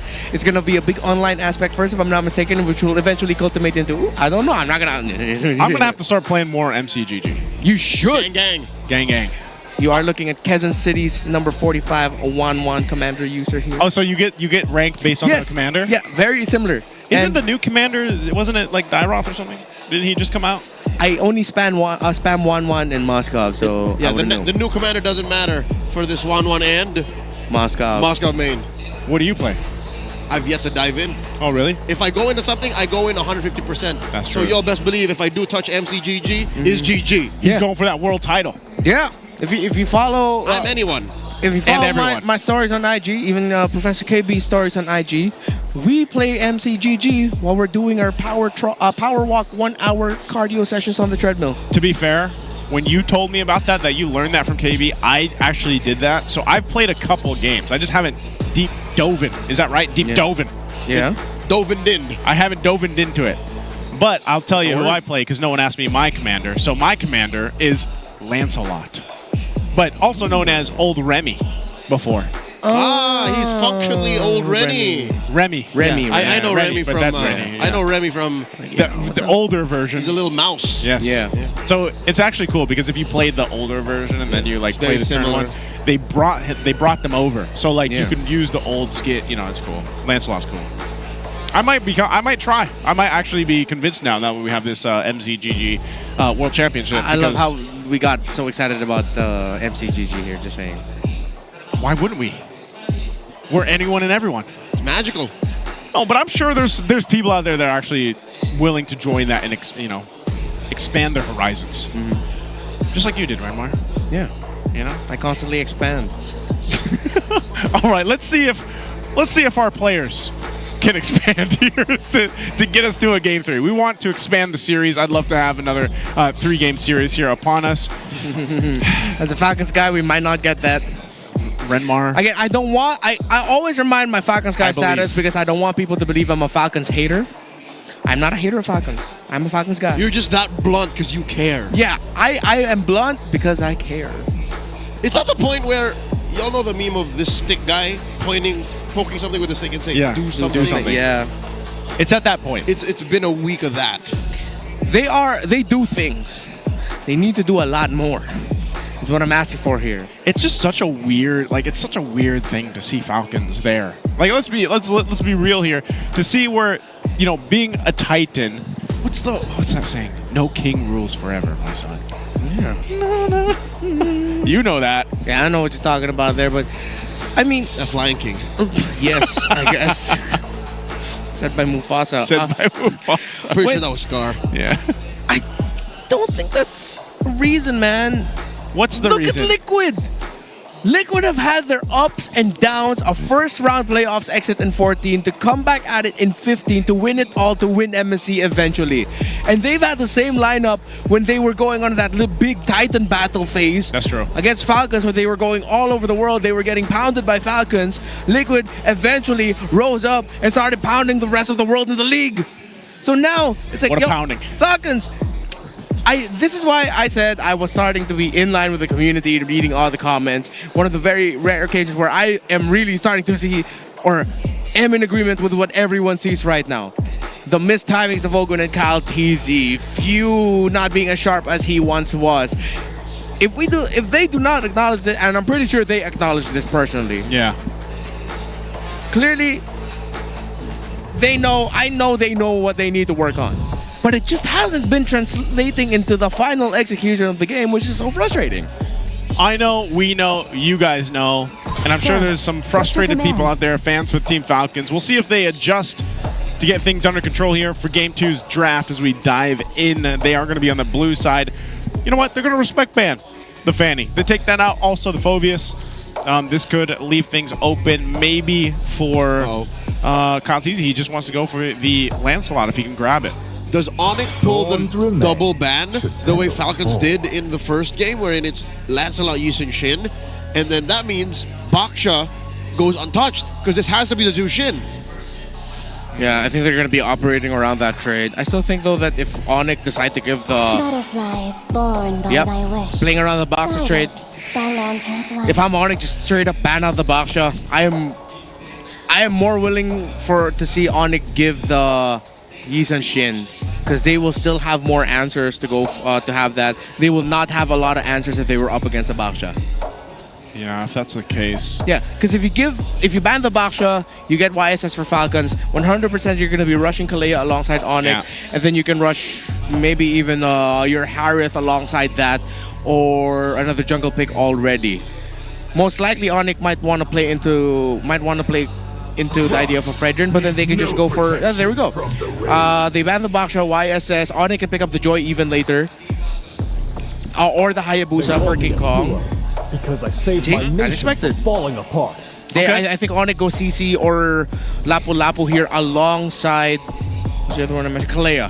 Kalea? Yeah, just go show your main utility already. I think Kalea CC probably would be good. Again, Brusco, like, anytime that Kalea is open, you might as well grab it. That's a Lapu, though. So they go with the Lapu. Kalea Lapu. Kalea Lapu. There we go. Yeah, Kalea Lapu. So with the Kalea Lapu locked in there, Falcons gets their mid laner. I think the 100% they need to steal away the... Selena, yes, thank you. From Super Friends, so they'll pick that up for a few. And then... Roam later, gold now. I think they have to pick up the Harith. Something with the Purify, they can't go long range. There we go. There's a Selena? Yeah. So either Harith or Granger is going to be fine. If they go Moskov, I will actually be quite surprised here. Huh? Is this are they leaving this to the flex? Like, is there any world where we see Super Marco play this? Very few times have we seen an early Ruby. And I think that was ONIC who did it last. Okay, I think they needed to lean into the potentially, again, I'm agree, there is a potential that this could be flexed into the roam, or maybe even next week. You already saw it so far this season. Considering that they're playing around the Selena in the mid, yeah, Ruby makes sense. And they're going to be using that as a pressure pick against either the Hayabusa or the Joy. I think ONIC will want to surprise and consider picking up the Fredrin. Not the biggest strength of ONIC and King Kong, but if it's not that, then yeah, they're just stuck with the Joy or Hayabusa. They might need to rush mid. Yeah. No, Hayabusa. Uh-oh. So by exposing the pick on King Kong and conceding to the fact that they're not very good with utility junglers, I expect Falcons to attack choices on Super Friends now. Yeah. Because so far, Kalea doesn't have a good combo yet. They 100% need to respect ban the Kagura. And then Farsa. We save the Farsa. Or Lo Yi. So I think Farsa, Lo Yi, Eve are all options. ONIC are giving Falcons here the catch-22. It's like, you pick one of these, or you just give us all of these. Yeah. That can work. Now for these bans for the second phase, you can see that. If ONIC ban out the glue, not much is left for Ferds, honestly. They might even want to consider putting the Ruby in the EXP lane or put an Esmeralda in the EXP lane for Ferg. Hey, Arlo is open. Oh, yeah. Okay, thank you. That went over my head. Yeah, since Phoveus is banned out, like it's ripe pickings for Arlet. That's so much crowd control too. You know, having the Arlot with the Ruby. So you're saying Ruby Gold or Roam then? Yeah, if that's the case. Yeah, I don't think we're gonna be getting a Ruby EXP on this one. Part of me still says that it could still happen. So Falcons are taking away the potential options for Kelra. With the Batrix taken out, I think they also need to take the Moskov. This is going to be a dive-heavy lineup. Good ban. Spotted ban. But Falcons will still have a glue available for them. Okay, they take out the Harith instead. Makes sense. Very fair. I think Ferds will just be stuck with a slower glue pickup or an Esmeralda. This is probably going to be a Kagura, Lo Yi that you brought up also are all going to be very good options considering they're dive heavy. I think those are my top two right now. Kagura. Has Farsa really fallen off? Yeah, I was going to say, is Farsa just in a weird position now? Where you don't even get to utilize the Feathered Airstrike as much? I think considering that Falcons could still pick up a glue, they might be hesitant to bring that up. Because that could be their EXP lane pick. Again, it's going to be slower, but then you need a little bit more tankier presence to really just hold the EXP lane. The damage profile of ONIC also doesn't look too good with handling a Uranus EXP lane. And it still might be an option. Okay, we'll find out. Yeah, there, Kagura. There's the Kagura. So that seems to be the case. Little smile there from Super Friends too. But yeah, I like so far what ONIC has. I think that last pick though, especially for that gold lane, like what is the gold lane going to be? The matchup there, I think this is really going to tell us what Team Falcons has planned too, based on their last picks. It could be Glue, Esme. You can't go Badang here if you're ONIC. You also need the gold laner.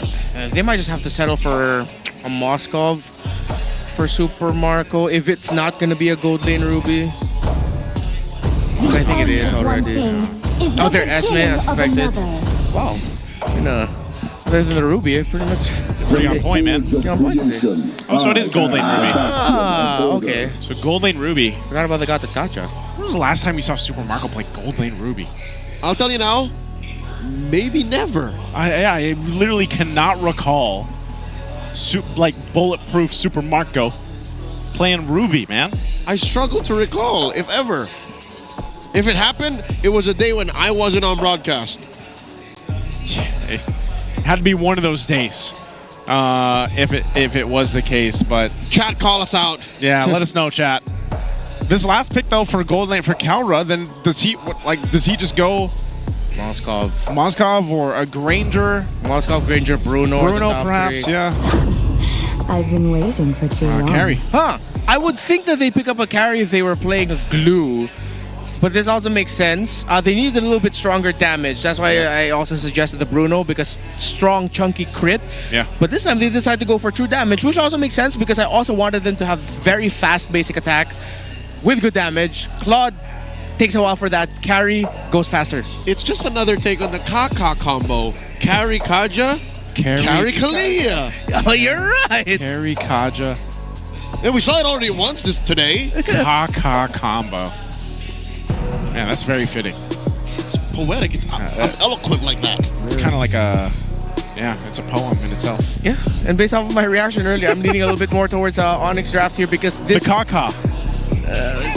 Kaka. Kalia carry. Kalia carry. So much better for ONIC. You can even go Kaka. Kalia carry Kagura. If I don't hear a sound effect in this one, Mr. Dan, I don't know. You're barking on the wrong tree. Sorry, this guy makes a sound my bad. effect. That's supposed to be from Renmar. It's not me. It's never been me. Welcome Let us to know what you Mobile guys Legends. think. Are we going to see a sweep here for the Super Fam, or will Team Falcons take us to a Game 3? We're jumping in to Game 2. Okay, this is very demanding for Falcons. They need to really pull this off. Because if not, Kelra is just gonna scale uncontrollably, and by the late game, they will not have the right damage profile. Kyle Teasy looking to get a lot of damage on Brusco. Sent him home. Good aggression and poke. Super Prince. Wow, so aggressive. Yeah. Few tried to predict Super Friends going back a little bit earlier, but Super Friends waiting for the Abyssal Arrow to go out. Shows where he's at in terms of his mindset going up against, well, the pick that he was able to shine with earlier. Kelra, of course, understandably, giving Super Marco a lot of difficulty in lane. Oh! Super Friends goes for the Umbrella Rush, puts himself out of harm's way. That was crazy. Yeah, he didn't even need to burn the flicker either. So one of the things here is that we've seen so much Kagura pop up now that, you know, you're seeing some of the masters at work. But also, don't forget to buy your tickets, everybody. We got a super fan early Pumasco promo. That's our early Christmas gift for everybody. Limited time only. Promo runs shortly into September.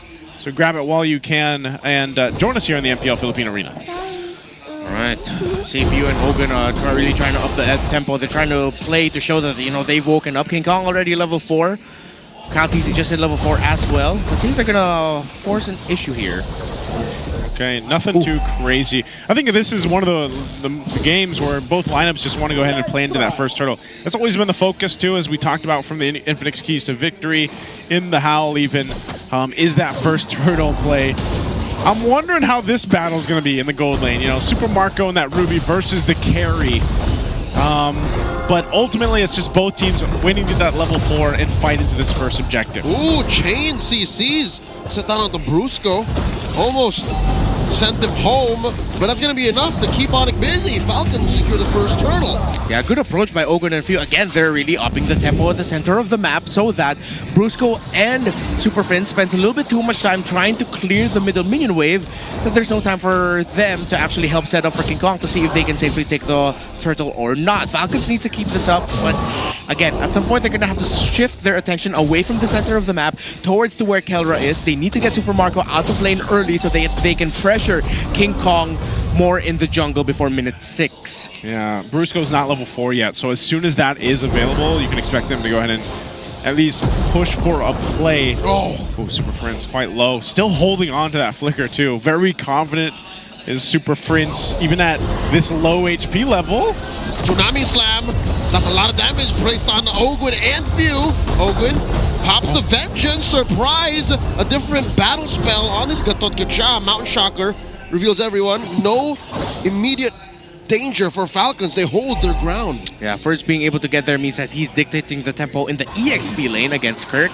And one of the reasons why we suggested the Esmeralda earlier in the draft is that it does give a lot of difficulty for the Lapu-Lapu in the laning phase, that Kirk will be falling behind in a lot of the major rotations. He might be able to lane well, but in terms of the early map presence, it might lean a little bit more towards Ferds. War Axe already built up for Super Marco, and that should be a signal. Falcons needs to make a rotation towards the top side. They cannot keep continuing to play just around the river. They need to pressure Kelra.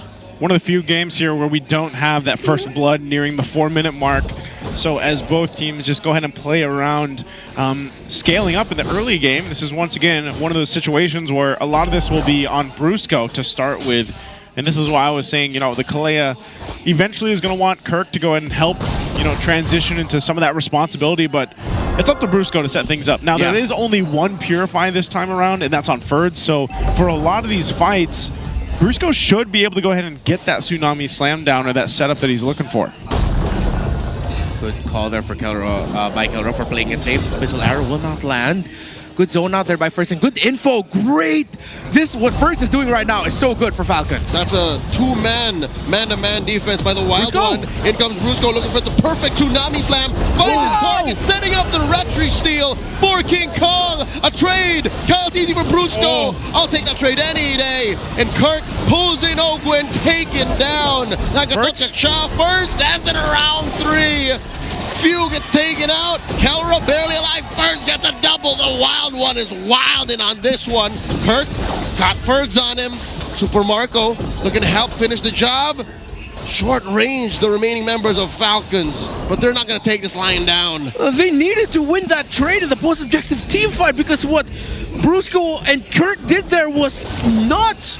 The Tsunami Slam perfectly into the Land Shaker right at the tip of the animation to catch Calteasy. That's why they weren't able to get that turtle. That's why King Kong was able to get that easily. They needed to, yes, win that trade, but Brusco and Kirk, goodness me, look at that. Tsunami Slam. Oh, it already happened. Ah, too bad we weren't able to catch it there in the replay. Whoa, that was a crazy play by Brusco and Kirk, but good thing Falcons were able to trade that out. Yeah, you got to give it up to Ferds too, man. Able to hold his own, provide so much value on this Esmeralda. This might be that saving grace right now for Team Falcons to stay in this game and hopefully get a lead built up on this. Mind you, this is still before Kelra and Brusco are online. So these pickups will slowly get more lethal for ONIC. Yeah, part of that too is just, you saw a little glimpse of that when Kelra joined that fight. You know, this carry, especially late game, is going to be devastating. So, don't want to control that, but cheeky. Yeah, a little steal there. And so for Team Falcons, I think their decision is, where do we go from here? You know, where do we set things up? Do we just focus on these objectives? The last turtle of the game's coming up here in just a bit. You can see already a lot of the focus up on this side of the map. It might break out into a fight. Whoa. Brusco here, put into his place. Oh, sends over Ogwin. Force him to use the Vengeance. Super Fist throws out the Umbrella. Rush Umbrella free. Underneath, King Kong looking to finish the job. Gets caught by the tail end of the Mount Shaka. King Kong taken out by Kyle.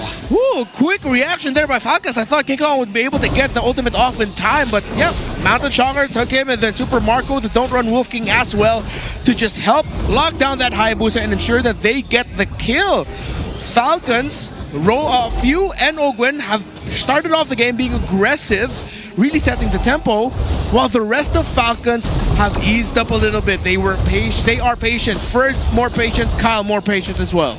Yeah, that really paid off to, you know, have that setup, have that Ruby up in that time. Again, a lot of this is to go ahead and catch and stall out King Kong in those trades.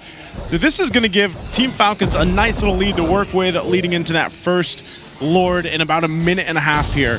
So for ONIC Philippines, they have enough time to go ahead and let Kelra farm up, do his thing, Super Friends 2 on this Kogua, but right now Team Falcons has control of the map. It seems to be them pushing ONIC Philippines outside of the push that they want to go for. So right now, Team Falcons, hopefully they can maintain this control. They should be able to do that, especially with Ferds leading that front, allowing Ogwin to just go ahead and jump in on with the AOG as he pleases for this. 2,000 gold lead here for Falcons. Okay, Enchanted Talisman, Dreadnought into the Oracle for Ferds. They use the ultimate on him. Oh, didn't use a Tsunami Slam with the Esme. They don't want to. I think they know that the Purify's on. Conceal by Brusco. Bottom side push by Falcons, opening up the map. They're taking a lot here, and ONIC Philippines is actually not able to find much. Might be just one of those situations where they're playing the long game. You can see here, looking at the items, yes, Kelra's holding it together against Super Marco. He's only got the 2 items. He got the DHS and the Corrosive Scythe. And over here, even for Super Friends, you know, he's only got that glowing wand. Yeah. So they definitely need a lot more time to scale up for this lineup to work right now. Iconic Super Friends build, Rapid Boots. Yeah. Not just for the Forest, it's also for the Kagura too. Enchanted Talisman for Few as well, alongside the glowing wand. 2 core items for the Selena means advantage through burst. Few really just needs to clip one person, one combo, and that should already be his job done. Yes, it would be nice if he could chain it together, but at this point, this Selena's going to do a lot of damage. I think out of everyone, Brusco needs to start the tempo with Tsunami. He has no choice. Gets hit with the I'm offended. Gets hit the Tsunami Slam, and then Ogwin right in the middle of everyone. Defensive AOG. King Kong backline. Few gets caught with a shadow kill. That's 1. Taken down again. Falcons 2 out. ONIC are in control here. Ferds cannot catch a break. His antics in that prior team fight's no longer working. Brusco engages on the Kyle Teasy. Ferds looking to get some damage on the 4 here. Make that 5. King Kong secures the Lord with the help of Kelra. Mountain Shocker may be too late. Yeah. Great team fight. Great team fight. No damage for Falcons. Super Marco going down early, and despite all of the efforts of Falcons, they still feel like they are really lacking in damage. If they have at least just one guy down, Kyle Teasy is not enough to dish out the damage that Falcons needs. While ONIC, good thing Kelra was actually able to dodge the initiation of Ogwin when that team fight was engaged on by Super Marco initially with the ultimate. Brusco then answered with a Tsunami Slam. Ogwin went straight to the back line to try and pin Kelra down with a taunt, but then he was able to get away from it, and the fact that the other members of Falcons were too far meant that Kelra was able to free hit. Oh, the engage! And the answer! Kirk gets taken down counter, they have offended, but King Kong smooth with a shadow in and out, traded for few. Yep, be a trade there. Still fighting for their space now for ONIC. Again, playing into this Lord. They'll get the tier 2 there, trying to work on the tier 1 in the mid and put pressure on the other side of the map. But still, Team Falcons relatively healthy and durable with this lineup. Will hold on to the tier 1 despite ONIC having that Lord to push with. And ONIC can honestly just keep this up. They have great control of the map. Both teams still have their towers, but with how ONIC are positioned right now, it is them dictating the tempo. Falcons are going to have to play around Few getting someone with an arrow. I think Ferds needs to hold the front line now while Ogun is actually the one. Tsunami Slam finds Few, compromises him. Look at the side here. Kirk versus Ferds. Few for Brusco. That's another Battlefield trade. AOG from Ogun. Keldra firing away Ferds. Oh no. Pushed him back. And look at this. King Kong going to hunting. Compromising Kyle D's positioning. ONIC are calling the shots here, even with that singular trade.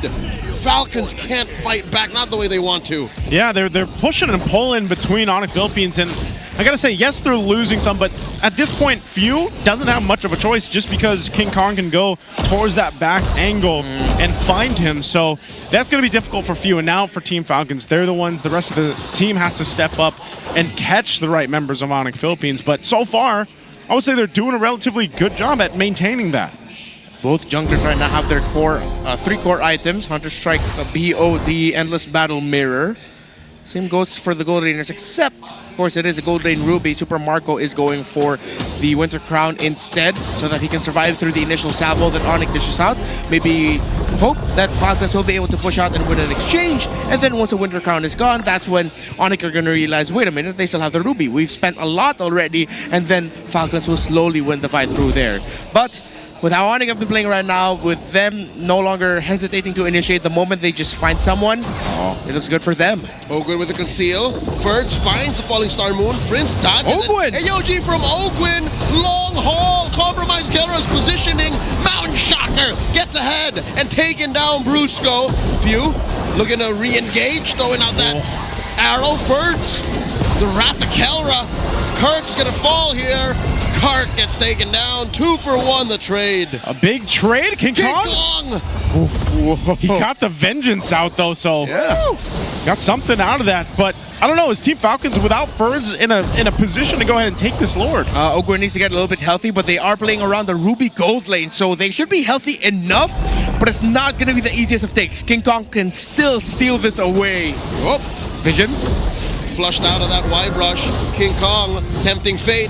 Kelra throwing out a wheel. Super Fridge going in. Kyle D secures. And King Kong gets stunned. Super Marco here. Few light wheels. And the rush umbrella switch up. The overturn. Double kill for Frinz. Taking down Kyle. Kelra down for the count. I think Falcons are happy with the outcome of this one. Let's see if they'll be able to do something with the Lord, though, as ONIC do have 4 members over the 3 of Falcons. And it looks like ONIC will be able to push out forward.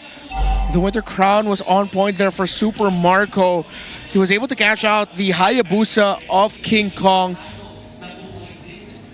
perfectly with the I'm Offended. I believe King Kong was not able to get his Retribution off in time. It was just that they were able to eventually take him down because he was put into an angle wherein he was dragged into the pit by Super Marco. Then eventually, of course, we saw ONIC coming back into that fight. It was a good thing for the side of Falcons that Kyle TZ was able to eventually secure the kill there onto Kelra, led by Few being able to hit the Abyssal Arrow and the burst damage onto that carry. It was Kyle TZ who finished it off. But yes, as we see the final scenario of it all, ONIC are in the lead and they can continue to push down the middle. Yeah, this is... this guy's posted up, by the way, hoping for Team Falcons to be able to go ahead and play into this, but... He's locked in. He's locked in, man. His cope is locked in. Hey, the whole Team Falcons out there. The whole Falcons, the whole nest is locked in right now. They're going to be the ones troubleshooting, of course, for this, and hopefully they can get that sorted out because... Off of that, like I feel like their team fighting in these objectives, they're pretty good. It's just like, I don't know if they're lacking some of the range or what's happening. I don't think you can classify it as just team fighting. They're team fights within the same engagement. Yeah. Because 3 or 4 times now in a row, there have been two fronts. One that starts in the back line. Again, how Ogwin got there, I don't know. He dove in that deep. Yeah. And then you have Kirk's entry this whole way in. Yeah. So you have to kind of understand the dynamics of these two. Not to mention where Kelra puts himself. Here in the last engagement, Kelra put himself a little too forward. Maybe that's the struggle with the carry, though, too. You know, Okay. some of the range, but that Lord will make its way down bot. Yeah, ONIC respecting that the timers on Kaltese and Super Marco might be a little bit too close to call for the rest of ONIC to just all group up together and continue to put the pressure on Falcons. They'll allow this to push off in a little bit of a safer area, a little bit closer to their base. They should still be able to complete the charge, though. The minion waves in the mid aren't that completely healthy. I don't think Falcons will have enough time to actually take the tower in mid. Good fight by ONIC. Brusco finds one. Ferds looking to disincentivize this fight. Ferds taking way too much damage. Oh no, I don't know if he'll survive this, Kirk. He dodges it, sidesteps that bravest fighter. But look at King Kong. King Kong looking for the flank. Super Friends closing off these gaps as well. I think the Super Fam have let off. Yeah, okay. I thought he was just going to go for maybe a sandwich maneuver there, but they get Ogwin. They deal with that Lord. So ONIC Philippines, they'll be happy with that. And it just shows, again, that Team Falcons, you know, even with that push into the base, they don't get much out of it. So eventually they find themselves in the same position where they're going to have to fight for the Lord. But I would expect ONIC Philippines to do what Brusco's been doing. He might just go for a Tsunami Slam and just get a pick off if they can. Yeah, clearly they're in a much healthier team fighting set to just tell Brusco, dude, whoever you see first, go ahead, and we'll do our best to just win it out. They are again playing around the Lapu Lapu that could eventually end up becoming the frontliner and dish out damage as well to set up for the eventual entry of King Kong, Super Friends, and Kelra into the fight. While for Falcons, again, considering that they're playing around the Ruby gold lane, who is utilizing a Winter Crown as part of the combination, it isn't going to be as easy to fight for Falcons. The thing is, though, Fuse damage has been the X factor here. Good conceal, and they have the vision. Ferds looking for that Falling Star Moon, catches Super Friends, goes for the cleanse. No one home. ONIC dodged a bullet there. Yeah, so no conceal right now. 20 seconds on that Lord. ONIC Philippines just going to go ahead and play this macro game. Defensive items coming into play too. So now Kelra's got his Wind of Nature available. Super Friends has some extra shield and movement speed to work with now too.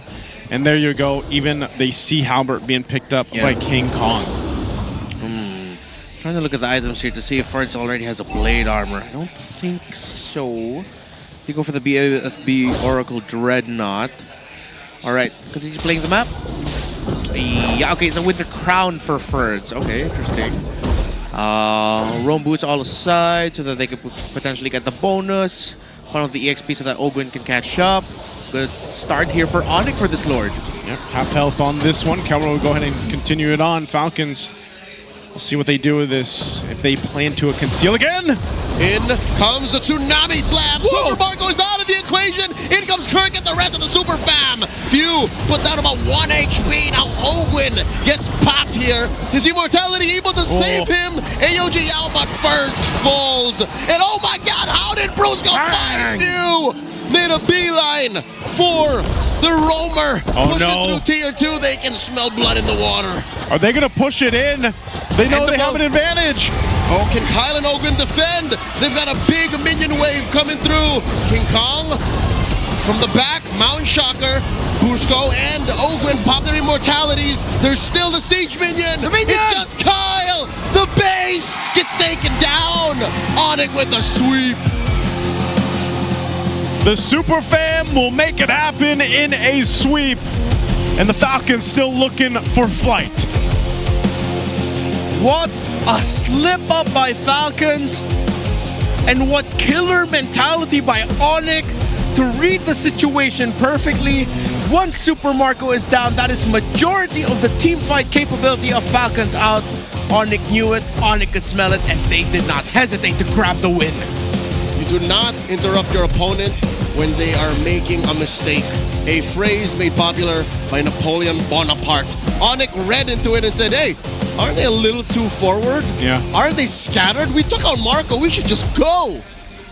Man, it's tough. Again, you know, high fives all around here between the two teams, but you can just see the struggle. You know, the almost even Team Falcons themselves, as they take the bow here, wondering what do they need to do to bring things back together in fighting form and flying form from what we've seen in them from the past here. Because I gotta say, even Ferds was impressive. Like, he was able to play really well through this series, but even so, it wasn't enough to get them a victory here. So clearly more work is needed to be done for Team Falcons, and congratulations here to ONIC Philippines on the sweep. We're going to throw it over on stage with them, Hans and Odin, for our winners interview. Sonics, I want to hear you. What time is it? Your winners, ONIC Philippines! What a moment from the boys. It was a lead ng Team Falcons noong game number 2, Odin, but they didn't give up and they got the sweep to end the day. Mukhang mas malakas ang pagbabalik ng ONIC Philippines. And right now, I want to talk to Coach. Why not? Coach! Maganda ang resulta ngayon ng inyong laban, pero we never had the chance to ask you this question from last week kasi alam natin na merong halo-halong reaksyon yung last week na pick nyo na CC. And ano yung masasabi mo doon na meron pa ba kaming makikita ng mga bagong picks from your team? Pagsisisi. Aray. Pagsisisi. Pero yung moving forward, meron pa ba kayong mga surprises na hinihanda para sa amin? Tigilan muna natin yung mga kalokohan, why not? Yan yung sinasabi ko sa sarili ko lang. Note to self, So yun ang pep talk mo sa sarili mo, Coach? Okay. I like it. At least, di ba? Ngayon, Oo, tinanggap. stick sila with what they know, stick sila with what they have. Let's stick with the top rankings as of the moment. Coach, why not? Para sa'yo, if you guys, aside from this team that we have right here, who do you think is at the first seed ng power rankings mo? And why? RORA. Aurora. Alright, care to explain why? I think sila yung may pinakamagandang early game ngayon. And most ng mga Filipino teams malakas mag-ride ng momentum pagka nakakuha ng magandang early. And yun nga, I think lahat ng mga XP-laners kailangan tignan si Edward. Oh. Alam mo, nabanggit nga yan ni Sanford kamakailan lang na yung XP standard daw is si Edward. Thus, Coach, why not also approving of it? Paano naman yung mage standard? Oo nga eh. Parang lagi natin napapag-usapan may gold, merong XP. Pero let's talk to Super Friends. Let's talk about the face card.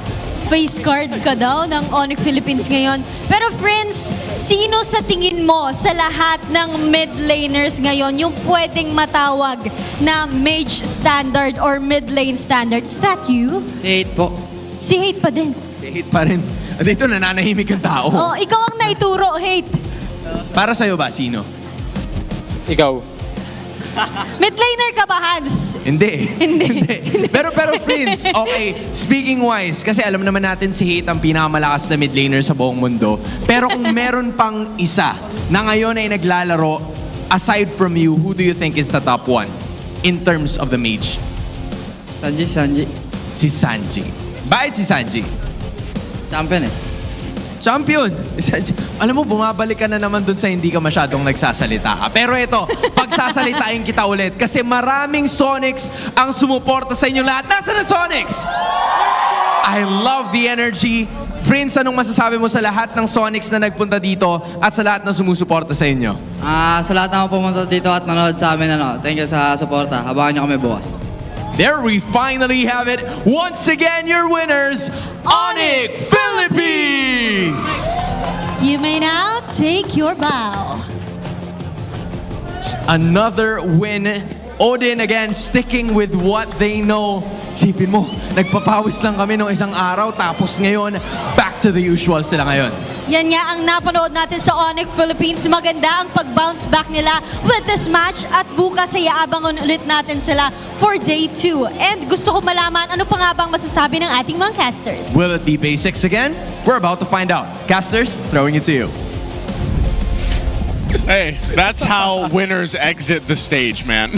with great confusion. The perfect shot at the end there too of Hayes there at the end. Should I go? What's my side again? Or it started with Super Friends by taking the mic, and they're like, just go. Take the mic.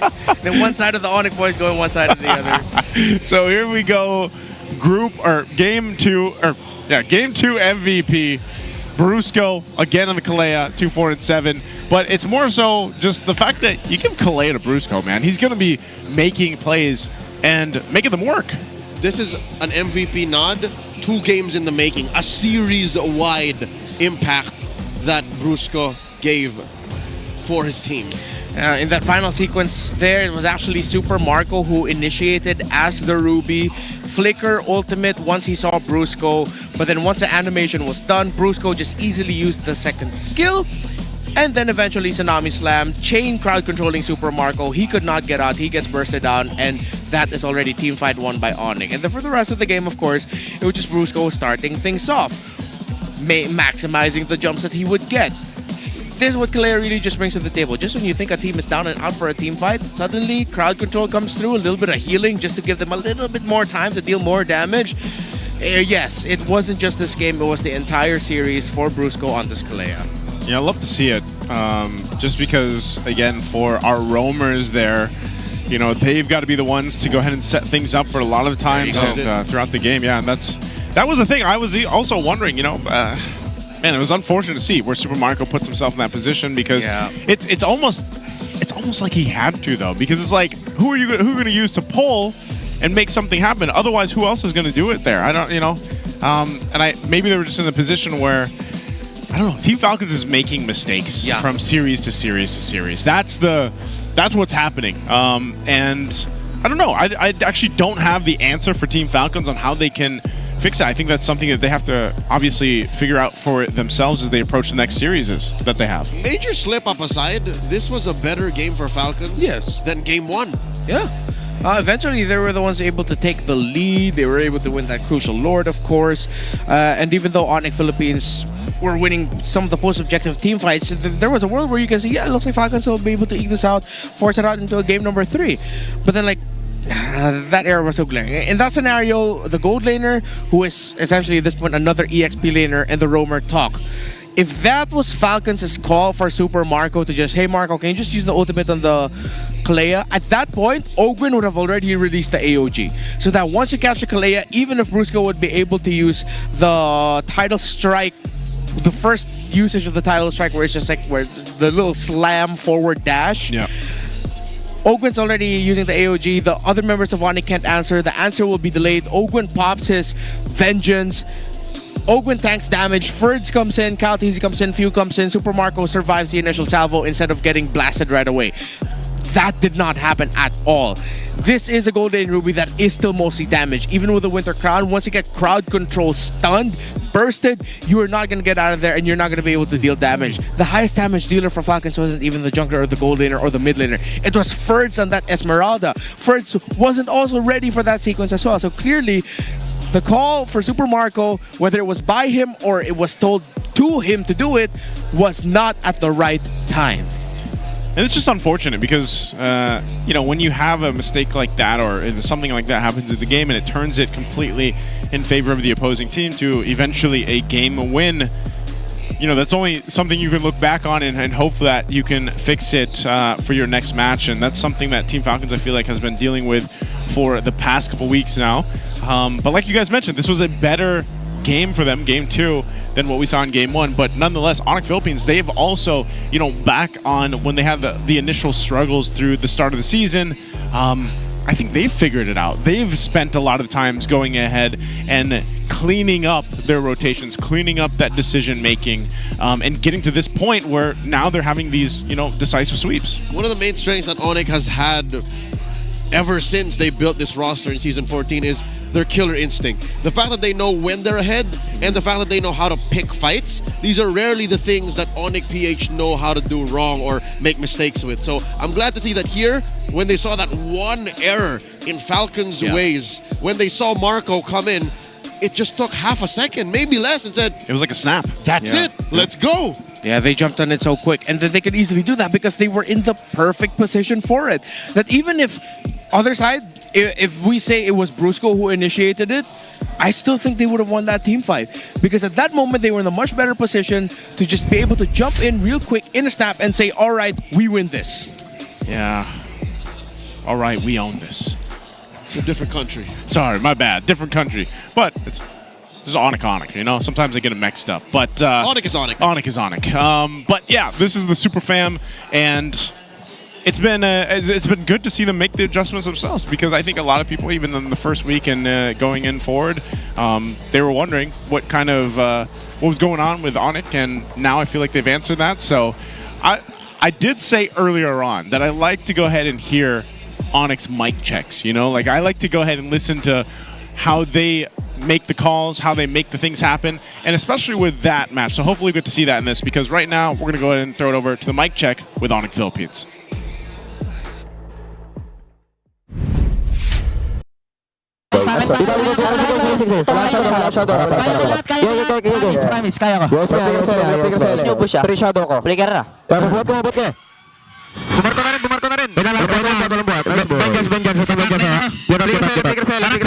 Doon lang nag-ulti.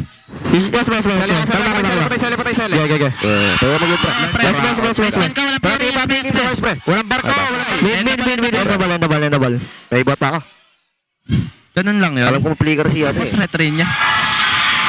Hero muna, hero. Hero. Gemits. Stun ka pa. May stun ka. Barta.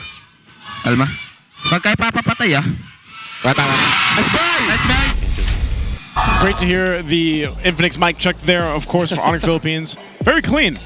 Yeah. I learned two things. Number one, they call Brusco Kuya Mitz. Yeah. It's like elder brother Mitz. Yeah. And then number two is they watch out very clearly, not for the I'm offended, not for the arrows, but for the Mountain Shocker stun. Yeah. That's what they say. Wala ng barko. The ship is gone. The ship is gone. done. Yep. Yeah. Yeah, I think that's really them acknowledging that, again, that would break the tempo really well. It's great. Even though it sounded kind of hectic, you could pick out very clearly who was speaking and what the call was. Yeah. And it was just great hearing. It was, and right now that's got themselves up to rank number 1. Here, rank 1 spot for ONIC right now and for the Infinix standings. And so this, as we close out day 1 here, shook things up a little bit. You know, Twisted Mind's now sitting at 3. Season 14 all over again. We're back to the start of the new era in the middle of the new era. Start of the new era, middle of the era. Throwing it back to the Brawl era. It's kind of, it's kind of brawly. Let's say this meta. Bottom hasn't changed though. Yeah. It's going from bad to worse. TNC, AP, Brandon Falcons are going to need to turn things around. Meanwhile, in the Fancy Kalaban standings, even the Mines are still on a run. 5-0, man. Congratulations to them. Who's going to stop the Mines fan base? Are they the same players season in, season out, or are they different fans? No, they shuffle. They shuffle? Yeah. Every week? Yeah, the communities talk about like, hey, who's going to play? Which is more impressive because it means even as they shuffle, they still maintain a high level of MLBB. They're just a consistently good team. They're a consistently strong MLBB playing fan base. They're strong minds. Strong bodies. Strong body. Strong. They got good fingers. Mind, body, and spirit. Something like that. Might be a little bit. Yes. I'll just. Yes. Something along those lines. I don't know. Any final thoughts for today's matches as we finished day 1 here for week 3? It's just the beginning of week 3. So, something tells me we're in for more surprises as the weekend goes. Yeah, I feel like this is going to be the last final weekend of big surprise picks. Hopefully we get to see a lot more, because once we get to the midpoint of the season and with the playoffs shadow starting to loom ever bigger over these teams, things are going to start to mellow out. Yeah, it's kind of crazy that, already we're getting to that point where we're nearly halfway through the regular season. Yeah. Of course, we still have 2 more days here for week 3, but week 4 isn't too far away. And we always kind of give a lot of our teams here kind of the benefit of the doubt. First week, maybe 2. So some of these teams are really going to have to get it together. Thank you so much for joining us here at the English Desk. It's us, the Wee Bear Bros. Let's go ahead and close it out with the Howl.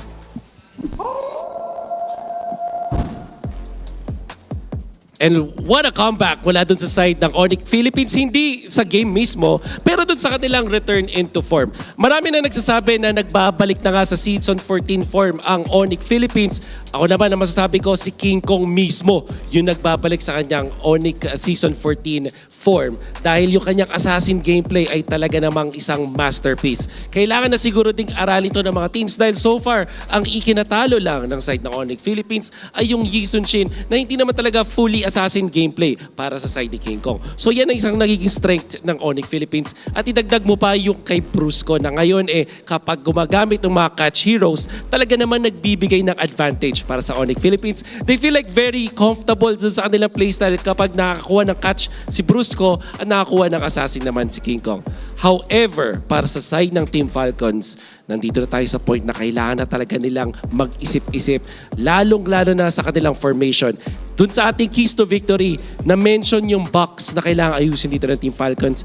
And unfortunately, na-expose na naman yan ng side ng ONIC Philippines, especially with this assassin gameplay. It's very clear that Team Falcons are disoriented ngayon pagdating sa mga team fights at ito yung kailangan nilang ayusin. Start from that and maybe they can mount their comeback. That is Falcons going up against side of ONIC Philippines na ngayon ay nasa top na ng standings, and that has been our series for today. Maraming salamat po. Pero bago tayo malis, ibabato muna natin ito sa ating mga host, Hans and Claudine. And right after today, we acknowledge once more the eras of the league. That's right, because sa match 1 pa lamang ay nasaksihan na natin ang players turned coaches from the Brawl era, with Auroras going home with the victory. At ang pangalawang serye naman natin ay nagtagpo ang Sonics and ang Falcons, and it was the spikes of ONIC Philippines that have proven to be sharper, and we wish nothing but the best para naman sa Team Falcons as they are currently on losing slump. Day 1 pa lamang at marami na tayong aksyon na nasaksihan, pero bukas ay mas marami tayong matutunghayan na labanan because it's a triple header for Saturday. Or more likely, Super Fan Saturday. Kaya mas maraming laban at mas marami din sigurado ang haantabay sa lahat ng aksyon na mangyayari bukas. Muli, ako si Hans Galeria. And this is your very own Odin. Sama-sama tayo muli bukas dito lamang sa MPL Philippines Season 16.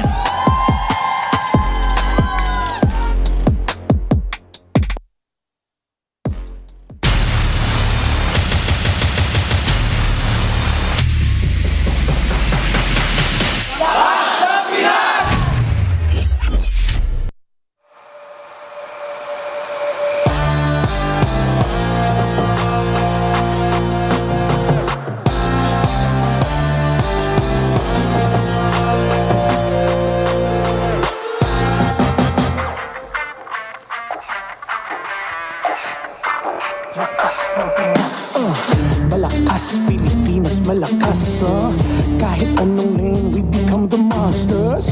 Malakas, Pilipinas, malakas, face the golden sun and repping for the 3 stars. Get us to the top, no ifs, no buts, winning any game para to sa PIN, yes. Di mo matitinag aming boses sa new level. Nasa kalye man o mobile, you know I become a legend. Listen, open fire, we unite, we winners. But with pressure, like diamonds are made of. Switching the lane na parang gera, HP racing made a setup. Look like a tank, buhat ni Hilda, full dome SS parang Laila. Susundan ko ang iyong wakas, kasama pataas, tagumpay natin to dahil tayo'y malakas para sa Pinas. Nasa amin ang alas, hindi to atas, kinikilala sa taas kasi kami ang malakas para sa Pinas. Nasa amin ang alas, hindi to atas, kinikilala sa taas, ganito kami sa Pinas, yeah.